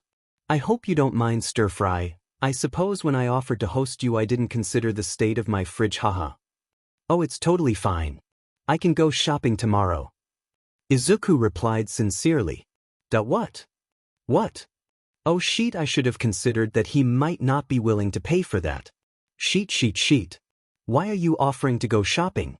Obviously it was my mistake, and as the adult I'll be going shopping tomorrow. No, I'm the kid, so obviously I'm supposed to do the shopping? It's my fault you need more food. The two looked at each other, both thoroughly confused with the conversation. What are you talking about? We both need food and I'm here to care for you. Did Niza make you buy your own food? Well, no, but he never went shopping either. Did your mom? Oh, I understand now. Look, Midori, Izuku, your mom obviously wasn't treating you right. It's why she's in jail. As a parent she was supposed to be buying food and clothes and making sure you had the things you needed. Well, I mean, yeah, but I'm not. But now that you're staying here, I'm going to promise to make sure you always have those things. You don't need to go shopping because, as your guardian, it's my responsibility. Do you understand what I'm saying? Shit, I can't say no or else he'll think I'm stupid and throw me out. But if I say yes he'll know I'm lying. You're allowed to say no, Izuku. Oof. I must have mumbled that. Does he mean it? Why am I so worried about this? This is Salty we're talking about. No, not really. I don't get why you would have to take care of me when it's me who's causing this.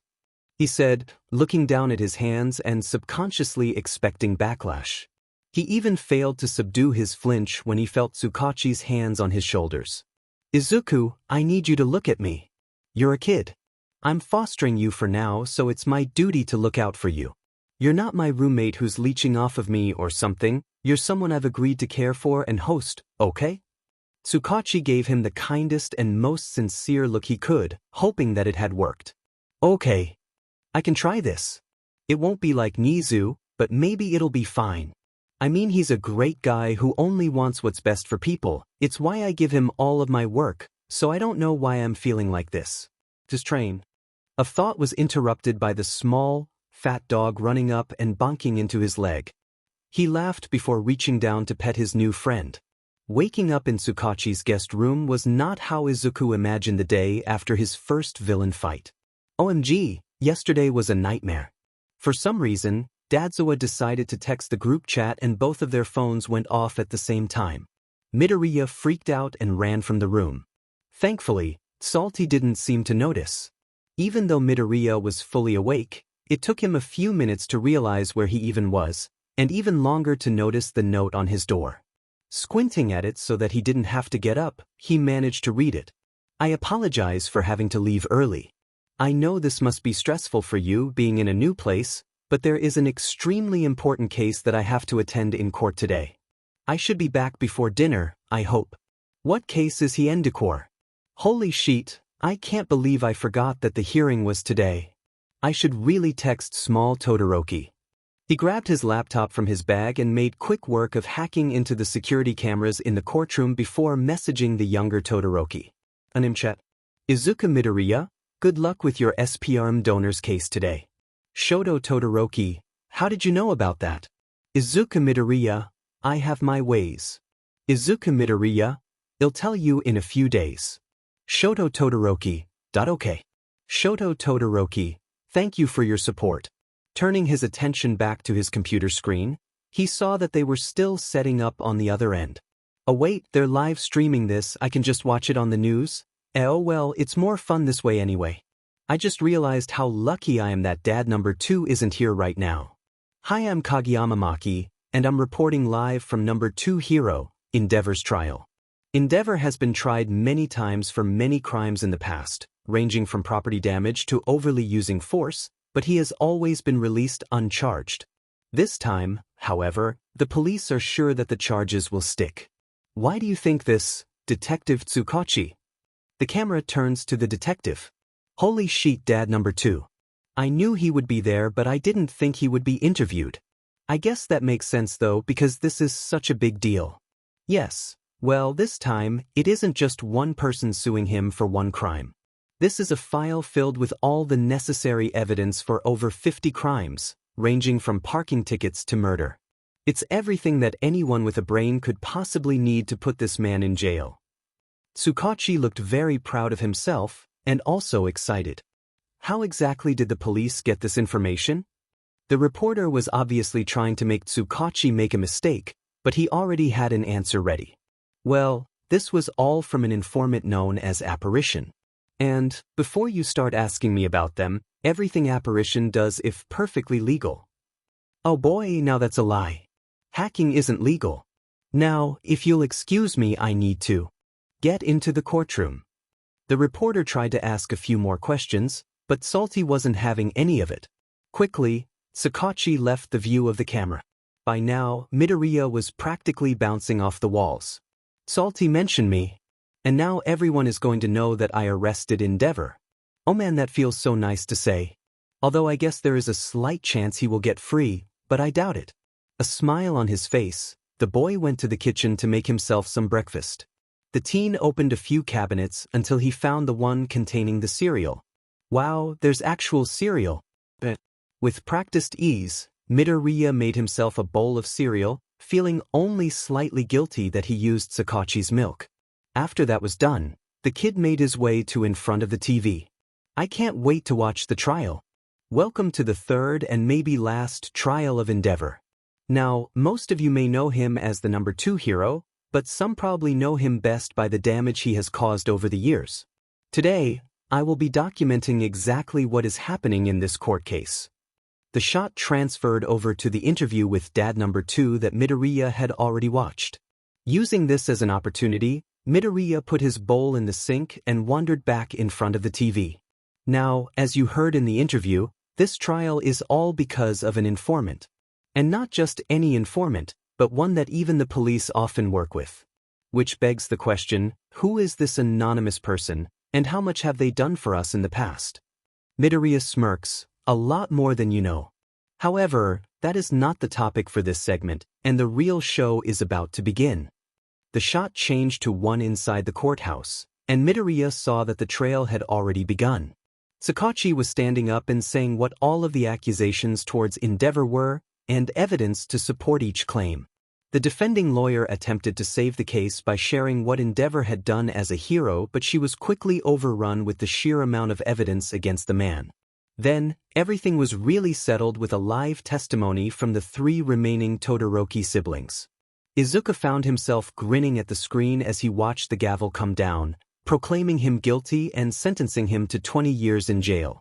Midoriya Izuku, you did so well. Midoriya Izuku, Endicor will rot in jail forever. Todoroki Shoto, yes, I hope so. Todoroki Shoto, I am happy that he's gone. Midoriya Izuku, mood. Todoroki Shoto? Midoriya Izuku, envy him. Midoriya Izuku, also do you want to hang out today? Midoriya Izuku, should be early enough that number 1 knows about your dad and such. Todoroki Shoto, sure. I was actually wondering if you might be interested in visiting 13 in the hospital with me and Momo tomorrow? Midoriya Izuku, sounds good to me, we should ask everyone. Todoroki Shoto, okay. Todoroki Shoto is offline. Midoriya Izuku is offline. Surprisingly, Todoroki had been able to corral most of the class into coming. And by that, Midoriya meant he had gotten Yaoyorozu to corral most of the class into coming.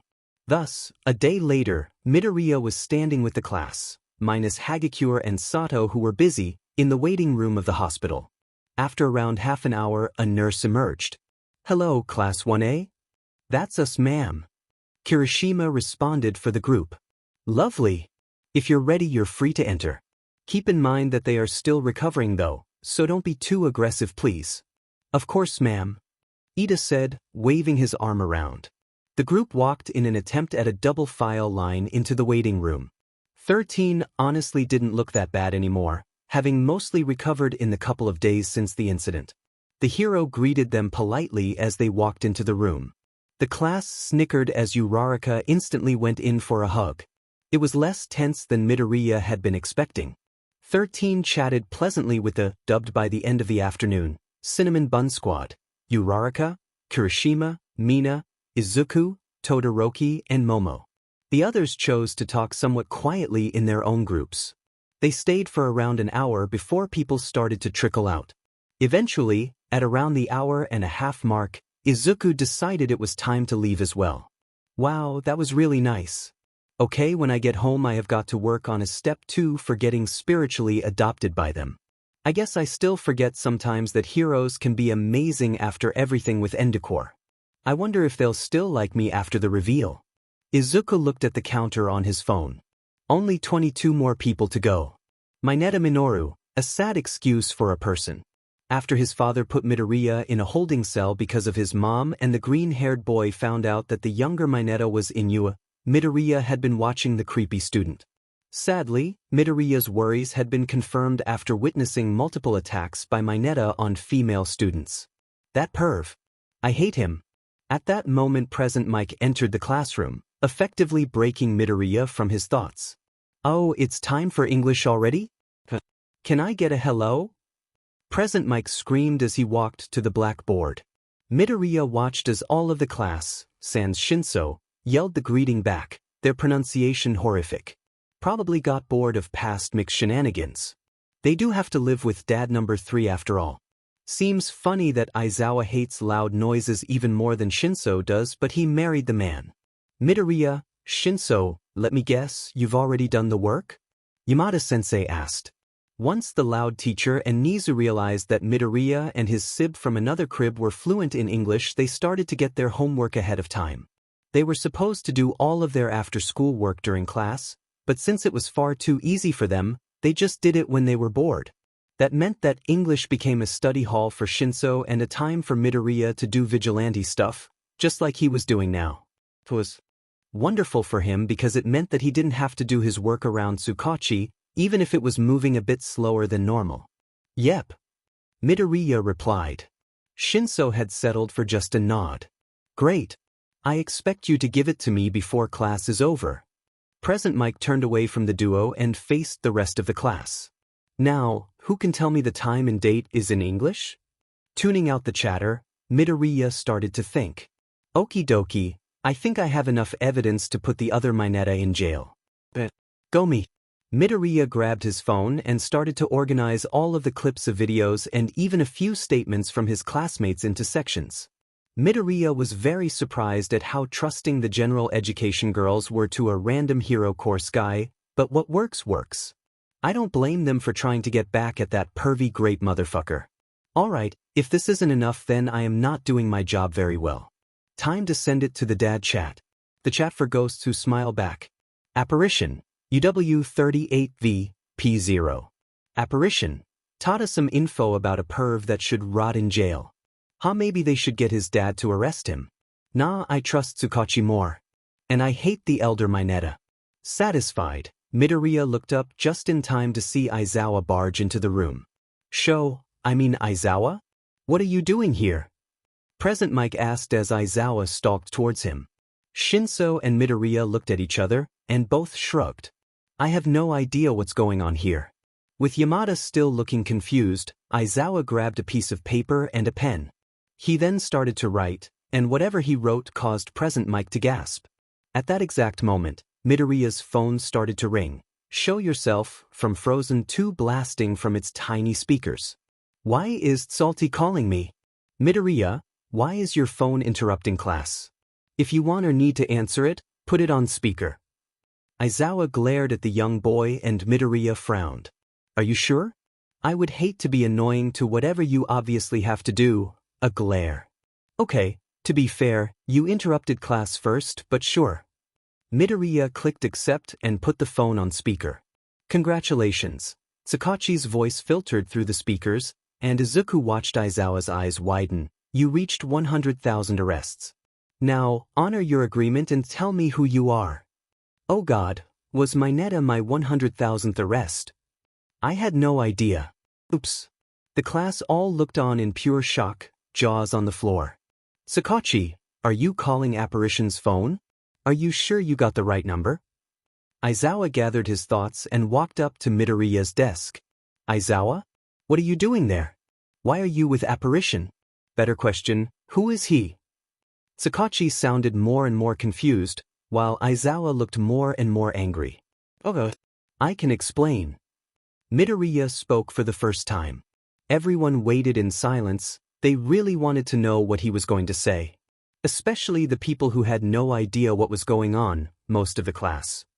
So, yes, Midoriya Izuku, Apparition, and Aizawa had barged into my classroom, so that's why he's here. Shinso started to shake with laughter in their seat. Izuku watched smugly as the two men started yelling. You're Apparition? You're a child. You've been living in my house? You're my kid's best friend. Wait, why are they laughing? Hitoshi, you knew. At that point the rest of the class joined in too. He's your kid. 100,000 arrests? You've been right under our noses this whole time? I can't believe you've been hacking into government databases since you were 11. He's been what? Oh my God. But you're Quirkless. You were the one that gave the info on Endeavor. You turned in my dad? Oh shit, you messed up. No, thank you so much Izuku, you're my hero. What? At that point Izuku was just watching as everything played out. Todoroki was almost crying and looking at him as if he was Jesus. Hitoshi was on the floor with laughter. Aizawa looked like his brain had exploded and was simply staring at him, mouth open. Sakachi was rambling on the phone, Mike had passed out, and the rest of the class was screaming. Finally, Aizawa pressed the end call button on Midoriya's phone and yelled, quiet. Once everybody had shut up, Aizawa motioned towards Midoriya and Shinso. You two, Nisa's office. Let's go. With that, Aizawa left the room. Midoriya slowly followed him, Shinso by his back. I can feel everyone's gaze on me. If I had realized Salty would call me, then I would have waited until after school to send him Mineta's information. Soon the whole school will know. I made a mistake. Nisa didn't even blink when Aizawa slammed open his door. Instead, all he did was begin to speak. Welcome Aizawa. What can I do for you?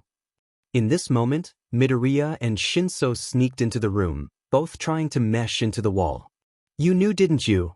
Aizawa accused. I think Nisa's going to die. Then me. Shinso will be the only one alive after this is all over. I know many things. You'll have to be more specific. Don't antagonize the angry hero. Midoriya's apparition. Aizawa spit out. I see he reached 100,000 arrests then. Congratulations Izuku. Though, I am surprised that he didn't give it away before now. He did always act very suspicious. Nizu replied calmly. I feel so offended right now. Then why did you decide to keep that from me? Aizawa demanded. I saw no reason to tell you. Midoriya would tell you eventually, and he has. It all worked out. Plus, some of those arrests would be impossible if I hadn't taught him some hacking tips. Nizu sipped a cup of tea that had appeared out of nowhere. Fine. Aizawa finally turned to face the two students. Hitoshi, why did you keep this from me? Shinso looked torn and worried, so Midoriya stepped in. Dadzawa, this isn't their fault. I think you're overreacting. Aizawa's gaze shifted to him, and it was murderous. I'm apparition, surprise. That doesn't change anything. We are still the same people, you just got an insight that surprised you. Calm down. Eraserhead sighed. I see the resemblance now. The fire went out of his eyes and his posture got more relaxed. I suppose you are right, nothing has truly changed. However, if you think that you'll get special treatment, then you have another thing coming. Of course not. Crisis averted. I know my sibling will get all the doting anyway. There's another one? Aizawa asked. Midoriya did jazz hands towards Shinso and Aizawa's side again. Why is Hitoshi your sibling? Because you're our dad. Dadzawa's eyes widened and Midoriya grabbed Shinso's arm. Well, this has been fun and all, but we have a class to get to. By Dad 2, by Dad 4. Midoriya rushed out of the room while pulling Shinso behind him. Dad 4? Was heard from the principal's room before the door shut. Both Shinso and Midoriya started to snicker. Well, I think that went well. Midoriya commented and Shinso burst into laughter. That was so much better than I thought it would be. I'm so glad I witnessed it. You just talked Dad out of murdering us. I've only ever seen my other dad do that before. I'm just really glad it worked. Midoriya stated. But I do think that was comedy gold. I think Salty's in shock though. I mean, he's been living with apparition for the past week. Imagine how that must feel. Huh. This was great. Midoriya and Shinso meandered down the hallway. There were no students there, so they just kept talking about everyone's reactions. Sadly, they forgot about class, but were reminded when the bell rang. Sheet. We've got to run. Midoriya raced off with Shinso hot on his trail. I really can't afford to be very late. If I am, I might not be able to stop Dadzawa from killing me. You did well on Thursday. You guys handled villains well even though it was only your second week at UA. Aizawa stood at the front of the room, pretending that the reveal hadn't happened less than 20 minutes ago. Everyone else was doing the same thing, not wanting to get on Aizawa's bad side. However, your troubles aren't over. Good feelings, gone. As class president, I feel obligated to ask what you mean by that. Ida stood up from his chair and waved his arms like a robot. The sports festival is coming. I feel like he wanted us to worry. He is so mean sometimes. Hold up, Shinso started from the back row. Shouldn't that be cancelled because of, the villain attack that just happened? Many students nodded in agreement. Yue, and by Yue I mean Nizu, decided that because of said villain attack, we needed to look stronger than ever. Thus, the sports festival. Aizawa deadpanned from where he was standing. But what about our safety? If villains can get into USJ, who's to say they can't get here? Ashido spoke up from her seat. That's a valid question. However, there will be so many heroes there and security has been upped, so it would be stupid for a villain to even try to wreak havoc. During it, as Aizawa finished his sentence, the bell rang. And Midoriya, just Midoriya, stay after class please. Izuku froze. Sheet, what if he's going to tell me I can't talk to Hito-chan anymore? Or that I can't turn in evidence, or that I'm getting booted from the hero program, or I'm arrested, or... Midoriya. Apparition. That got Izuku's attention. He looked up to see Aizawa giving him a concerned look from the front of the classroom. Please come here. Midoriya walked up to the front, dread making his body shake. He refused to meet Eraserhead's eyes, and so was surprised when arms wrapped around him. Izuku was expecting many things, but getting hugged by the pro hero wasn't one of them. He shakily wrapped his arms around the teacher. After a few minutes the both pulled away. What was that for? Izuku said wearily. What do you think? We've been looking for you for so long and suddenly I find out you were here this whole time. And your mother, why didn't you tell us? We would have helped you. And your old school too. Izuku was stunned to see the tears in the corners of his father's eyes. I didn't think you actually cared. What? We've been trying to find you for so long, why would we if we didn't care? What? That because I'm a vigilante? You're an informant, and what you do isn't that illegal, just confusing. I don't get it. I'm Quirkless. So why would you care? Quirkless people don't. Do you believe that? Do you honestly believe that all quirkless people don't deserve to be cared about? To have a home? Or friends? No, of course not. He's right. Of course he's right. I know you figured it out, so tell me. I don't think I deserve it. The two looked into each other's eyes. Izuku didn't think he'd ever gotten that look of sincere concern from anyone.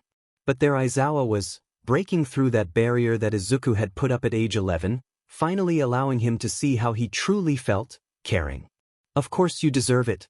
The apparition I know is someone who worked for 4 days straight because some woman was being abused, who isn't afraid to take down the number 2 hero, who lived with abusive classmates for years and then went as far as to make sure my child got adopted because they were in need. And the Izuku I know is the one who got into UA's hero course Quirkless, who saved his teacher and classmates from a villain attack on the spot, who managed to befriend a group who had closed themselves off in fear of being hurt and gave them compassion. You, not just the anonymous apparition, not just any Quirkless person, you are a hero, and you deserve everything. But I. Tears had begun to slide silently down his face. I don't get it. What do you mean I deserve this? I'm just a waste of space. My mom knew the truth, the kids I grew up with knew it, Endeavor knew it, I'm nothing. You can't just say that.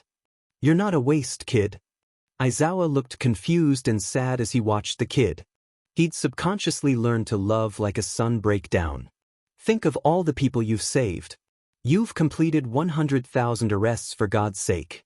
You deserve to be saved just as much as everyone else, and I'm so sorry we weren't able to show you that sooner. The two hugged and stayed that way, crying, for a few minutes before Izuku composed himself. We should go back to Tsalti's house and talk about what's going to happen next. You're right, come on. The two made their way off school grounds, ignoring the soft, understanding looks of the teachers, and walked in silence. After about 15 minutes they were both sitting comfortably in Tsukachi's living room. He was still on the way to join them, having gotten stuck in traffic, but luckily Izuku had a key. I don't know why this whole thing is so hard to process. I knew it was going to happen obviously, I guess I didn't realize they actually cared too. It's still weird to think about the caring, even after all this time. I knew Tsalti cared about me as Izuku, but I dunno, it didn't click. When a somewhat distraught and shaken Tsukachi entered the room, his eyes instantly found Izuku and the boy was wrapped in a tight hug. Here we go again. I can't believe you. Oh no, maybe I was wrong. Maybe Aizawa only cared because of Hito-chan and they're mad at me and it was all fake and he doesn't want me anymore and they hate me. Sheet, what do I do? Izuku, calm down. Hey, it's okay. Shoo, it's okay, breath with me, that's it, deep in, deep out, that's good. I'm not mad at you, this is a really big deal and I'm hurt you didn't tell us about what was going on with you. Me and Aizawa care a lot about you and want you to be safe, and we're so glad you're here with us, okay? Okay. I'm sorry I shouldn't have freaked out like that. I'm just not used to... You're not used to having people genuinely care about you, we get it, and it's okay, whatever your reason for not telling us was, it's okay now. That I was so scared that you'd find out that I was Quirkless and decide you didn't want to accept info from me, or that you wouldn't want me around or would leave me like Dash. Anyway, he wiped a tear from his cheek, I'm just glad I was wrong.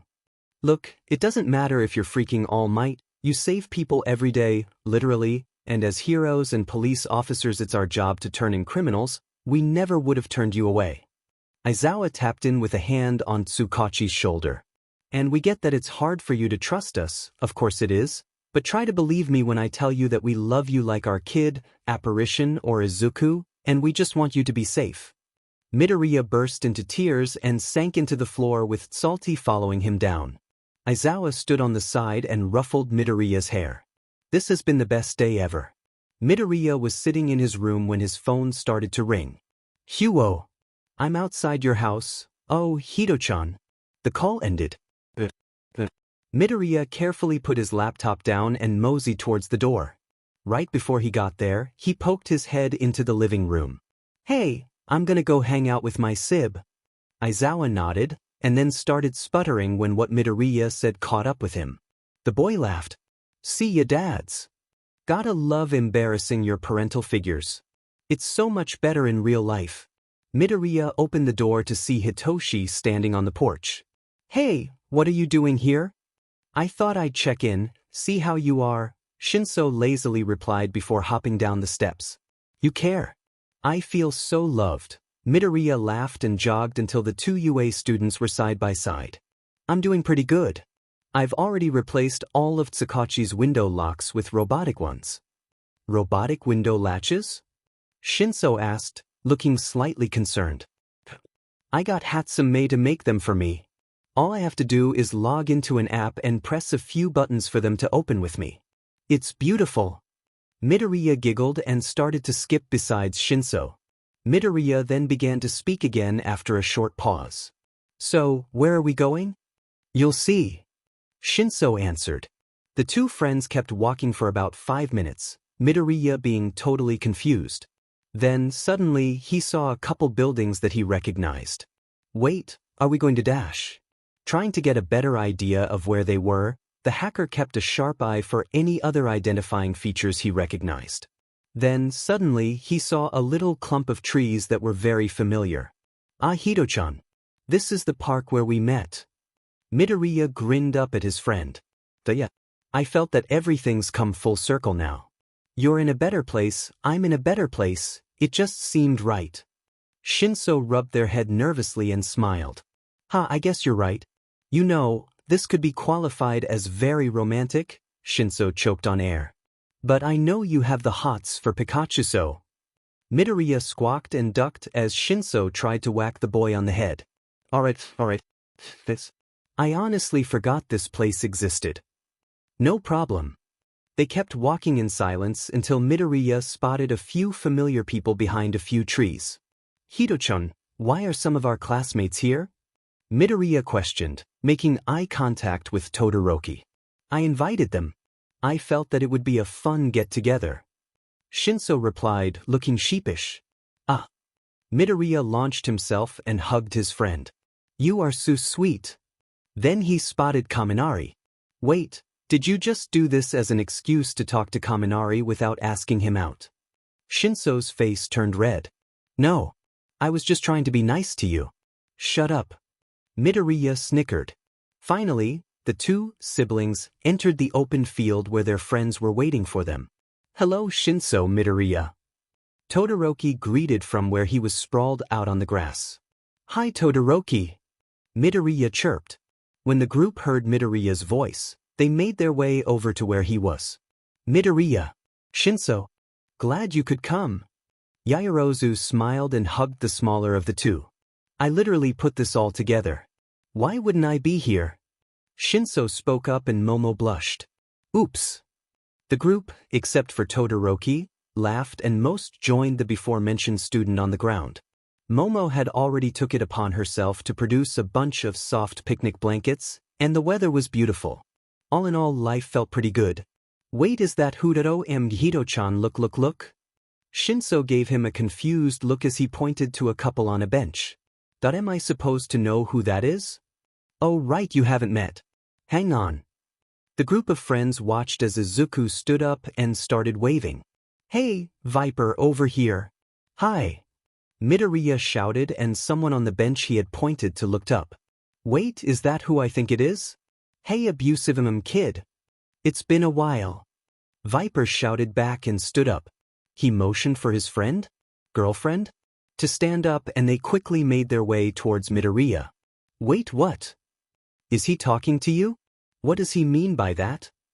Is everything okay? Both Viper and Izuku realized their mistake and winced a little. Midoriya made quick work of settling the group though. Guys, calm down, everything is fine. This is the friend of mine that was at the USJ, the one from my time in holding. We met right before my mom was arrested for being the worst, and kinda never formally introduced ourselves, I guess. Wait, he was at the USJ? But only villains were at the USJ. Todoroki commented. Viper and Midoriya flinched again, but both decided to ignore the question. Well, I should probably introduce myself. I'm Hiro Nato, reformed villain, and this is my girlfriend Tamasi Rina. He held out a hand to Izuku, who gladly took it. Midoriya Izuku, although you may know me as the hero apparition.